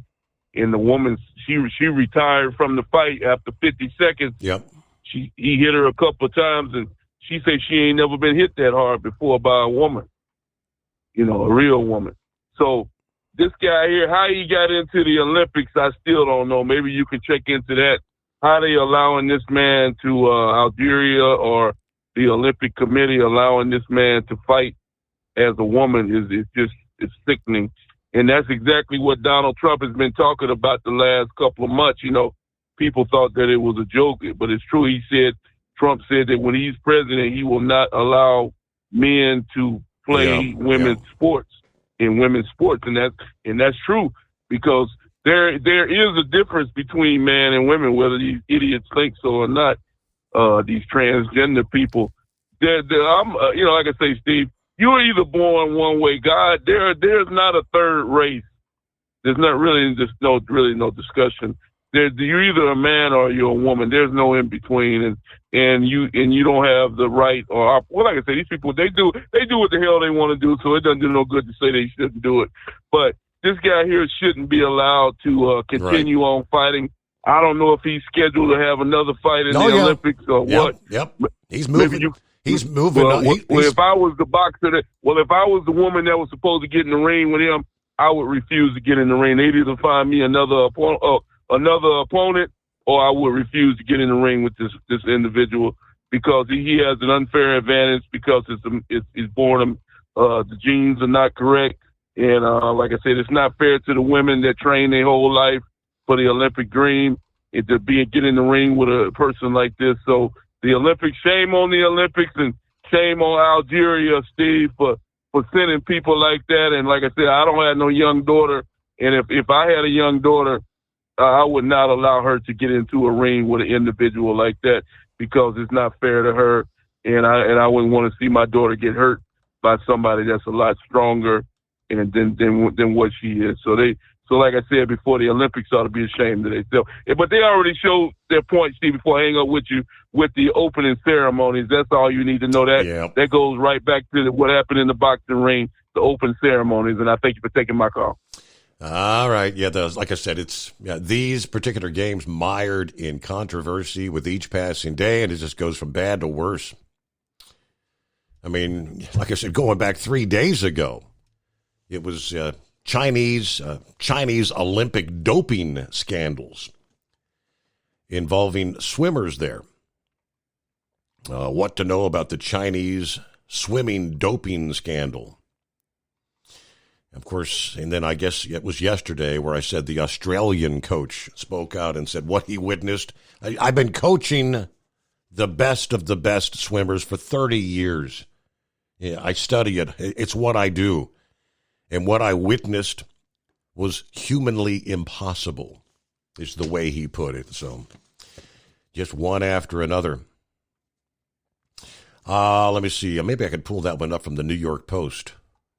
In regards to that, things are getting quite frigid in the water. The Chinese swimmer called out Australia's Kyle Chalmers and America's Jack Alexie for unsportsmanlike behavior after winning gold when he set the new world record in the men's 100-meter Wednesday. Yeah, when I finished the 4x100 freestyle relay the other day, I said hi to Chalmers, but he totally ignored me.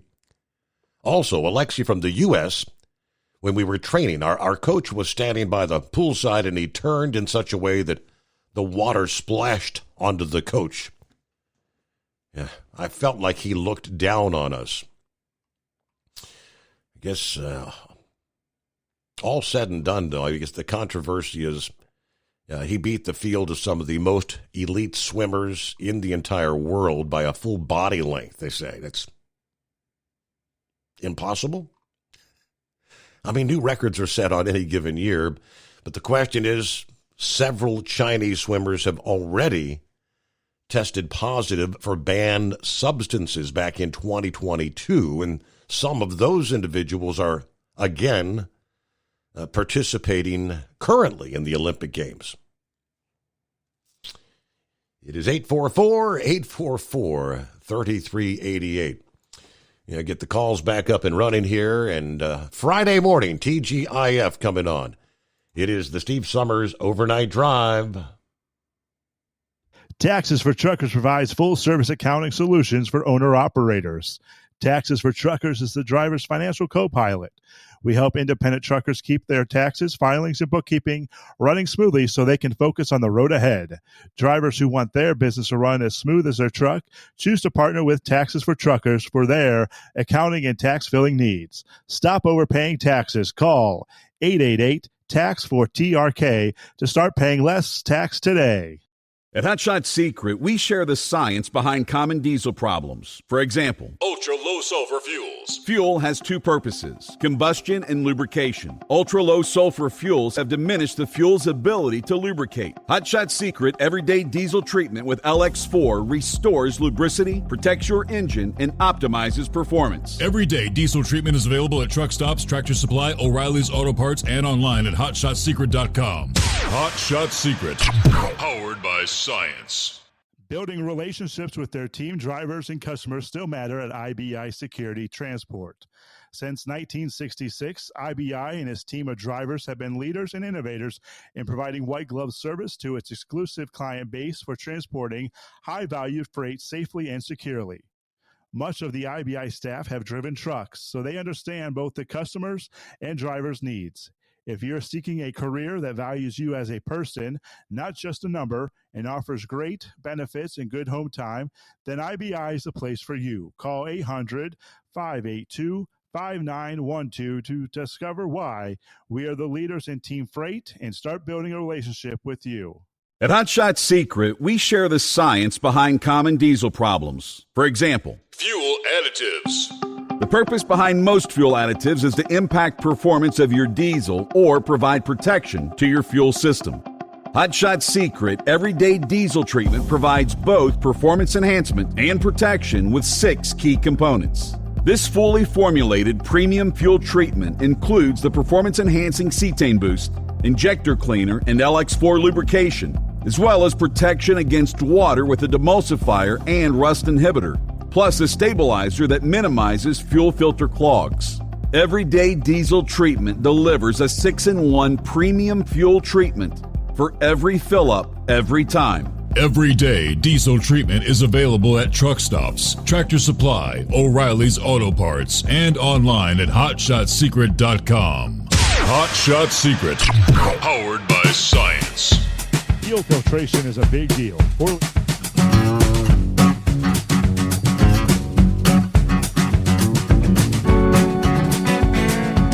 I was looking at some of the discussion going on. Norman checks in. He's talking about the wildfires out west. First, he said, heading up to Nebraska, deliver some pop cans tonight. In the regards to the Colorado fires, one very close to his son's place. Yeah, a lot of smoke. And then he said 4 fires within 36 hours, all in a straight line, south along the foothills. How'd they get started? He said at this point, unknown, or they're not saying, but yeah, I'm thinking somebody's setting them. I mean, they were all within 50 miles of each other. Okay. No, we had the story of the one guy. I think I had that in the mix over here. Where'd I put that? Yeah, the suspect who had the car fire, and they said he actually pushed the car off the ravine, which has turned into California's, I think, currently the largest fire. Ronnie Dean Stout, the man suspected of starting the Park Fire, has been officially charged with arson. According to the felony criminal complaint filed Monday, authorities said witnesses saw him pushing a burning car down a 60-foot embankment. Now, Stout claims he didn't push the car. Butte County's district attorney told reporters the suspect did not enter a plea during a court appearance Monday. He was denied bail. His arraignment was continued to, I guess, this past day, but they did say more charges could be added in that particular case. I think we mentioned the rattlesnake problem. In addition to the Quarry and Stone Canyon fires, Colorado is also grappling with the Alexander Mountain Fire, singeing more than 7,600 acres north of Denver. That was about 1% contained as of Wednesday night. And the hot, dry, windy weather was expected to continue through today, Friday. Let's see, California, the week-long inferno, the Park Fire that started July 24th is now bigger than the size of Los Angeles.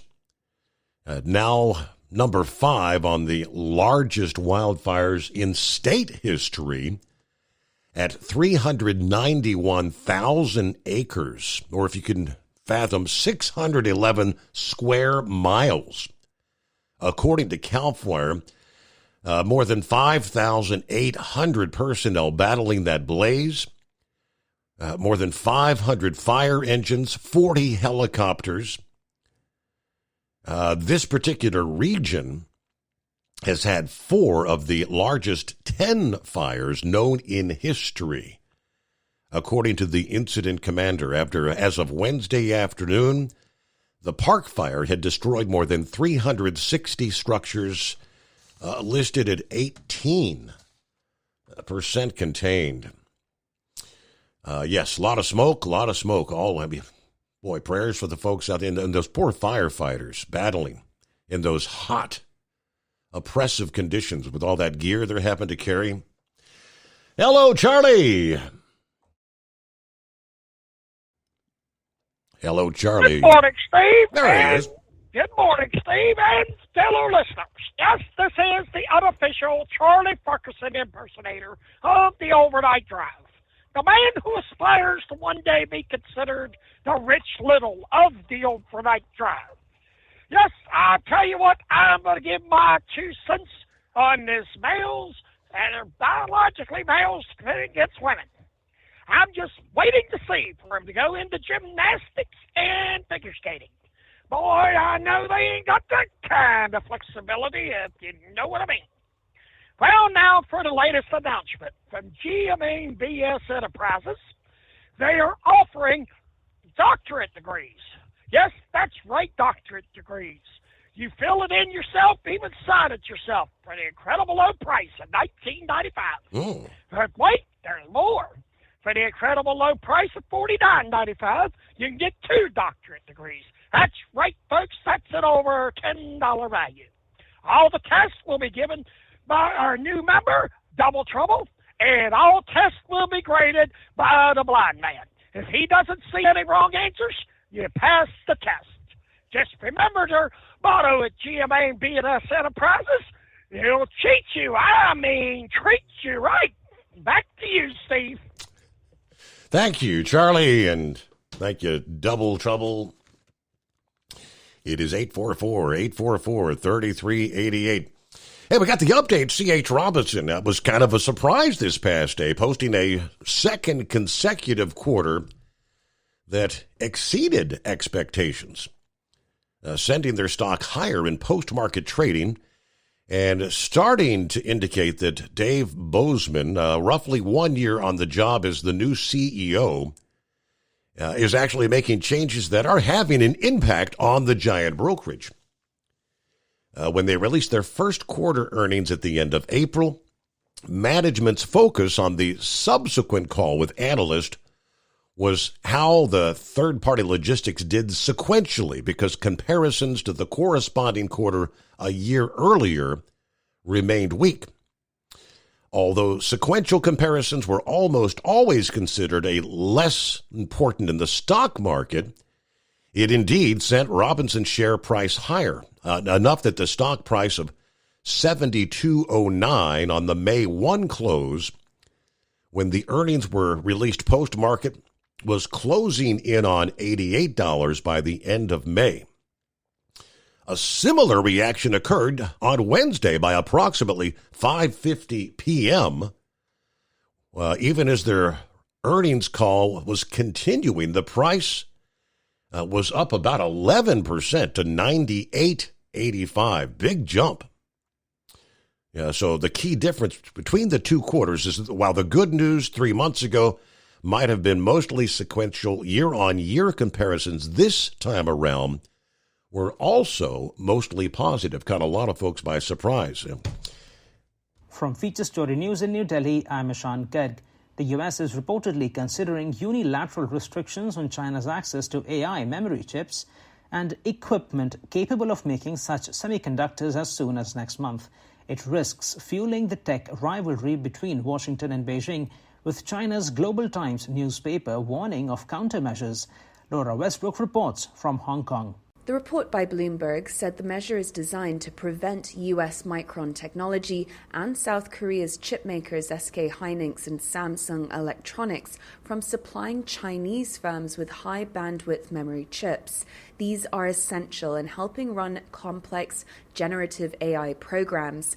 Artificial intelligence is the latest arena of US-China competition. China's state-run Global Times newspaper called it a political move to contain China's AI industry. It also warned China may take countermeasures that could include lodging complaints with the WTO and that it could further harm US-China relations. Laura Westbrook, Hong Kong. In the largest prisoner exchange since the Cold War, the US, Germany, Slovenia and Russia agreed to exchange 26 people. The prisoner swap took place in the capital of Turkey, Ankara. Moscow received 10 Russians accused of espionage and other criminal activities in the West. 2 children were also reportedly involved in the exchange. They were the kids of Russian couple convicted in Slovenia for espionage. In exchange, the Kremlin released 13 people of German, US and Russian citizenship. Daria Bondarchuk reports from Moscow. Paul Whelan and other foreign citizens Rico Krieger, Dmitry Voronin, Patrick Sherbel and Herman Mojis. The Kremlin also released prominent Russian political activists. Among them are Ilya Yashin, Vladimir Karamurza, Alsu Kurmasheva, Andrei Pivovarov, Oleg Orlov and others. In exchange, Moscow received Russian citizens jailed over spying and fraud, in particular Vadim Krasikov, dubbed the FSB killer. The Kremlin did not provide an immediate reaction, promising to comment in due time. Daria Bondarchuk, Moscow. Even as the southern Indian state of Kerala is reeling in the aftermath of landslides where the death toll has now crossed 300, many regions in the north of the country have also been ravaged by heavy rains and flooding. Officials are blaming the above-average rainfall this month on the La Niña effect, which brings more rain to the subcontinent in the monsoon season. Neha Punia has more. The Indian Army has constructed a 190-foot-long bridge to reach remote areas impacted by the landslides, and they've also now been able to take heavy machinery and ambulances to remote regions.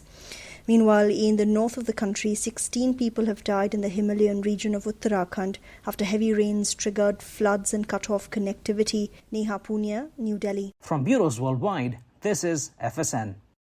Ultimate comfort on the road. That's the Bostrom difference, and why so many drivers are upgrading their seats to Bostrom seating.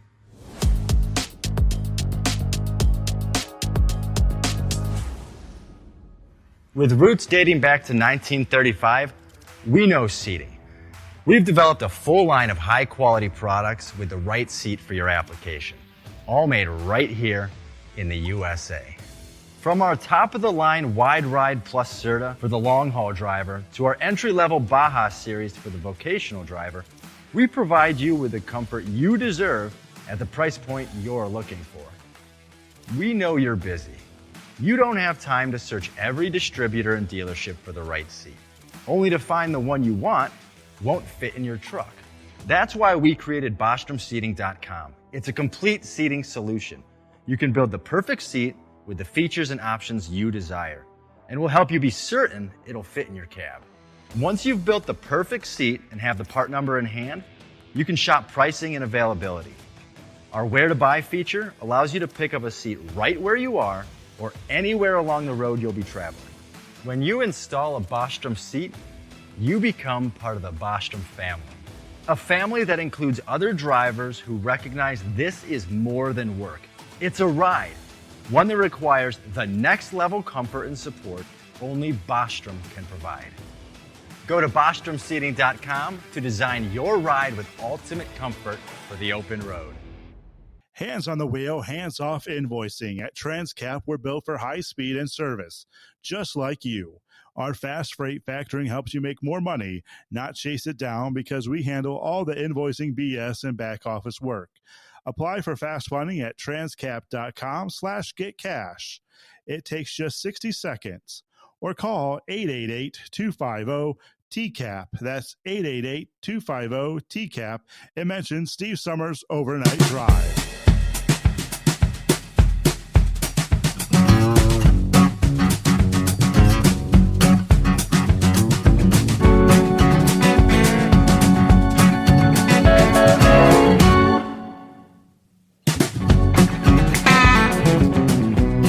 All right, and back to the latest controversy at the Olympic Games, I believe it was Fox News that spoke to a two-time Team USA Olympic gold medalist in boxing.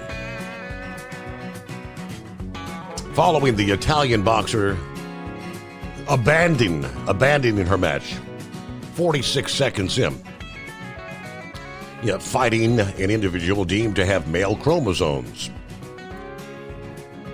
The former Olympic boxing champion called out organizers for allowing this fight to even take place. On American Newsroom this past evening, two-time U.S. gold medalist Claressa Shields says, "You have to go through so many different international tournaments, country tournaments to even make the Olympics. So for me, I can understand her devastation. It should not be ruined due to a man. And I think the Olympics definitely dropped the ball." The Algerian boxer defeating the Italian this past day after she abandoned her match 46 seconds after it started. Now, going back to Shields, Claressa Shields, the U.S. gold medalist, she said, "At my first Olympics, I was 17 years old, so I hadn't even fully developed as a woman. I could not imagine getting inside the ring with a biological man. I don't see how the Olympics has done something like this." The Algerian fighting under a firestorm of controversy regarding the failed gender eligibility test last year, where the DNA test shows XY chromosomes positive for high levels of testosterone. Again, as they said at the time, we have identified a number of athletes who tried to trick their colleagues into posing as a woman. DNA test proving they have XY chromosomes. These athletes are excluded from competition. That was the International Boxing Association. Now, so apparently the Algerians are trying to say no. He's a girl, denying the claims. The International Olympic Committee also cleared him to compete. Now, Taiwan's Lin Yuting was also cleared to compete despite failing to meet gender eligibility standards alongside Khalif last year. So you've got apparently two biological males competing in the women's boxing Olympic Games. Shields says, "I can't believe that this is being done. I could not imagine it happening to me." Okay. Let's see. Italy's ANSA says the president of Gaynet Communications in Italy is saying that he learned Khalif was intersex and not transgender. Okay. From the information we have about her, she's an intersex person who's always socialized as a woman and has a sporting history in women's competition. Last I checked, there's a pretty simple way to determine one versus the other. XY versus XX, that's obviously no other questions needed. Drop your boxers. That'll show the way. Happy Friday. Who is on board? Happy weekend to you and the princess. Okay, an earthquake site you might like. He sent me the link there. Very interesting. Okay, I'll check that out. Meanwhile, let me see. Vic is back on board. Welcome back. Yeah, I forgot to plug up my phone, Steve, but this won't take very long. That long email I sent you today, they have a festival over there in Ohio at some time. It's called Industrial Strength Bluegrass, and there's a whole album in there, and they have the song in there. I think Tom T. Hall's most known for it, but another person wrote it there about the rolling mills of Middletown, and that's where J.D. grew up. And I understand today's his birthday, and he's going to be back in the Cincinnati area, supposedly. I think just for a family thing. And today before he came back to there, he was in Arizona giving an interview to one female reporter. I don't know who it was, but when they got all done, all of his security and border patrol, they were there and they were showing drones that the cartels had on the other side, that they were taking pictures of the whole interview there with JD and all that. So that's just how secure our border is. But the one thing I was talking about was, you know, how every area in this country, they have their colloquial talk or whatever you want to call it. And I was thinking about, you're familiar with the people in the South, and a lot of people in the South, when they want to ride or, you know, want you to give them a ride someplace or something, they'll say, hey, can you carry me here or there? I imagine you've heard them say that many times. Yeah. And that's confused more than one person. Is like, you want me to carry you?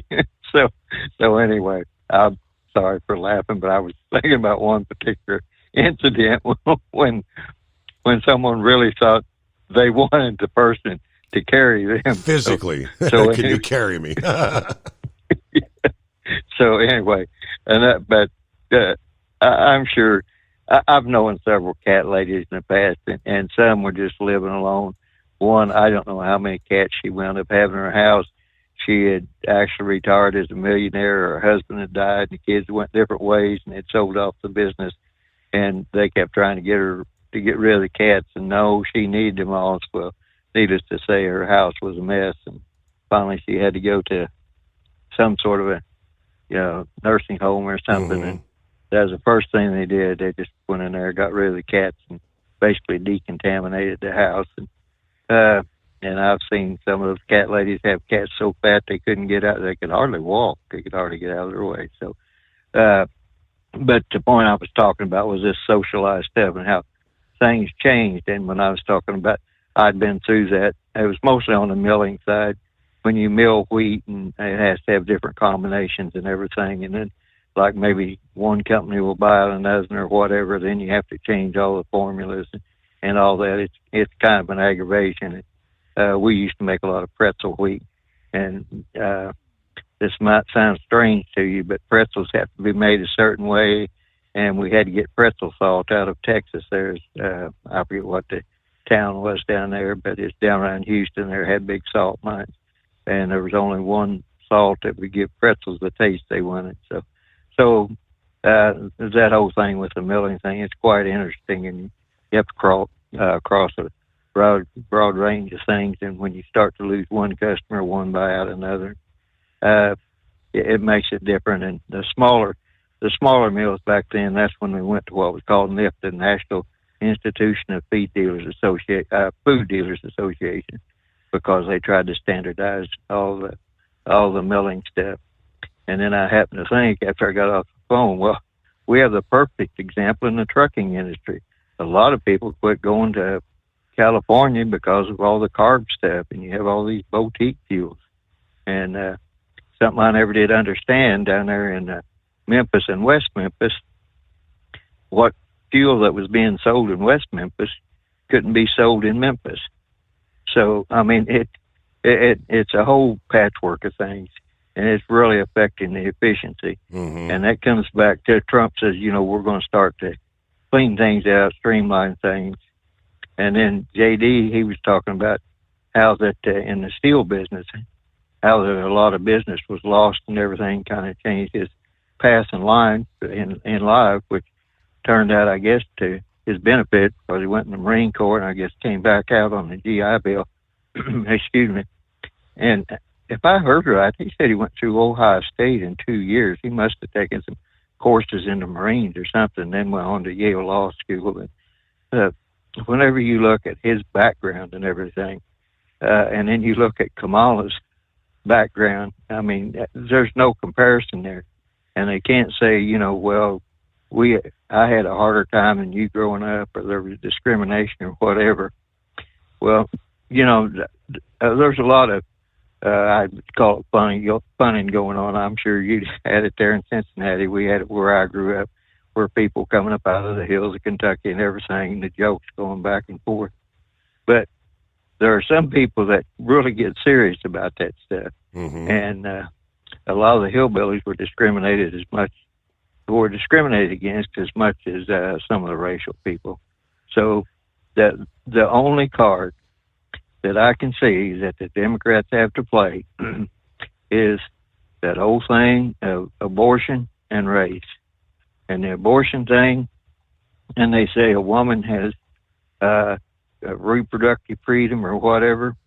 Well, that reproductive freedom starts before there's a fetus in the womb. So if you don't want a child, you ought to take steps to avoid it. Whatever it is. There's numerous options available out there, right? Absolutely. All right, Vic, glad you were able to get back through there. Hey, unusual Philip on a Friday. Hey, good morning. Morning, buddy. How y'all doing? I was up earlier with the rocket. I know you saw that when I was on Facebook there. Yeah, that thing woke me up, and it was that sonic boom was a sonic boom. I mean, I don't know if it was just, I guess everything was in the right conditions or whatever, but man, it rolled through for a while there, woke me up. I got up, I couldn't go back to sleep, so I started listening to the show a little bit. I figured I'd chime in a little bit. How y'all doing today? So is that where you had, I guess it was a SpaceX launch and you had the boosters coming back and the sonic booms?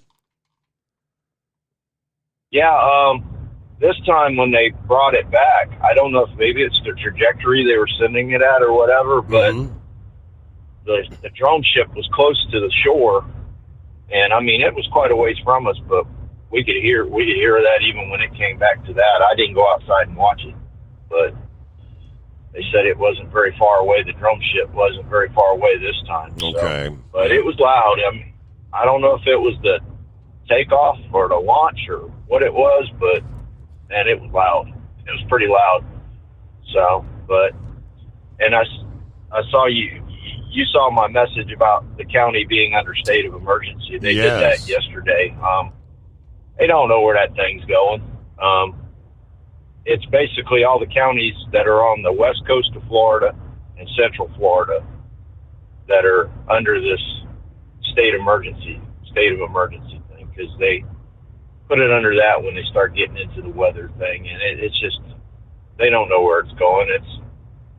I don't know. It looks like to me it's going to be a Gulf storm. It's going to come up and then swing back into us. It's just where it swings back into us, it's going to be the question.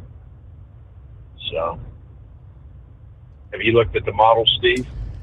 Yeah, they're pretty much all over the place, as you've been saying. I mean, it sounds to me kind of like they're more leaning towards the Gulf of Mexico synopsis now, and then maybe it going up. I mean, it's kind of showing going up to the, what do they call it, the Big Bend area up there in the Florida, and then maybe stalling out there in southern Georgia or something.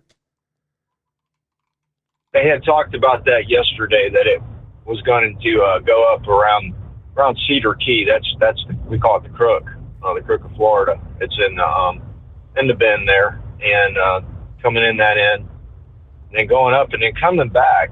There was one model that showed it going into Jacksonville area, going out and then coming back, and then it's been all over the place. Mm-hmm. If you look at the spread on those spaghetti models, they're spread out after they get close together around the Keys. And then after the Keys, then it kind of spreads out. And when it spreads out like that, that's uncertain. They don't know. And that's they don't know. So, yeah, if you ever look at those models, when those lines all line up on each other, that's where 90% of the time is going to go. But if they spread out and fan out, then that's uncertainty. They don't know where it's going to go. So it's going to be one of those wait and see things. Like I said earlier, it's all we can do is just wait and see how it works out. I got with my boss yesterday at Disney before I left, and they've got special telephone lines that we call in on, and in case of emergency like this, so we know we're going to go to work or not. So I got all that stuff set up, and so we know. Disney will have our hurricane ride-out crew that will stay there to do it. So that's all I got pretty much, buddy. I just want to say hi. I'm going to get off here and give Eskimo Mom a call. I tried calling her earlier, and and she called me back while I was on hold. So y'all have a good one. Thank you, sir. All righty. Thank you much. Have a great day. And I don't know. He doesn't really get much of a weekend. It's like a day. But all right. It is 844-844-3388. The Steve Summers Overnight Drive. Increase fuel economy up to 7.9% with Hot Shot Secret Gasoline Extreme. The solution to maximize your engine's performance and fuel economy. Whether you're driving a sports car or a daily commuter, Gasoline Extreme is specially formulated with PEA to deep clean. Don't settle for an average driving experience. Upgrade to Hot Shot Secret Gasoline Extreme and go further on each tank. Order now on Amazon or HotShotSecret.com. Hot Shot Secret. Powered by science. At Hot Shot Secret, we share the science behind common diesel problems. For example, Ultra-low sulfur fuels. Fuel has two purposes, combustion and lubrication. Ultra-low sulfur fuels have diminished the fuel's ability to lubricate. Hot Shot Secret Everyday Diesel Treatment with LX4 restores lubricity, protects your engine, and optimizes performance. Everyday diesel treatment is available at truck stops, Tractor Supply, O'Reilly's Auto Parts, and online at HotShotSecret.com. Hot Shot Secret. Powered by science. Building relationships with their team drivers and customers still matter at IBI Security Transport. Since 1966, IBI and its team of drivers have been leaders and innovators in providing white glove service to its exclusive client base for transporting high-value freight safely and securely. Much of the IBI staff have driven trucks, so they understand both the customers' and drivers' needs. If you're seeking a career that values you as a person, not just a number, and offers great benefits and good home time, then IBI is the place for you. Call 800-582-5912 to discover why we are the leaders in team freight and start building a relationship with you. Attention all truckers, are you ready to own your own truck? Lone Mountain Truck Leasing makes it easy. Our lease-to-own program puts you in the driver's seat. Our inventory is always changing, and we have a variety of rigs, including Kenworths, Freightliners, automatics, and manuals.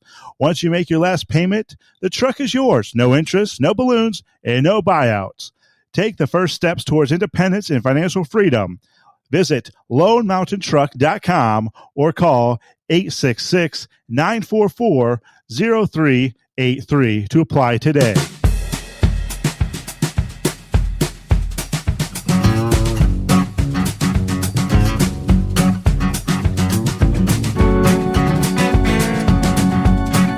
Just looking at the latest, as you call them, the spaghetti model runs, and they are pretty much all in agreement that this thing's going to skirt just right along the coast of Cuba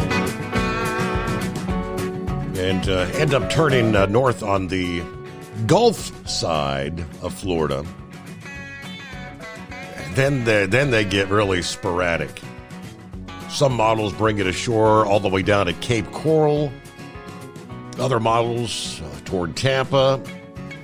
Several up toward Gainesville. One of them almost all the way up into the Tallahassee area. And some of them, it's just a broad area from there. Where do you get that one oddball model? A model that has it tracking directly across the Gulf of Mexico, coming in somewhere down toward Corpus Christi, Texas. I think that one's a little off. It's just one model. Just has it going straight across the Gulf. Okay. That's why they have a number of different model runs, but we'll know more in the coming days. Hello, anonymous hippopotamus. Yeah. Well, isn't that like grading on a curve there? You take the top one and the bottom one and you just throw it out, and then you start going on with the closer to the middle there. So you kind of got to scale your hurricanes on a curve there, and those wacky ones that go off there. So anyways, I thought we determined, what was it? Was it back in the 1980s? Maybe the 90s. I don't know if it was even the 1990s. When did Crocodile Dundee movies come out? Wasn't that in the 80s? That was 80s. Somewhere in the 80s, yes. Now, in those movies, didn't we learn how to determine who was a Sheila and who wasn't a Sheila? Yes, if memory serves. You grab them in a... Yeah. Yeah. Hey, check to see if there's a package anywhere there, you know. And sometimes if there isn't, it seemed to have a little satisfaction there. But I don't know. It's just what I saw in the movies there. I don't know anything firsthand. Anyways,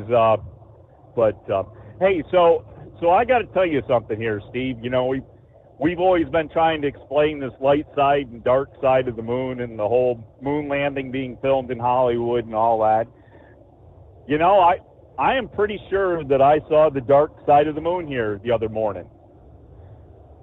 So I'm looking at it, and you got the crescent moon out there, right?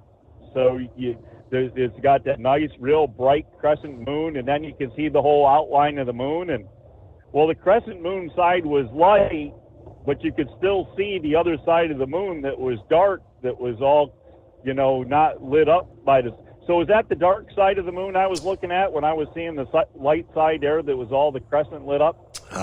Sorry, that would be negative. But it wasn't light. It wasn't lit. So how could it was dark. So isn't that the dark side of the moon?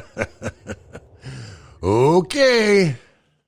Oh, anyway, so I don't know. I guess that was about all I had for you. I don't know. I probably ruined a good caller there, but I was kind of dozing there for a little bit, and you know, I woke up to the Knuckle Buster. I was kind of half asleep, and I was hearing Knuckle Buster in my sleep there. I'm like, what in the hell?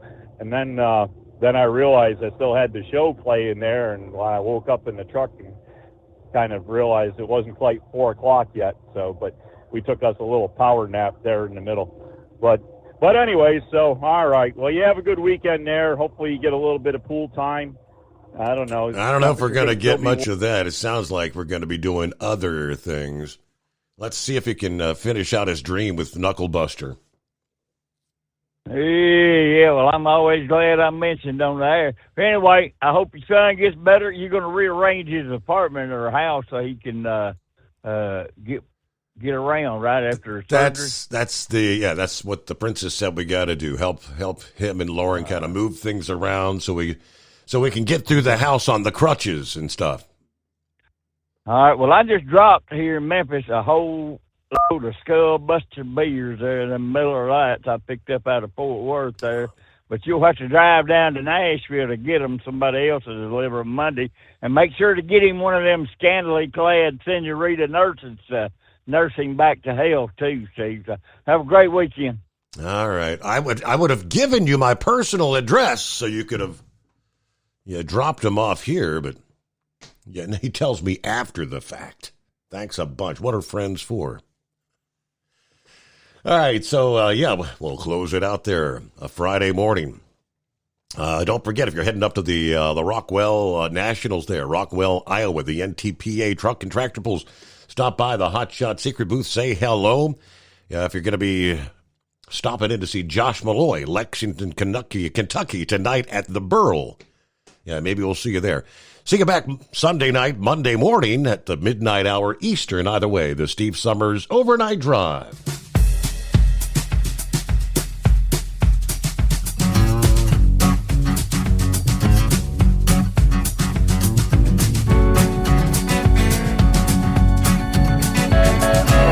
You never guess the places that I've been. You never guess the places that I've been. 'Cause everything is like a dream, yeah, but only in that dream that I live in. I'm never gonna let the day begin. Never gonna let the day begin. 'Cause everything is like a dream, yeah, but only in that dream that I live in. Oh, don't wake me up before you go, and I'll just make this bed my home. Oh, darling, please just let me sleep. Give me my dreams.